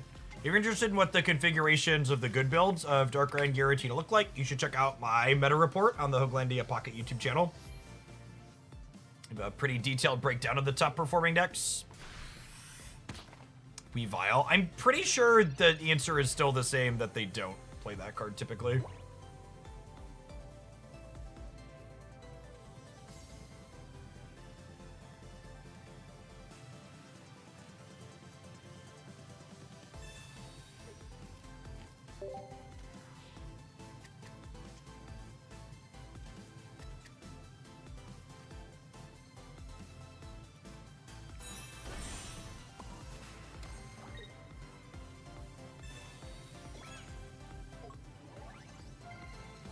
Yeah, Shaman here.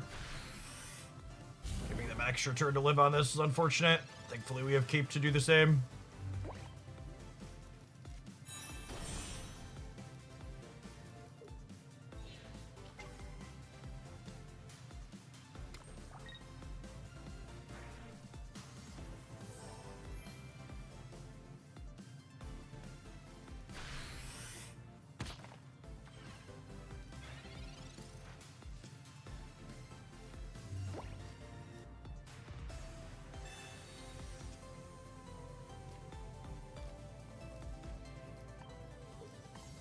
I think we Infernape and clear here.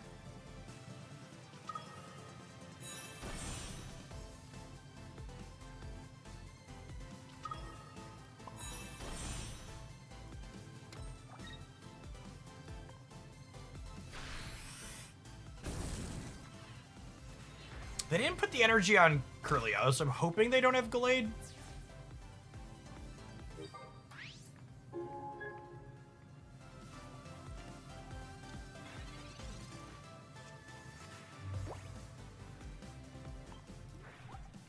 I'd love to draw Charmander. Oh, they're going with a 30. Never mind.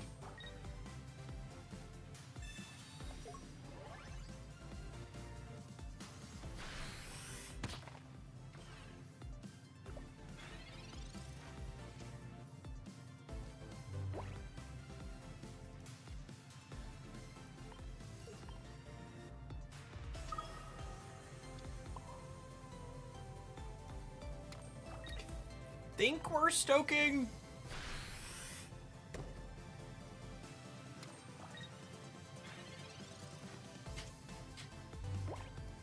Eight cards in their deck. Oh wow, they're only playing.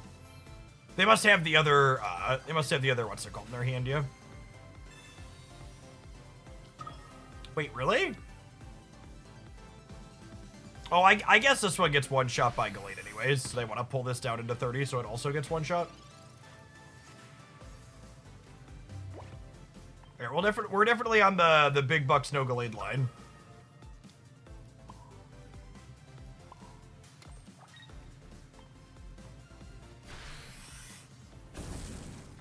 NRQ, thank you for the gifted memberships. Been very generous on the Pocket channel. Appreciate the support.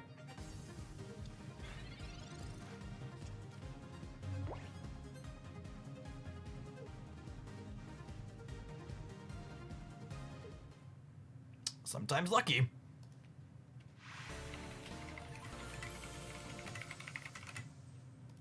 They were taking lines like they didn't have Gallade, so playing around it there seemed not ideal.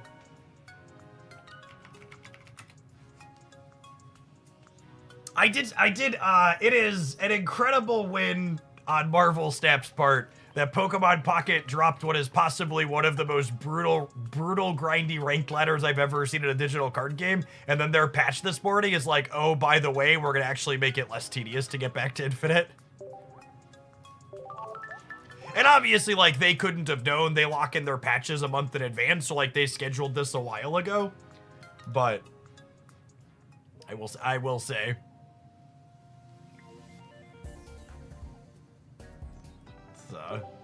made me chuckle. Oh, Snap's a good card game. I think if they stick the landing on their economy rework and the details they shared are good, I think it's got a really solid future out of it.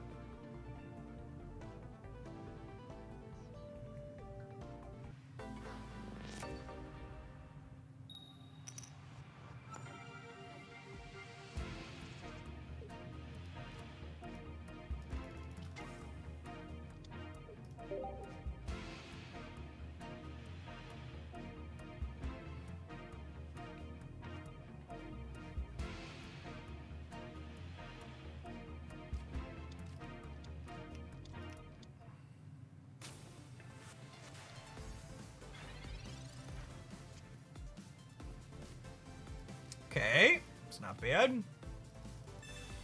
First evolution. Kind of hoping for a baby monkey here. Unfortunate coin flip to lose. Can we chill on all the cards in hand? We might throw this Charmander back with an Iono. We'll see.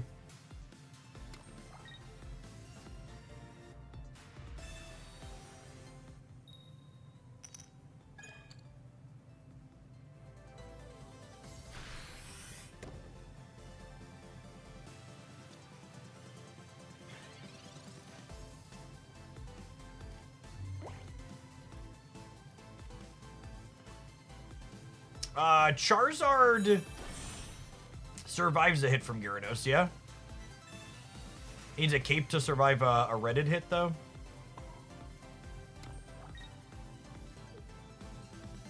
I think I'm sitting on the rest of this still. I think I'm probably evolving to Charizard next turn and then Ionoing, looking to set up a Infernape, because the second Charizard behind's a little bit too slow, I think.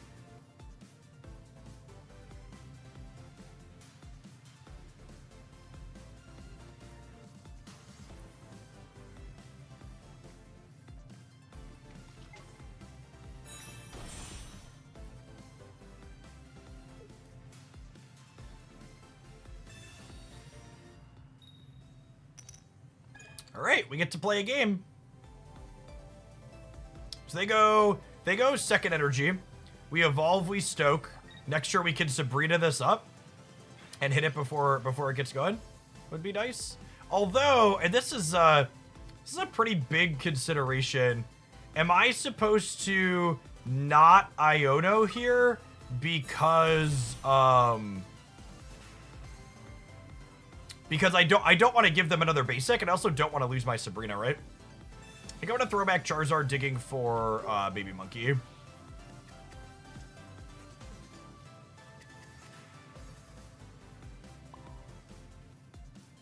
They already played 2 Misties. I think we just stoke here.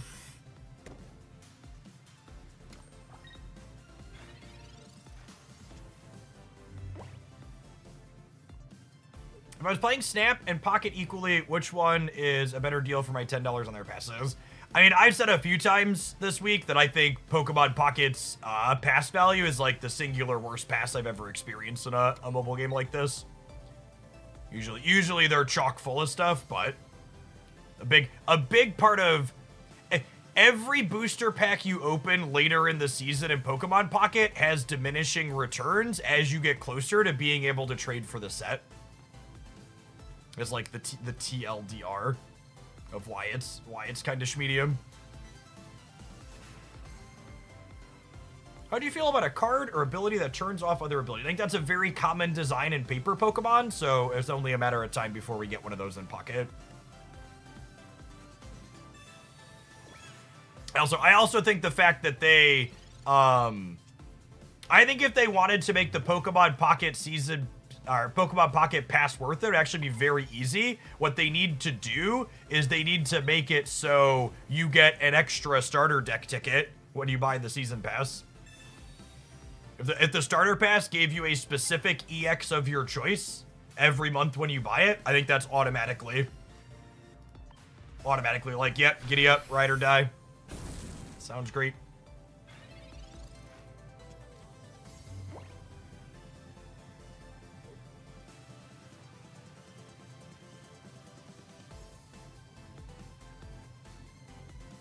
Sabrina being worth her weight here.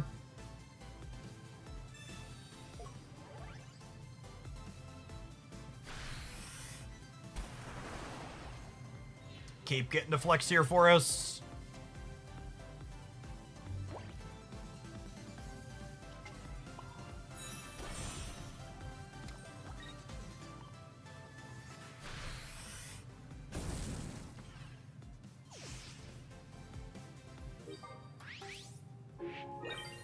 They're out of Misties here, so I believe they're just cooked. And honestly, as someone who, like, I think it's safe to say I enjoy cosmetics more than the average mobile gamer. Like, I'm willing to spend money on them. The premium pass giving me half a playset of a cosmetic that I can never finish is more frustrating than fun for me. I want my cosmetics match. I will spend extra money to have matching cosmetics in games like this, and the fact that that's not an option with the premium pass is an incredible miss.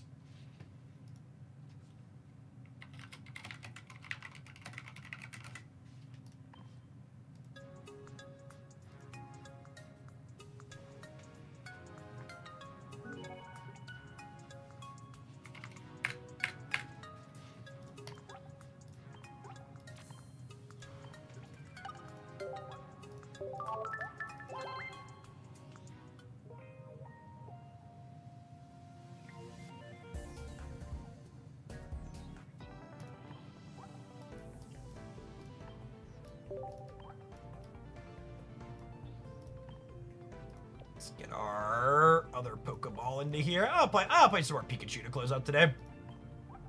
Speaking of, I was actually a little bit sad that I'm done opening packs from this set, and I didn't land a matching Pikachu. Like I've got two-star Pikachus, but they're mismatched. Oh, I have a flare for a shiny Patchy we can put on here too real quick.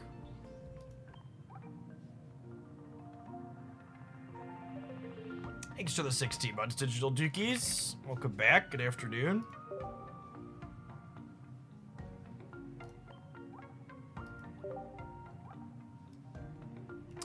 Hearts! I'm a sucker for the hearts, chat.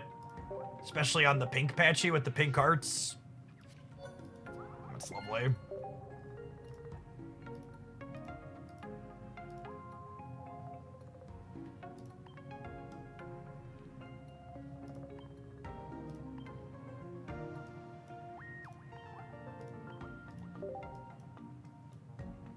Yeah, I think now that I'm done with Shining Revelry, I think I'm gonna go back to opening towards the second Full Art Volkner. I really feel like I punted that decision. I had pack points and I was between second Full Art Volkner and second Full Art Gallade. I just haven't played any Gallade really after I bought it. I've been playing a bunch of this one. This Pikachu deck's been my favorite new deck of the season for sure. Plays a lot of fun, interesting games.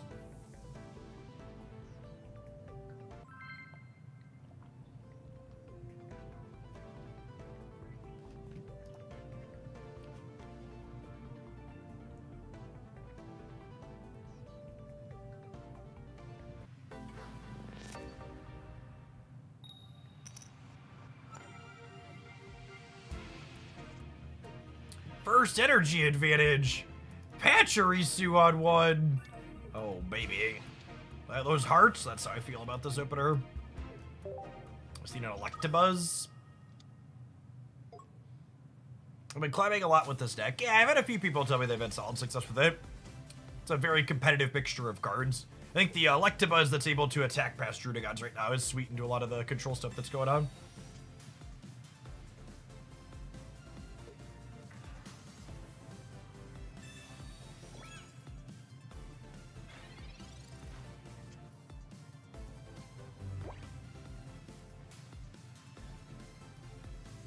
Since I really just want to draw Electabuzz here, I'm going to research before we Pokeball. Because if we research into a non-Electabuzz Pokemon like Patchy, get to find our way to Electabuzz more likely. Perfect. I think with their Arceus start and our Pachirisu taking damage from the helmet, I just want to power up this Pikachu to threaten a very, very quick exit for this.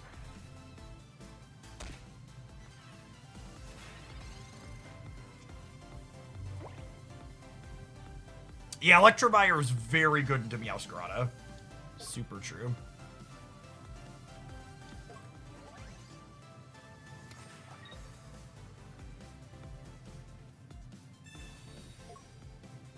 Oh, wow.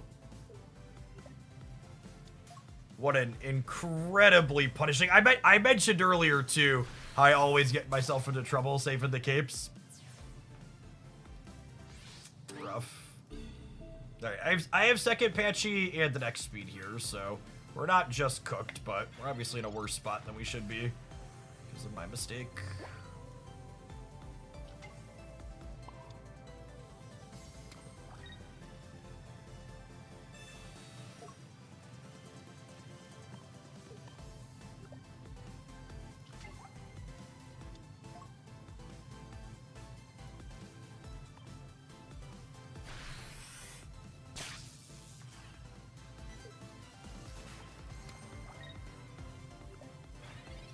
A Top Deck TFT, thank you for the 3/4 of a year. Welcome back.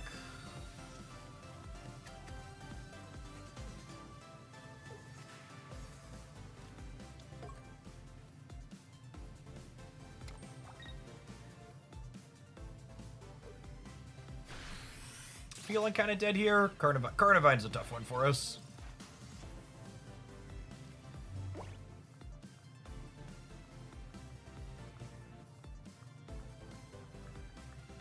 That's a pretty good draw, I suppose.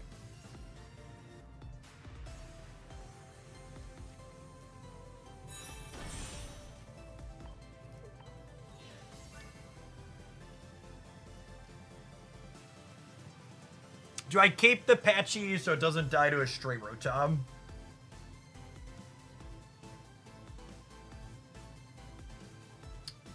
I think so.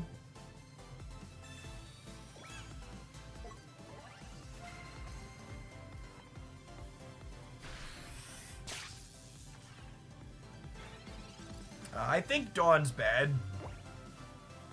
Volkner kind of does what Dawn does, but better. And you mostly just aren't interested in... What's our search for? You mostly aren't interested in rushing to Pikachu in this deck. Pikachu is your finisher after you take a knockout with Electivire.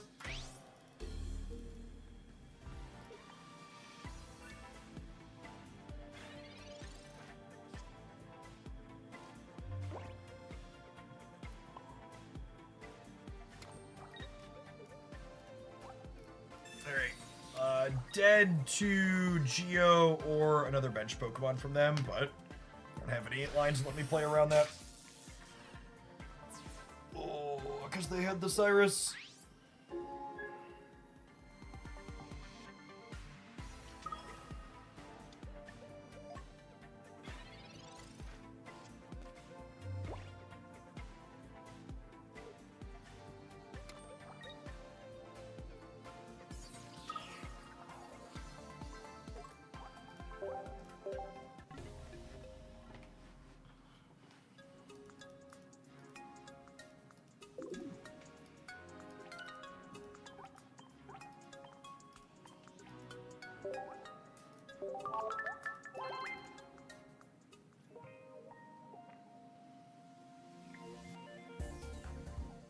Beep, beep, beep, beep.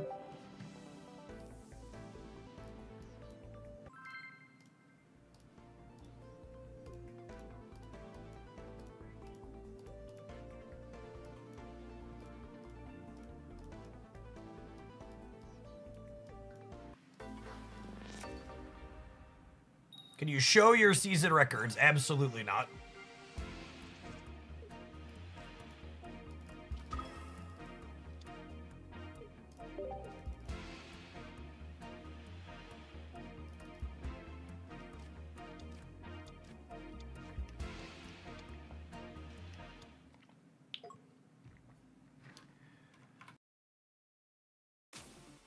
Psychic Energy Arceus, like Giratina Arceus, maybe?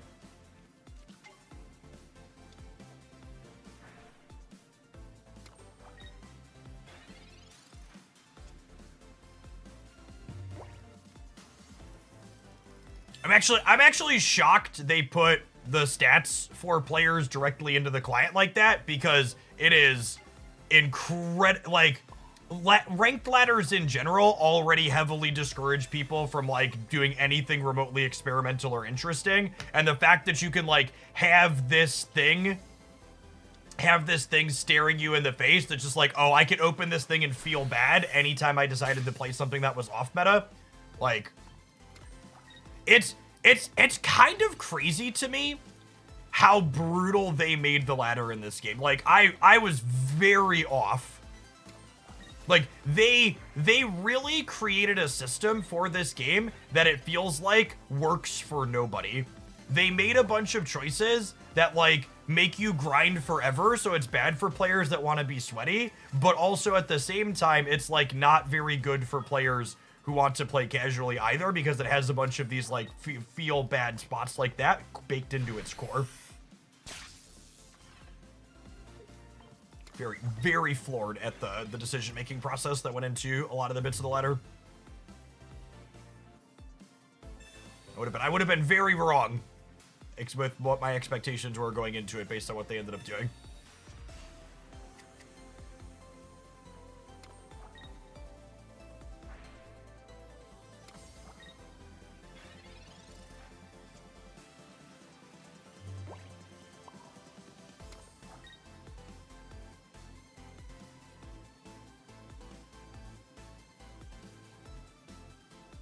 Pretty dead to just copies of red here, yeah?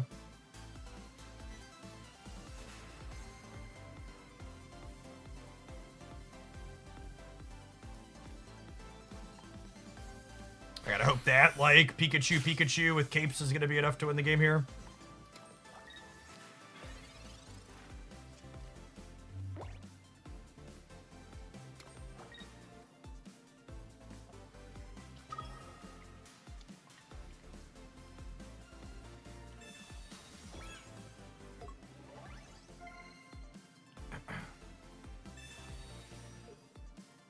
I forgot to put a cape on this turn, and I forgot to play my Patchy out. Wholly and fully deserved this loss. Is that what we were talking about earlier, right? I often hold my capes when I shouldn't. I should have. I almost put capes on both of them, too. And I should have. To play around Sabrina.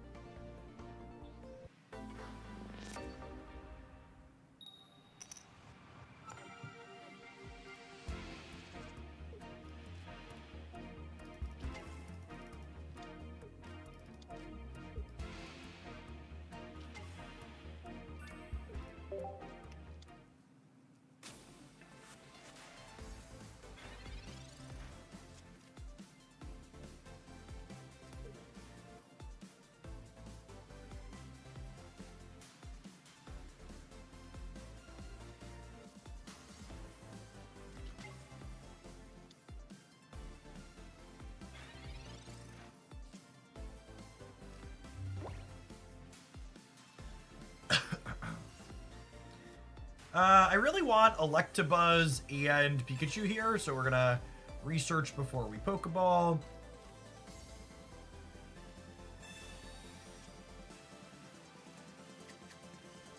Alright, 66%. I brick every time.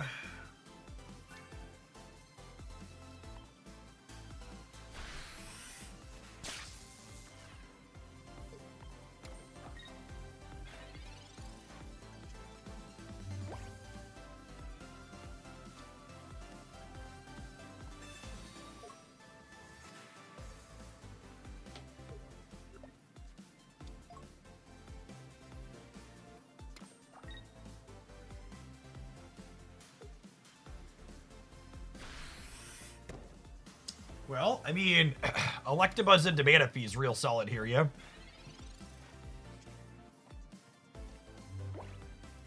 And I want to discard the energy when we retreat here because it puts the energy in the bench, which means with this Volkner, if I top deck Electromire, we can crunch them. Just clear the Manaphy here with weakness.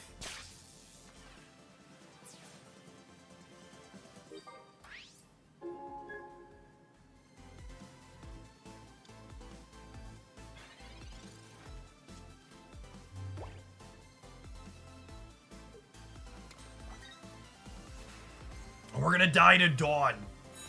I should play some basics out. Yeah, probably.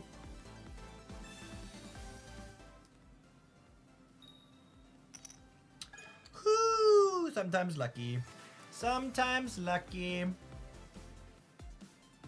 All right, now they're dead to Electromire.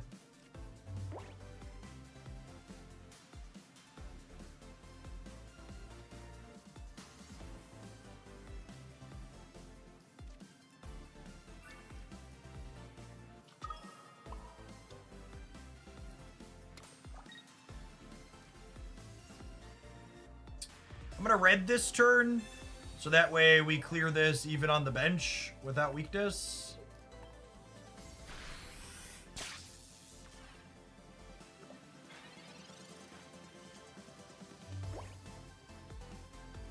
They're almost assuredly an Irida deck.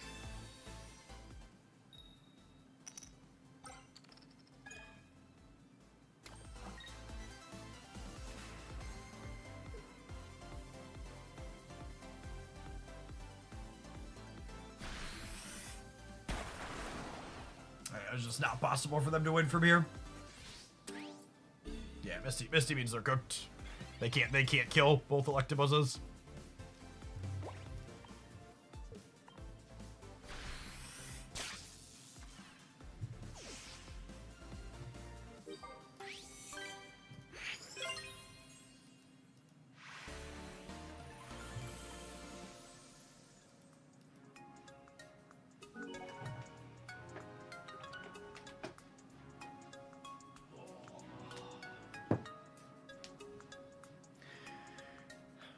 I don't think I agree with your take in chat, Scrimmage. I don't think I would agree with the assessment that Pokemon games have gone down in quality so much as they've just like failed to step it up. I think the Pokemon company feels like they're notoriously too safe. And just like a lot of other products have gotten better and improved over the years, and Pokemon's remained mostly the same.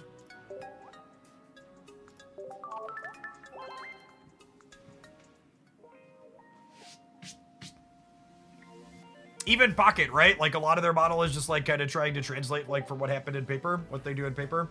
And just some of it just doesn't translate well or is much worse in the digital model for the consumer. PGA Gamer, thank you for the 44 months. Welcome back.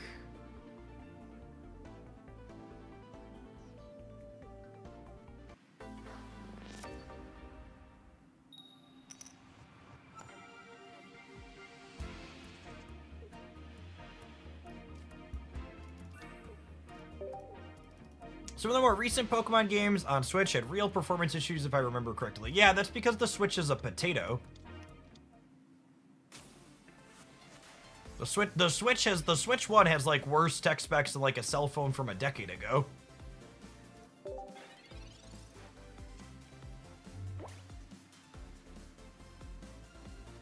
Going second here probably means we're just dead.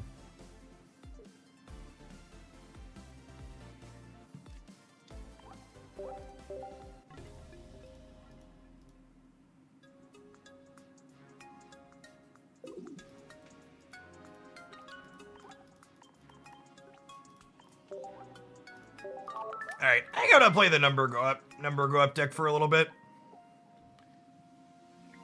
Our number has been going down and I'm feeling sad, so.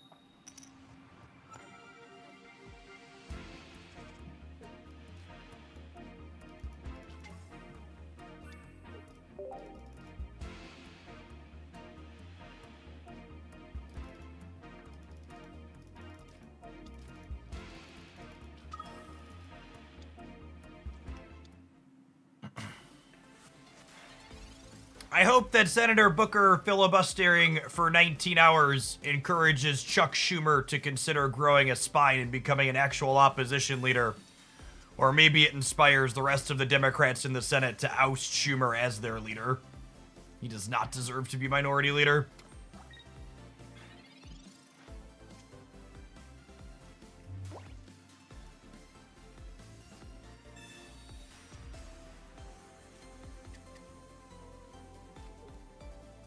Narrator, it won't. Probably not, but a man can dream.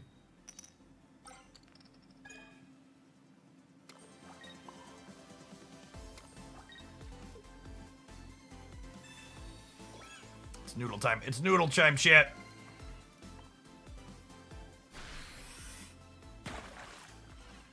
Yeah, we know Booker. We know Booker's. Booker strong 19 hours in.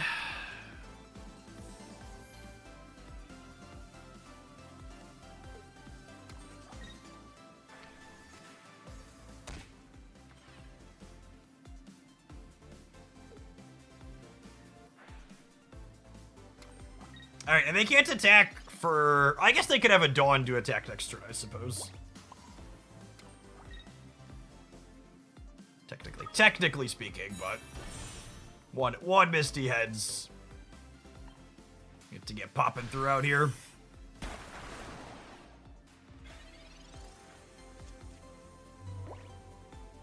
You know, maybe I'm supposed to Iono last turn. Dig for more healing.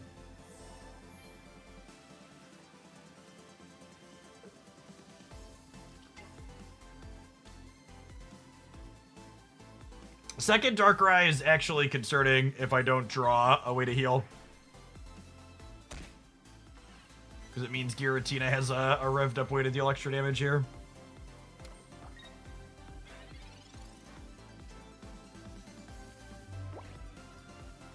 I suppose I could technically do this now.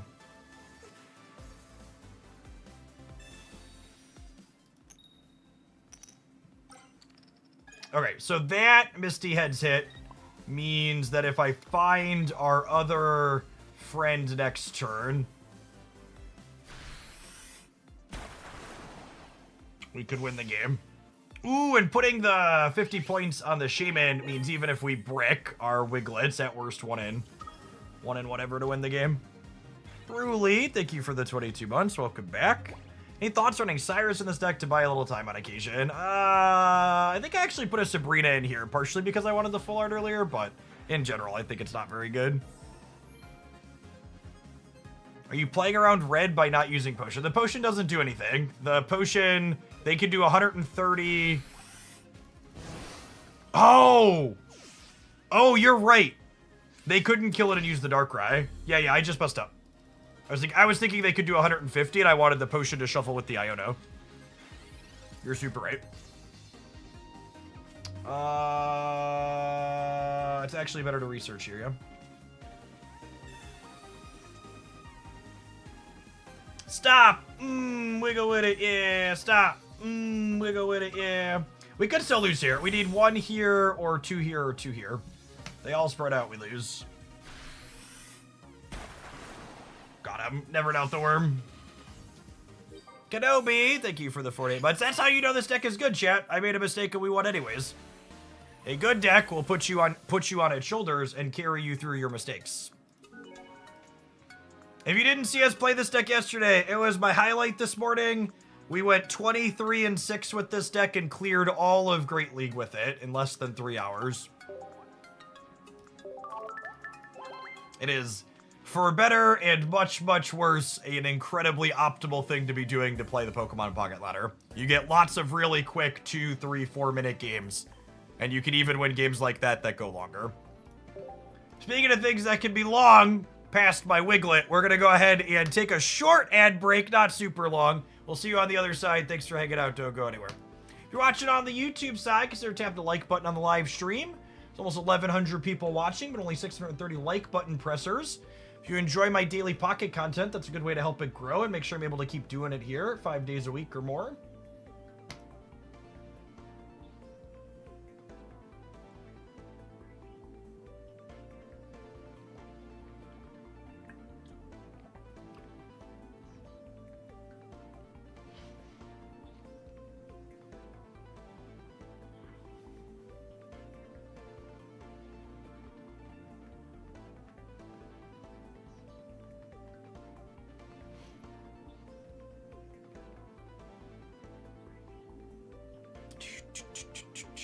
I'm a little sad we didn't get the last Wiglet for the other flare before we stopped opening Shining Revelry. It is, alas, that is what it is.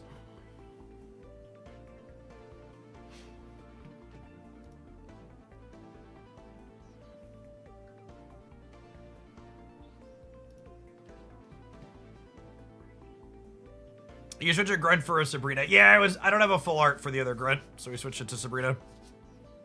Wrecked Rage, thanks for the 2 months. Welcome back, appreciate it.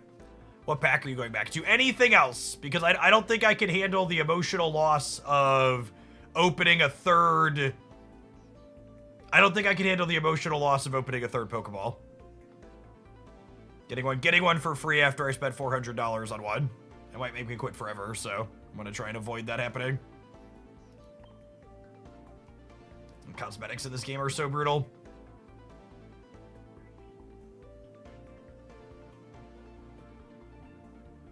Can you not flare golden? You cannot! There are no flares for the literal most desirable card in the game.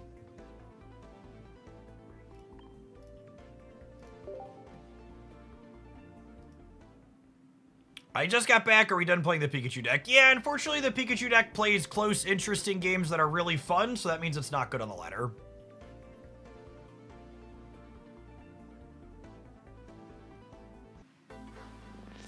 Playing close, interesting games that are fun is how you be live for 4.5 hours today and be exactly at the same number of points as you started at.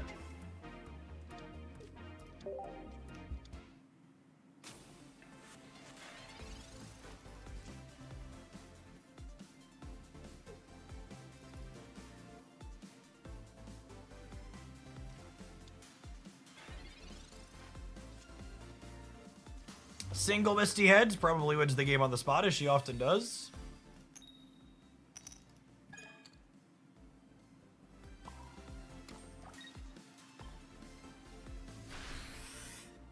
There's a comment in there somewhere about Misty Heads while we play with my Wiglet, but I think I'm going to let it go for the sake of the kids.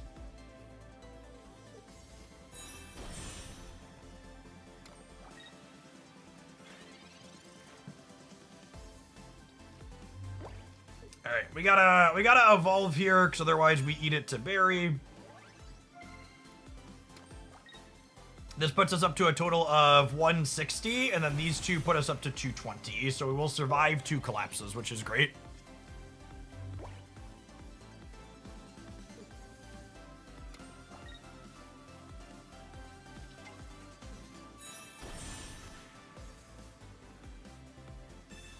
Are we a best deck stream now? Not the entirety. I mean, we spent 4.5 hours playing today. I just, like, don't have another brew I really want to play, and I figure if we're going to play for a little bit more, I might as well try and make our number go up a little bit.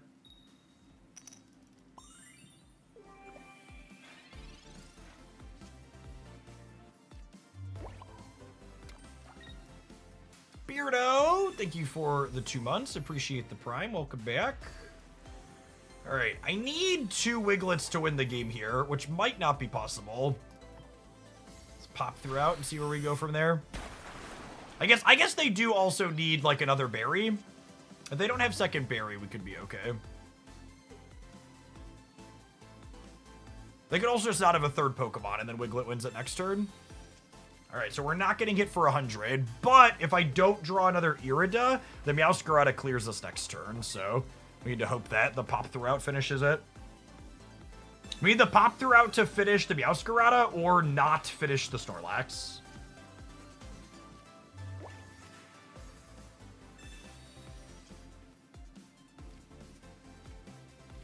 All right, I mean, I'm not dead yet.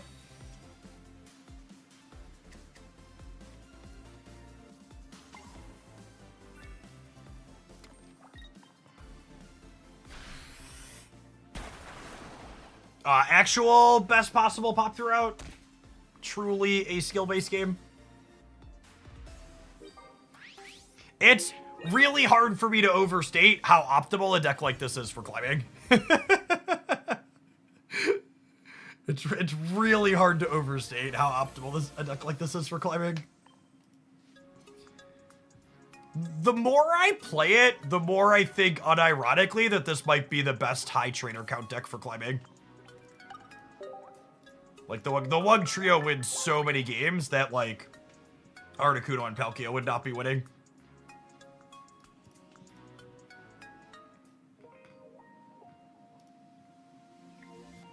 Well spoken, Oscillate. Thanks for the brand new Prime. Appreciate that direct support.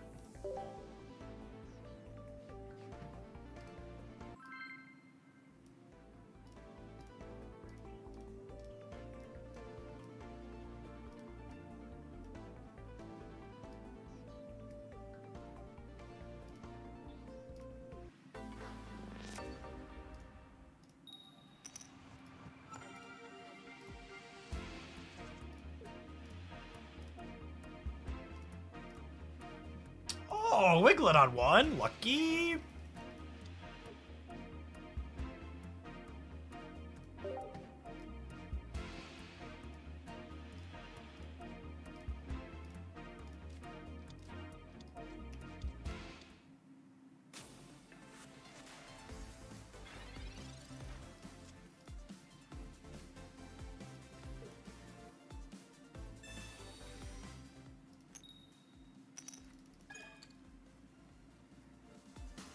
We're probably cooked against Magnemite, with them having first energy advantage.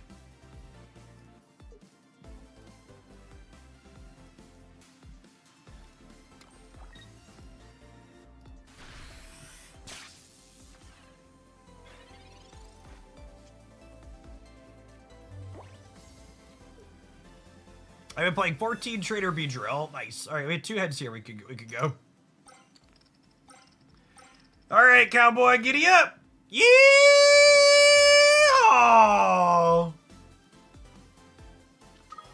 And again, just really hard to overstate how even when you queue into a matchup and you're like, this seems awful for me, sometimes you're just like, giddy up. Swing low, sweet chariot, come along to carry me home.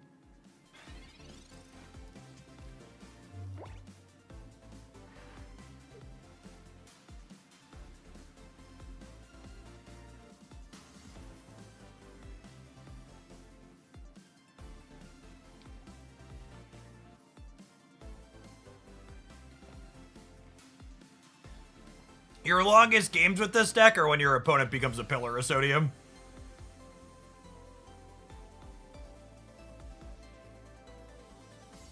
Like, shit, I didn't choose the Wug Life. The Wug Life chose me.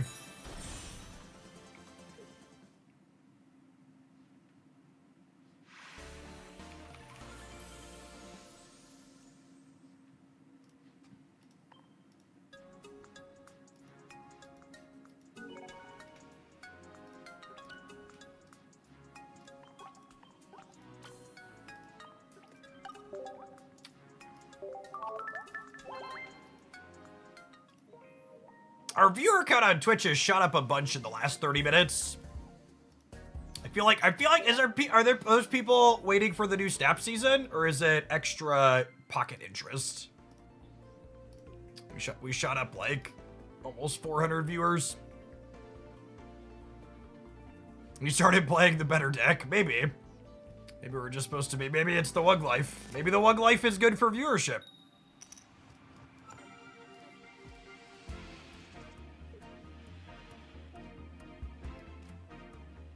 No, we didn't have any raids. I bet it's because people are a little early for Snap. New Snap season starts in 35 minutes. Gonna ride the Wug Life until then, I think.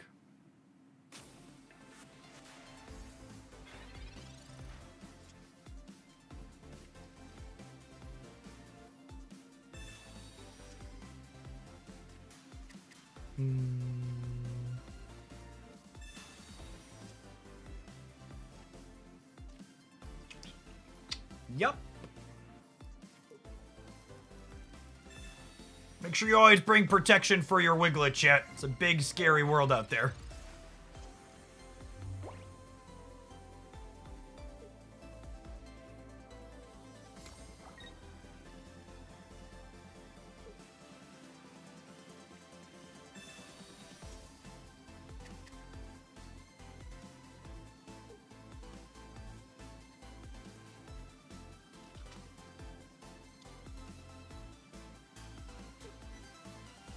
Blade deck's a name I haven't heard in a long time. God, it's gotta be rough into the Druidagon control stuff, yeah?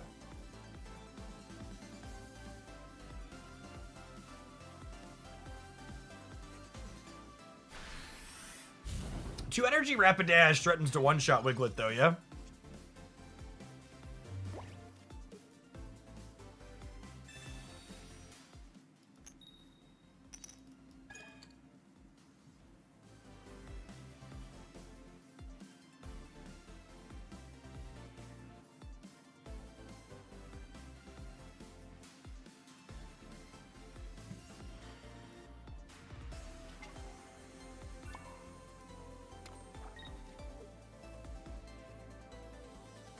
think I'm doing this. I think I need to play around. I think I need to play around them clearing this next turn. Getting this to 80 means 2 energy Rapidash needs heads to clear it, and it means 1 energy Rapidash doesn't clear it with a Blaine.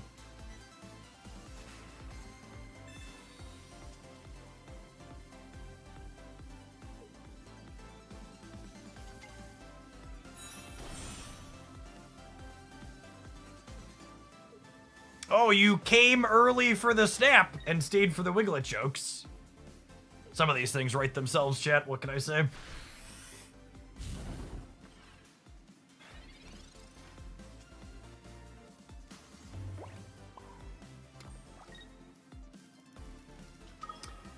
I don't think I want to Iono. The Pokeball's a brick, but I don't want to give them a new hand. Their hand seems real mediocre at the moment.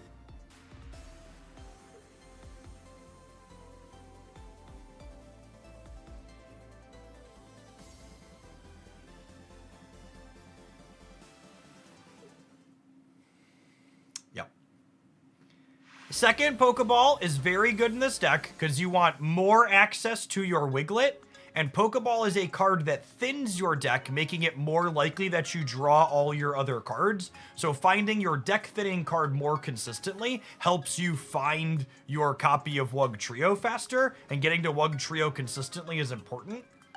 You can also Pokemon communicate your second Wiglet back into your deck, and then Pokeball it back out again a second time. There are a couple of people that were telling folks and patting each other on the back in the YouTube comments of the video of this one this morning, saying you should cut the Pokeball for another utility card. And I was just like, really? No, please don't do that.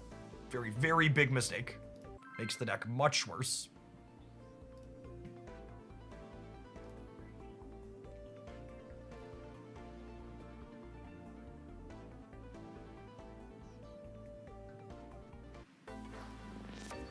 Night Stars, thank you for the 37 months.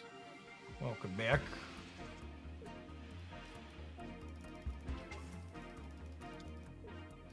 Like this, right? This Pokeball with this communication means I'm getting Wugtrio. Which is very, very good.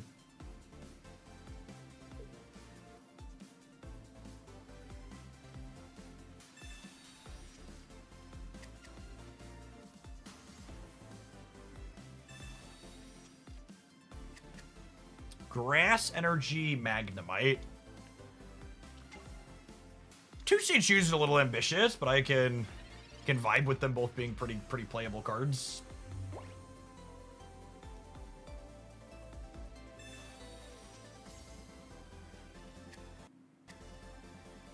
Yeah, that's true too. 2 balls and 1 Wiglet in your deck is a pretty good ratio. Expected, really.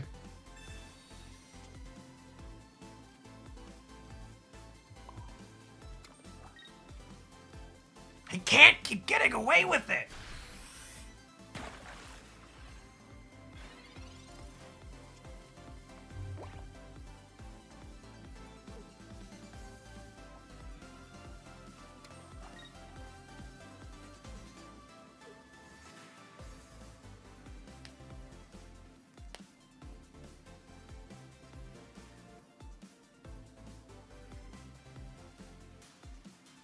I will say, it makes me chuckle. This deck's like the perfect RNG fiesta, so the people who are here early for the Snapseed is going to be happening a little bit. They are getting, like, just the most jacked up picture of Pokemon Pocket painted for them to see.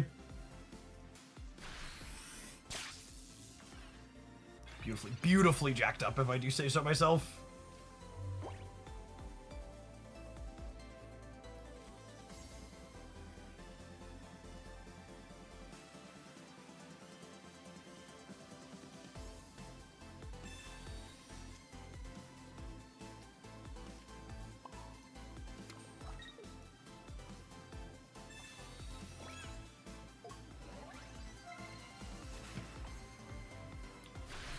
Slayer Knight, thank you for the brand new Prime, appreciate it.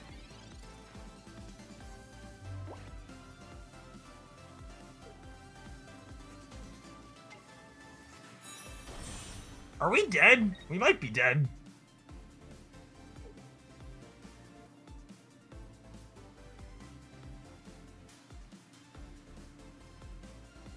guess where there's a Wiglet, there's a way.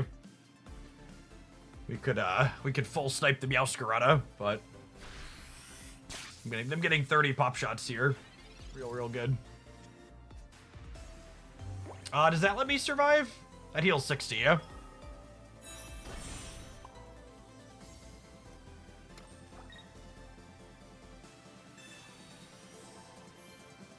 Yes, this is only one trio 16 trainer deck.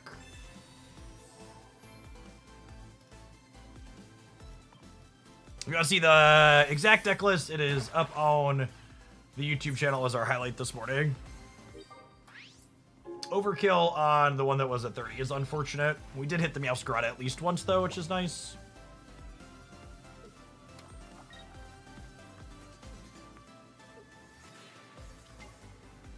Even if they have a copy of Red here, they only do 150. Do they have a copy of Erica? The cape doesn't matter either way, right? I guess they just have them to play out. They're still both two hitters.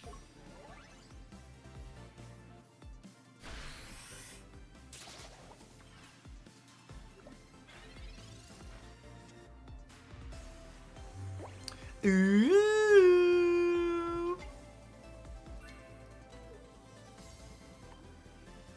Piece of candy.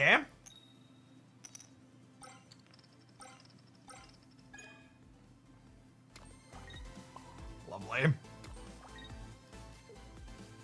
I actually don't want to play this cape out because there is an Iono in our deck. If we draw Iono, I want the highest chance to Iono into a 1-trio. Man, the full overkill there is actually bad too, because if we would have hit this for 50, the Wiglet would have finished it with a Spring Out next turn. I think we're still favored from this spot.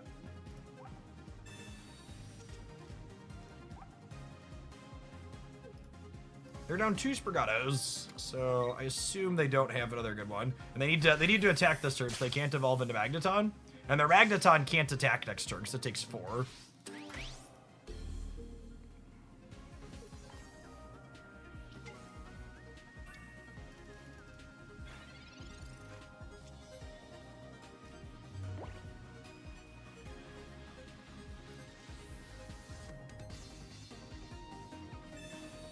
Actually, this might be wrong.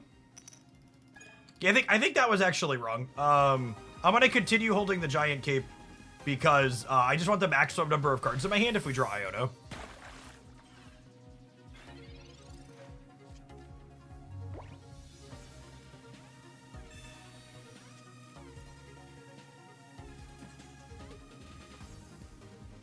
Does deck function with only one copy of 1-trio? No.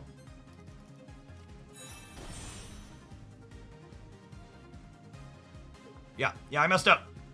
My Iono is slightly worse now. We're 40-ish% to find our thing this turn. Sympaticos, thank you for the 14 months. Welcome back.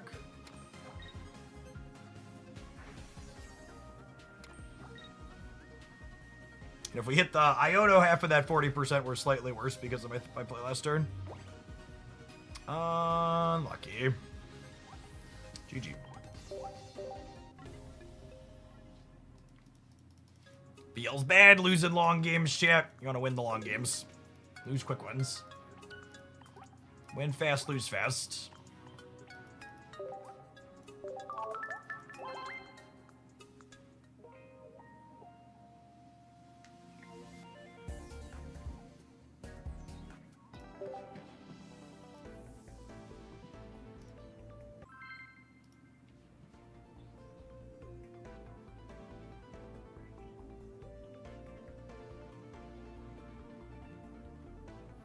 I think, in general, this game's not like Marvel Snap, and if you're missing a card, you should just play a different deck that doesn't need that card. There aren't really substitutions for things in a game where you need to have combinations of cards. Missing half of your combination makes your deck inconsistent to the point of being unplayable. I don't think that's exclusive to this deck. I think that's just how Pokemon Pocket works. And there's plenty of competitive decks right now, and I know it sucks not to be able to play the one that you want, but the Pokemon Pocket economy is brutal. There's no real reasonable way to spend money and get the card that you want. My God, it's actually just like Marvel Snap, huh? My gift of future sight really feels like a curse. Because I remember talking about this economy 6 months ago, talking about how everyone was super excited about it, and talking about how good it was. I was just like, nah, I'm pretty sure the economy being good is a facet of there just not being a lot of cards or packs.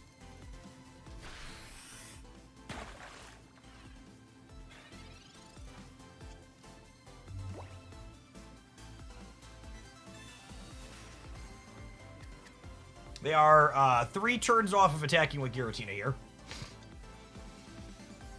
We are going to pop throughout all over them in the meantime, in between time. You live long enough to become the villain. I mean, I don't even think it's live long enough to become the villain. I think it was always structured to be the villain from the start. Oh no. Oh no! Yes! I love when my opponent's unlucky, chat. It's my favorite part of card games. 340 plus HP basics is really peak Marvel Snap, if I do say so myself.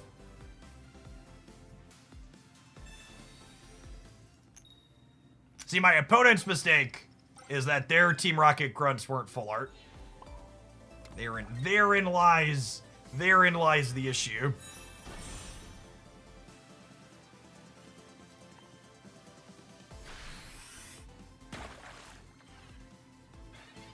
I agree, Devich. I think the Pokemon IP and probably Pocket 2 are too big to fail territory, and I don't think I would expect meaningful changes to the Pocket economy ever.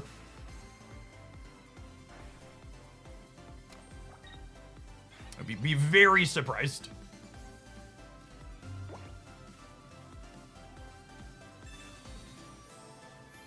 Who would win, chat? Legendary Pokemon gods or 3 wiggly worms popping throughout? The answer may surprise you.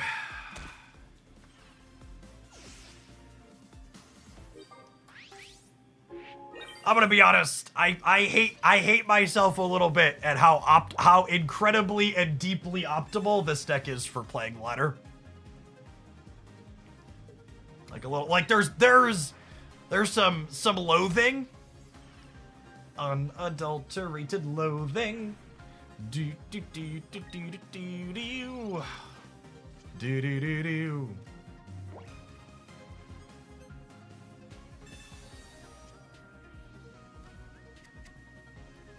I would like a potion so we don't die to a Rocky Helmet plus this. Pippity poppity, the fun don't stoppity. Do do. Shuffle, thank you for the membership on the YouTube side. Appreciate that direct support.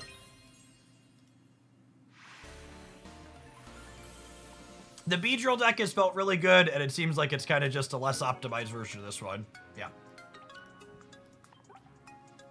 What does Wug Trio do? It does 50 damage at random 3 times to my opponent's board. This deck is actually just the purest form of RNG incarnate.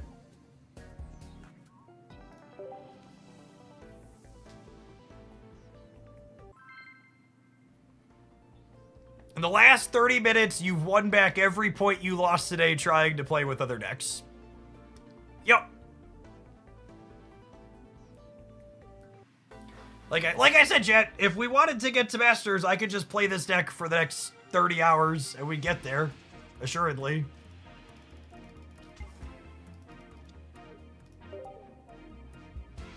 I pulled my second shiny Wug Trio this morning and now obligated to be a menace. That's actually really true. If you pull 2 shiny Wug Trio and you don't start playing this deck to rank up, we're gonna have to arrest you.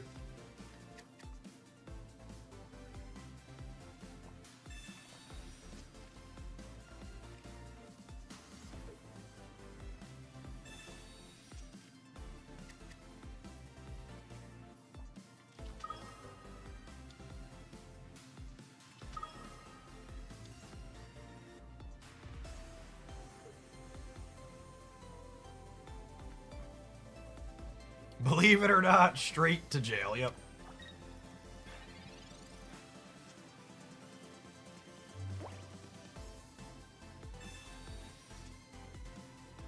How many non-Pokemon cards can you play in a turn? You can play one what's called a supporter card. But you can play as many, like, item and other cards as you want. But, like, for example, all 5 of these cards in my hand right now happen to be supporters, so we can only do one of them per turn.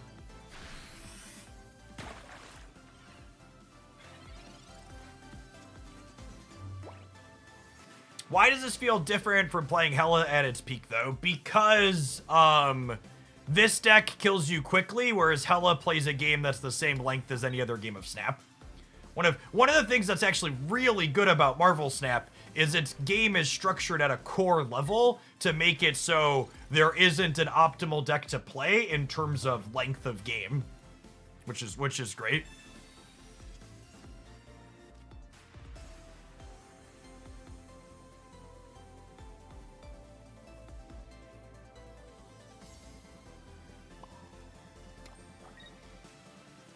I'm gonna evolve. It plays around Leaf.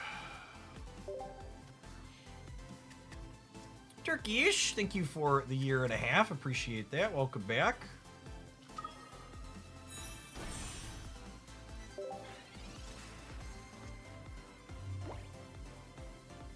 I think this deck is genuinely competitive from a win rate perspective. But past just the win weight perspective, this deck is an optimal laddering deck in Pocket because it plays fast games in both directions. It's usually pretty obvious when you're dead, and you also beat your opponents quickly.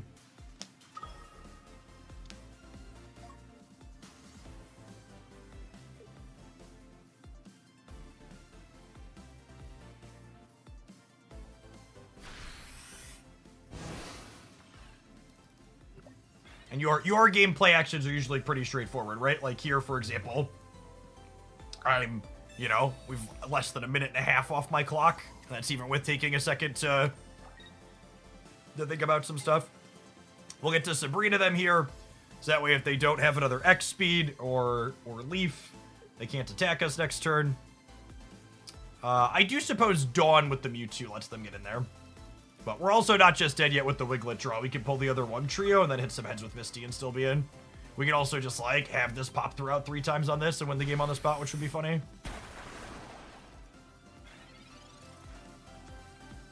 Francos, thank you for the 27 months. Welcome back. Yeah, this is definitely an aggro deck.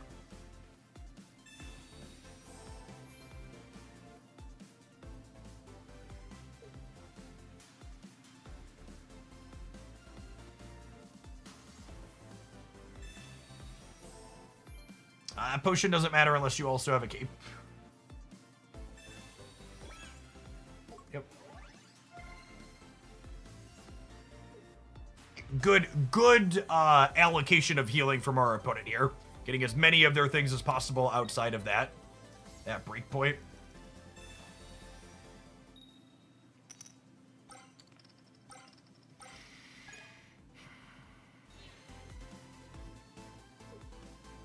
This is just Pokemon Pocket in its purest form, really.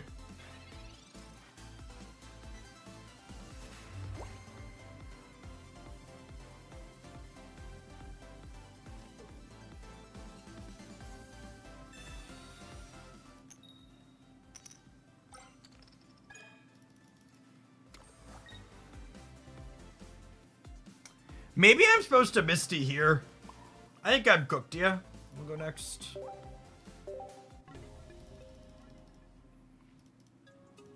I mean, we were behind there either way. Not 0%, but behind.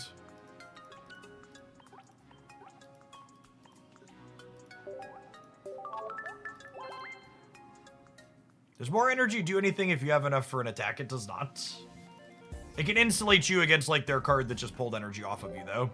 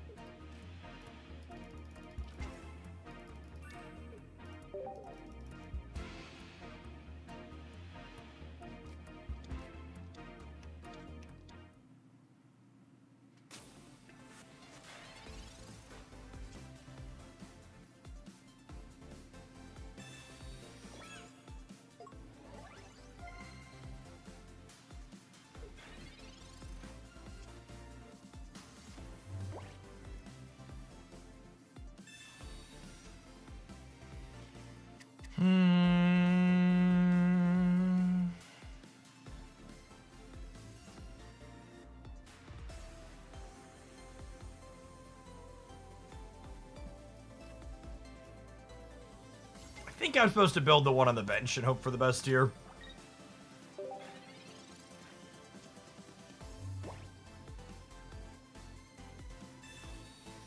I believe Wiglet is supposed to be a water version of Diglett.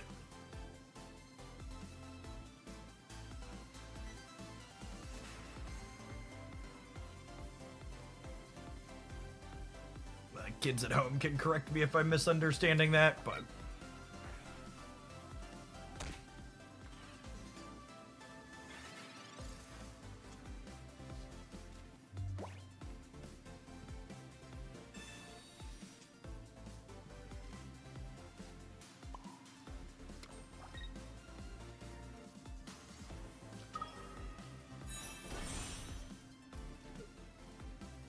I'm pushing this to try and keep it alive, I think.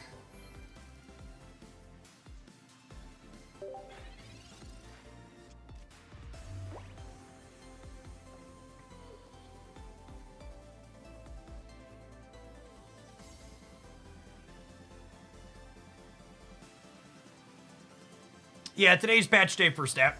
Nothing super notable other than they made the grind back to infinite be less grindy.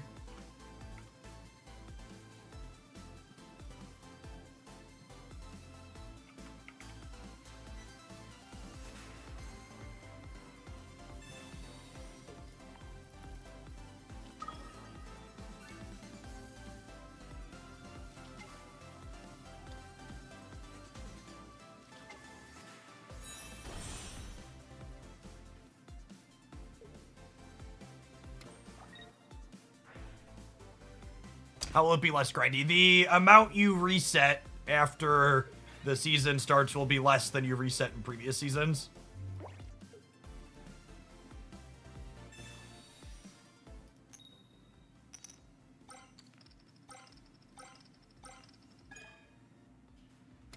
Where do you start? I don't have the numbers. You should check their blog post update.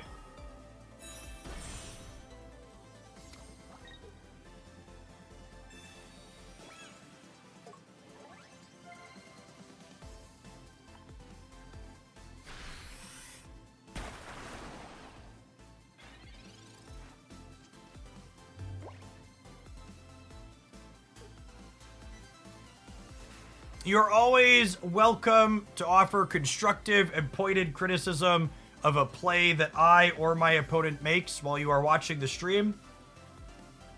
They just messed up or you just messed up is never that, and it is not welcome.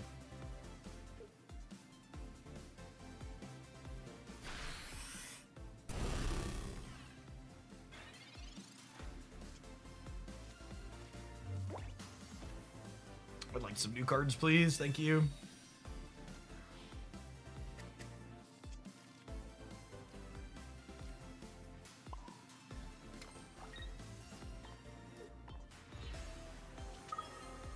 Shuffle my worms around.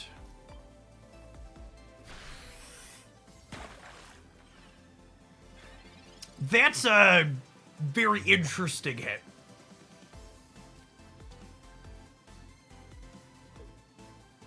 I came back to Trio. Today's variant supposed to have been rough. It was about average. We went about 50% trying to play off-meta things. A little bit less than 50. We stayed about the same.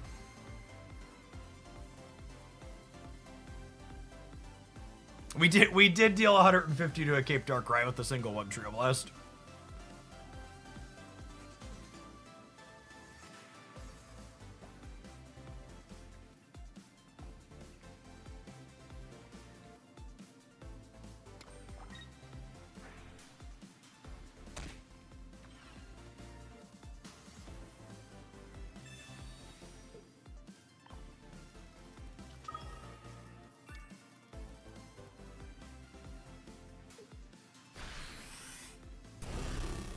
All right, there are a number of permutations of this next one Trio Blast that let us clear them here.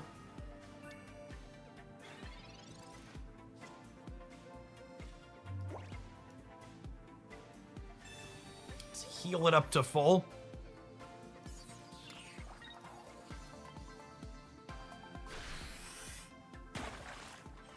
Oh, that was not one of the combinations, but we're also not dead on board, right?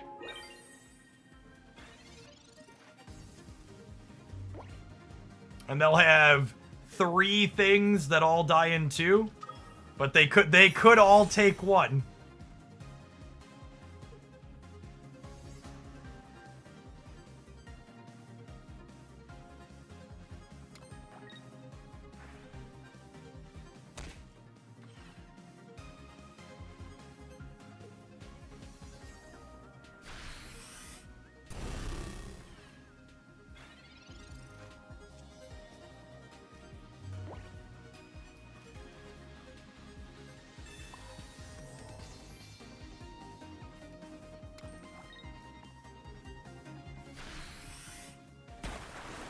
Coolio.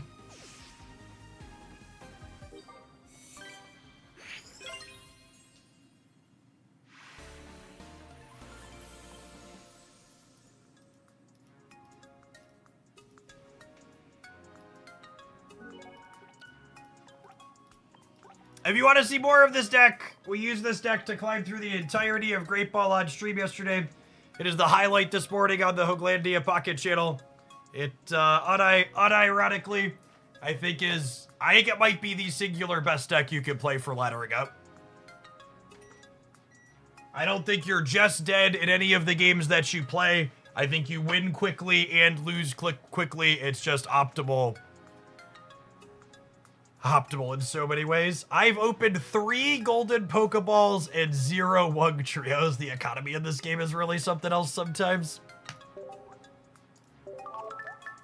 Alright, we are going to kick on over to Marvel Snap because their new season here starts in 10 minutes. Appreciate everybody hanging out. We'll be back with more Pokemon Pocket content here live tomorrow morning.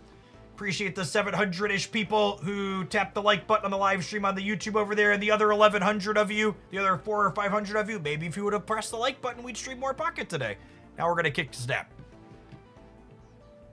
If you want to keep watching on the YouTube side, we're going to kick it over to the Jeff Hoagland channel for the YouTube live stream. The Twitch stream is going to continue, and I'm going to tap an ad roll while we get things flipped over.